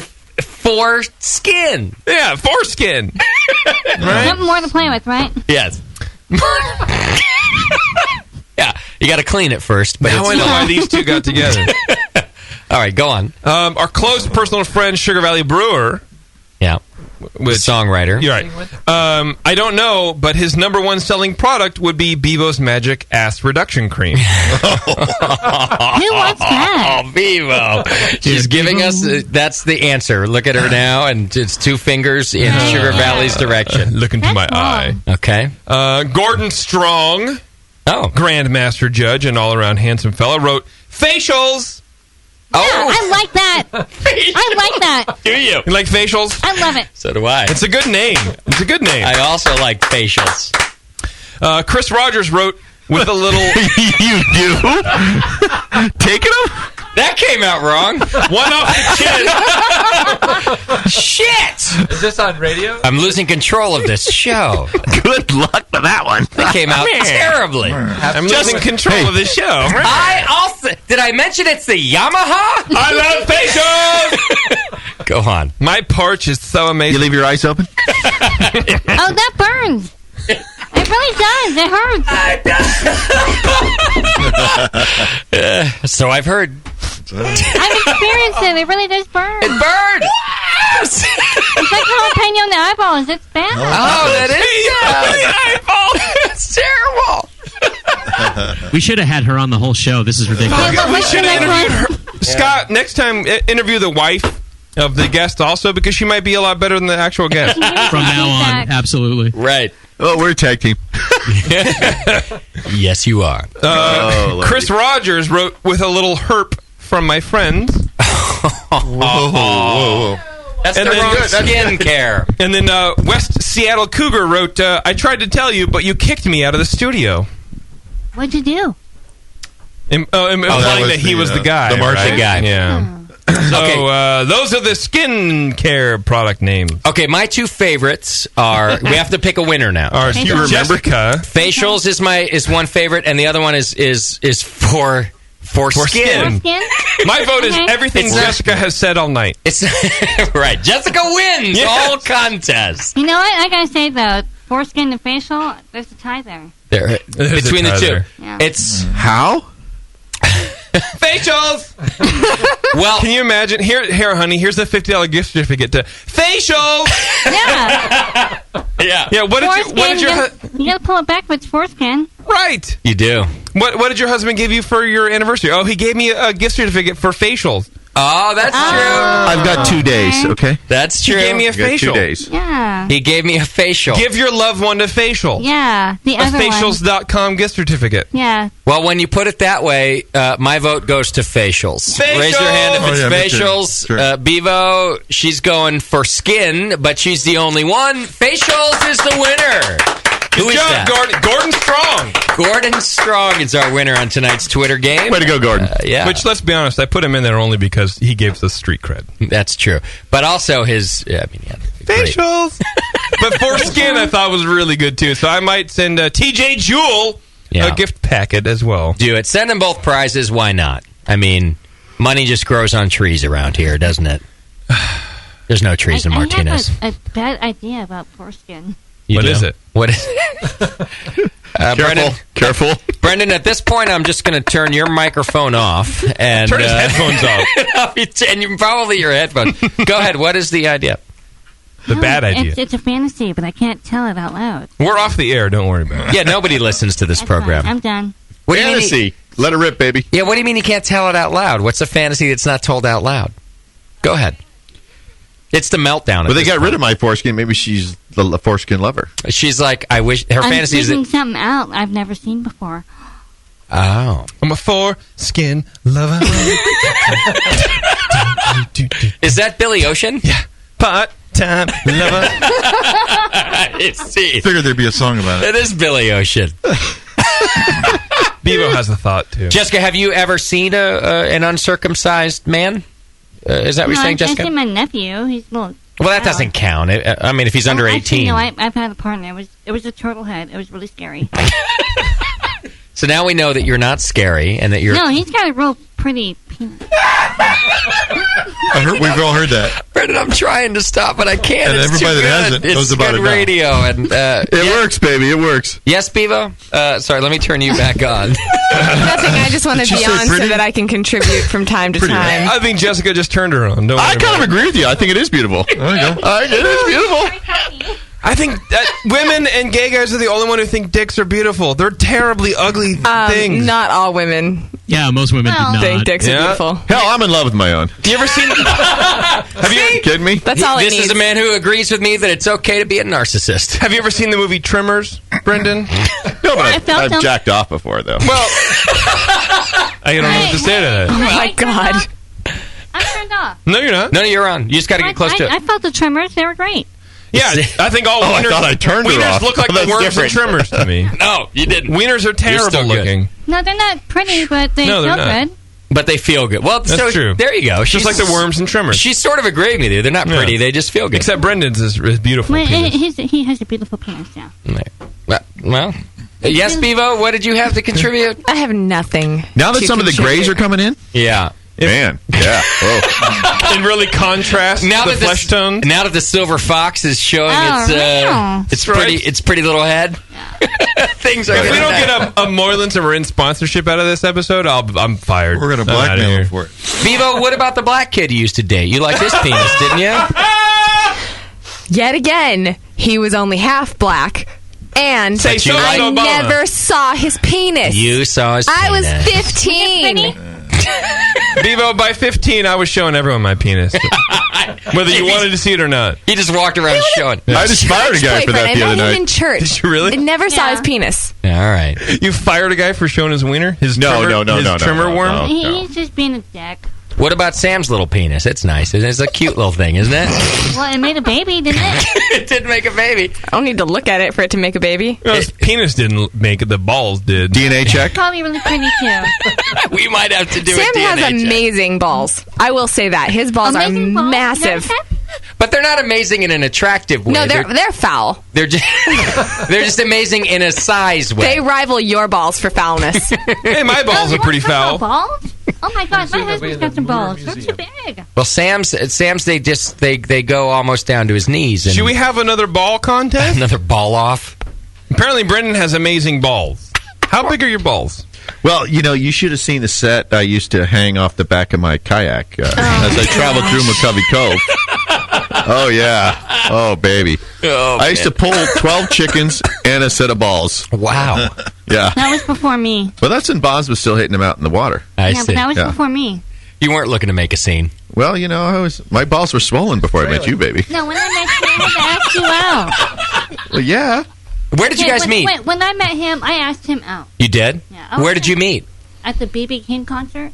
Where at? Marin, was it Marin something? Marin Civic Center. And what I was he donating doing the white, beer. Was he doing the white guy dance? He was doing the beer, and that's No, I tell you what I was doing. Is the video on? I was doing this. Holy shit! Looking at Jessica. Woo! Yeah. And Yeah. the next thing you know, she's coming up and talking to me. I'm like, wow. And I couldn't do the hands over my face, but my mind was going, same thing. Holy shit! I see. I said, And then hey, she you want to goes- go get a cocktail? It's almost 2 o'clock. What? It's almost and then, 2. And It's then time. what did he say?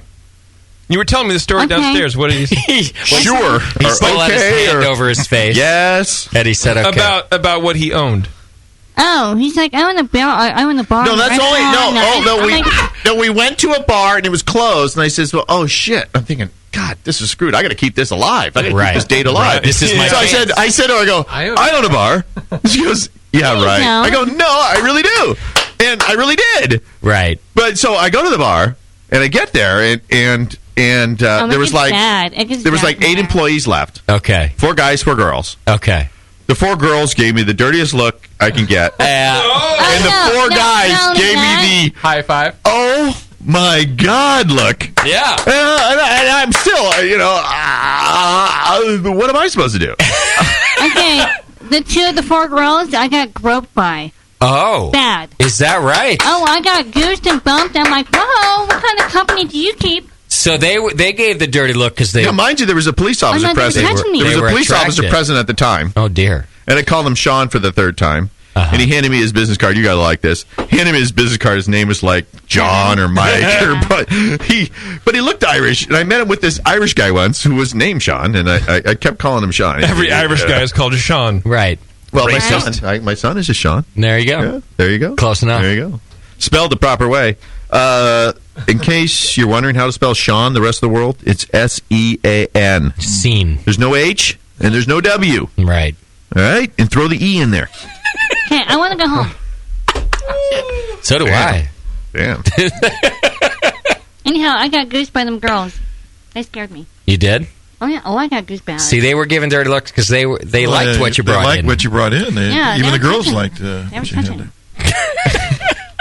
I do believe the police officer drove the goosers home. Yeah, he got some too. He might have got goosed. I don't know what he got, No, though. he got some. He went home with a happy smile Really? because they were so fucked up because they were touching me. I'm like, Wow. I'm How not long you sharing- two been sharing together right now? Here and here. What's happening here? How long you two been married? Almost 3 years. No, 2 days. Our anniversary is in 2 days. Is in 2 days. It's your 3-year anniversary. And how long were you together before that? You guys rushed into it, didn't you? You guys were in Oh love. yeah, we got married quick style. No, We've been no. married 2.5 years. 5 years. We were dated for like 2.5 years. Oh, that's not a rush. Oh. Yeah, these days, that's pretty rushed. It's a rush if you're me or you. Yeah. It was just. Well, you and I have No. commitment issues In all seriousness, up it was the just ass. quick I could talk her into it. I see. You're like, I tried to rush. That's how long it took. I mean, Oh, he was Groomzilla. Groomzilla. Groomzilla. He was. I'm not kidding. Wow. What's the prenup look like? Oh, it's dirty. Yeah? Yeah, It's dirty. Is it?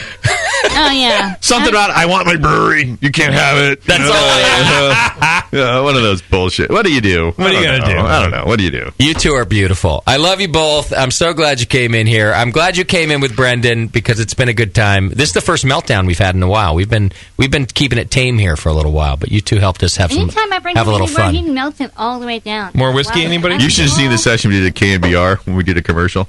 Oh man, 10 a.m. I got a case of beer alive, and a buddy. bottle of whiskey. Did you get them hammered? You know, those real radio guys, they can't deal with it. They can't keep broadcasting and have a couple sips. No. Oh, It's they pretty funny. stagger and fall about. Did they throw you out? Were they like, you got to go because you're ruining us? We took him home. I took this. You took them home. Yeah. Did you? We can't say what we said on. Yeah. Why not? We can't tell the truth. In other because words- we like Patrick Connor. In other words, Hey. Patrick Connor. Pecan. Talk. it's okay. Nobody listens to this program. In other words, No, Pecan's awesome. after the program, you had to drive. Literally Pecan was had at to the Breast drive Fest. them Jess, did you see Pecan at the Breast Fest? I introduced you to him. Okay. You two are the best pair Can we have in the this, world. This is the only episode we do for the rest of our careers. Yes. We just sit and interview these two. Yes. Seriously. It's all we I are want to so do. excited. You should come to our house. It's all. Let's go right now. I'm going to broadcast from your house. You know, I'll be serving my smoked salmon tonight. We're going to be bringing our remote kit to your house. You know, Yeah, it's we code have for a really something. friendly neighborhood. You guys should broadcast from our house. We'll let the whole block. That Scott guy obviously it did him good. We'll bring in the neighbors. Yeah. Oh, yeah. We got our own beer and our booze. Can we? The guy kept telling me, And I have "You're not fireworks, Brendan Moylan. too. I can't You're believe not it. Brendan Moylan." And I have believe fireworks, this guy too. did We're that. gonna have we'll light the fucking neighborhood on As if I fire. had an imposter. We will light the fucking neighborhood on fire. Wow. Jessica Moylan. No. Don't tell him about the 4th of July accident. Oh, No. Oh, my Justin God. has a good 4th of July accident story. I lit my neighbor's house on fire. We let our house on Oh, that's fire. how I showed up. I showed up that night and I looked out to my back deck. We just moved in this house 4 days before. Okay. And there's a 3-foot circle of blackness on the deck, and I'm like, Like black people? Caught the bitch on fire. No, like darkness. Yeah, like black people. Chief. And so alligator. Oh. You know, when you look at the wood and it's got alligator char, I mean, I almost wanted to age whiskey on it. You know, after I saw the burn mark I did, I just couldn't figure out if I poured the whiskey on the wood, it would probably just drool right into the ground. So it wouldn't have been any good. Hey, But babe, I want to go home. hey, Jessica, So do I. the So do I. listeners are communicating with me through the chat room. They want to know what you like to drink. Cougar juice. What is no. Chardonnay. I like Chardonnay. No. The funny thing is, she says she immediately said cougar juice, and I With an shut her ice down cube? because she likes Chardonnay, buttery oaky. But at the distillery, one of our side projects is we do a vodka for a gentleman called Cougar juice. Cougar Juice. Oh, I thought there was some slang I was missing. No, she was serious. She was serious. No, Yeah. Chardonnay is notorious for Marin County, for women in Marin County that drink Chardonnay. With an ice I cube or see. two? For sure. So you do, what a great name Cougar for a juice. vodka. Cougar Juice. Yeah. Yeah. I love it. Okay. It's a side project. We do a lot of projects at the distillery for other people, contract deals and stuff like that. You know what? I But have it- she actually likes Chardonnay. I do, but I have this drink I love. It's called a Flirtini. Okay. So it's it's champagne, Chambord, and pineapple juice, and you shake it up, and it's called a Flirtini. Wow. That's a lot of alcohol, It's so too. good. I love it. You guys are fantastic. We're just going to keep going. I want to go home. Please do. You want to come to my house? No, Yes! we got to go. You're allowed to Yes! go home. I Let me want to make- go to her house. You know, the good news, it took us an hour and 42 minutes to get here during the rush hour. Oh. But it'll only take us 42 minutes to It'll get be home. quick getting home. Yeah. Let me just make sure I got my listener questions answered. I think I got a couple more here. Let's see, please. We're not in a hurry. I am. Okay. Grod, She wants who me is again. one of our Australian listeners, Hey, Grod. Brendan. Hey, woo! Aussie! He just Oi! Okay. I he went just wants you to know that he's loving your NorCal IPA. He's drinking it right now in Australia. Where's he at in Australia? I Is he don't in forget. Victoria? I love him. Some backwoods. No, city, no. pumping his own well water. The Aussies rock. I forget where he's telling from. you, they He could be party in their Sydney or butt off. Victoria. They're They do. enthusiastic beer enthusiasts like no Oh, yeah. tomorrow. Yeah. I have, like I said, best beer week ever. Aussie Melbourne. beer. Okay. My favorite Australian movie, Romper Stomper. Thank you very much. What else? One more. Does Brendan have a bottling line? Do you have a bottling line at Moylan's? If not, are you using a portable bottling service? That's come up on the show recently where people are using that. Quite around, all around the Bay Area. There's a company that does mobile bottling. Yep. For breweries, it's a pretty common practice in the wine industry, and now it's evolved into the beer industry. But no, I do not have a mobile bottling line. I have a bottling line on wheels, a little Maheen 4-spout 22-ounce filler. Okay. And that's what we use for at Moylan's and at Marin. And we have a bottling machine in each of the facilities. Got it. Yeah. Okay. All right, that's what I have from the chat room, and I think I have covered all my sponsor responsibilities, and I do think that Jessica wants to take you home and take advantage of you now, Brendan. I do. The unforeskinned, beautiful penis, big bald Brendan Moylan, everybody. Yeah, that's his description on this program. Thank you very much. Thank you very much. You know, Thank you, guys. Thank you both for being here. Thank you, Jessica. Jessica, for doing security detail. Absolutely. It helped me out quite a bit because at first it was the BO, but at second it was that he literally fucked up the broadcast. I hope the archive turned out okay. He turned off 8 different things all in about 2 minutes.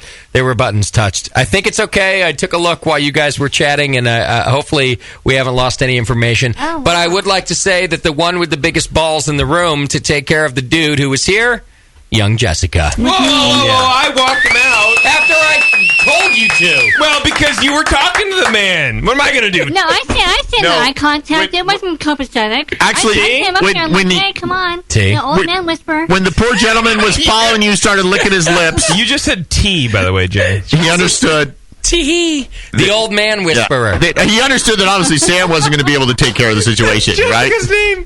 Jessica, the old man whisperer, Moylan. I am going to make you a sexy hop grenade T-shirt that says the old man whisperer. You should. That I want you to wear at beer GABF.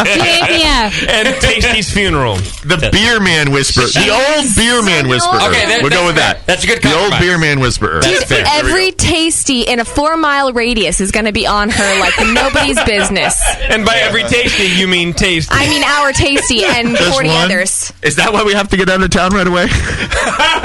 Right. Brendan, stop. really, Maybe. thank you so much for coming to the studio. I appreciate Yeah. it. We always enjoy having people in, and we haven't had this much fun in a long time, so thank you. We should do it again. And maybe we'll Tomorrow. just do it at your house next time. Yeah, come to my house. I have a block party. Distillery. Or at the distillery, right? Which is going to be... No. If you thought this was a mess, wait till we do it at the distillery. No, that'll be your issue. No, you're right. I'm talking to myself. Can you go mobile? Oh, yeah. We do it all the time. Yeah. Well... Oh, in that case, we should When we want to. go out on the boat, do some salmon fishing broadcast from there. Oh, on the boat, too. Can you imagine a live broadcast of the fish being reeled in? Yes. You might I have can. to be out there for days, but That's fine. Yeah. Yeah, that was my. That was funny. Well, hold on a second. Don't leave. I was just going to say that was my best 4 minutes in the last week, but matter of fact, it was my. Forget it. I'm going to go have my best 4 minutes just thinking about this broadcast. I tell Taryn that all the time. All right, let's get out of here. Moscow, have I covered all my responsibilities? It sure sounds like it, and then some. Okay. We got to end on a beer joke. Okay. Right. Who's got one? Shit. I don't have a JP, go. I have a chicken joke. All right, good. We'll take it. Why did the chicken cross the basketball court? JP tried to choke him? No, because he heard the ref was blowing fouls. I'll take it. All right. Yeah, you will. All right, JP, you got your closing ceremonies? Oh, fuck. We're off next week, and then the week after we're not off, but it's, believe it or not, it's a Tuesday show. We have to come back on a Tuesday. I have a wedding to You can go just to. rebroadcast this one. And by Tuesday show, I mean we're rebroadcasting this program. And I'm only going to edit in the last hour because it's no. We're back on a Tuesday show. I've got a wedding to go to in Nashville, but we didn't want to cancel the show. We're coming back with a great. Who's our guest, Moscow? That would be Sander Katz. He authored The Art of Fermentation, New York Times bestseller. There you go. We got a New York Times best-selling author talking about the art of fermentation. It's a Tuesday show. We're off next week. That ought to be and we're exciting. going to have some fun. It won't be like bloop. It won't be like this. No, it won't be like this. You can be sure that his hot wife isn't coming in to direct traffic. I'll tell you that right now. Get the homeless out of here. Yeah. I'm ready. Are you ready? Yeah. All right, JP, take us out of here. Brendan, thanks once again for coming in the program. The good news, I'm leaving the rest of the bottle of whiskey with you. Yeah! The bad news is we almost finished it. That we did. JP, thank you for getting us a ride out of here. I love you. All right, everybody, we'll see you in a week. Thank you to our show sponsor, More Beer. You can get absolutely everything you need to make great beer at home by going to morebeer.com. Social commentary that doesn't matter at all. Follow Major Jip on Twitter. Scott's there as well. If he's not counting his money by candlelight, follow him at Moscow Paint. For some good beer insight and homebrew info, follow Nate Smith at Nathan Homebrew and Mike Tasty McDowell at Tasty McD. Production director on the session has been Push Eject. Tonight's show has been produced by Scott Moskowitz. JP drank lots of booze and he feels strangely confident. Your call screener and E40 superfan has been Bevo, and your host, as always, was Justin Crossley. Be sure to find the Brewing Network on Facebook and Twitter.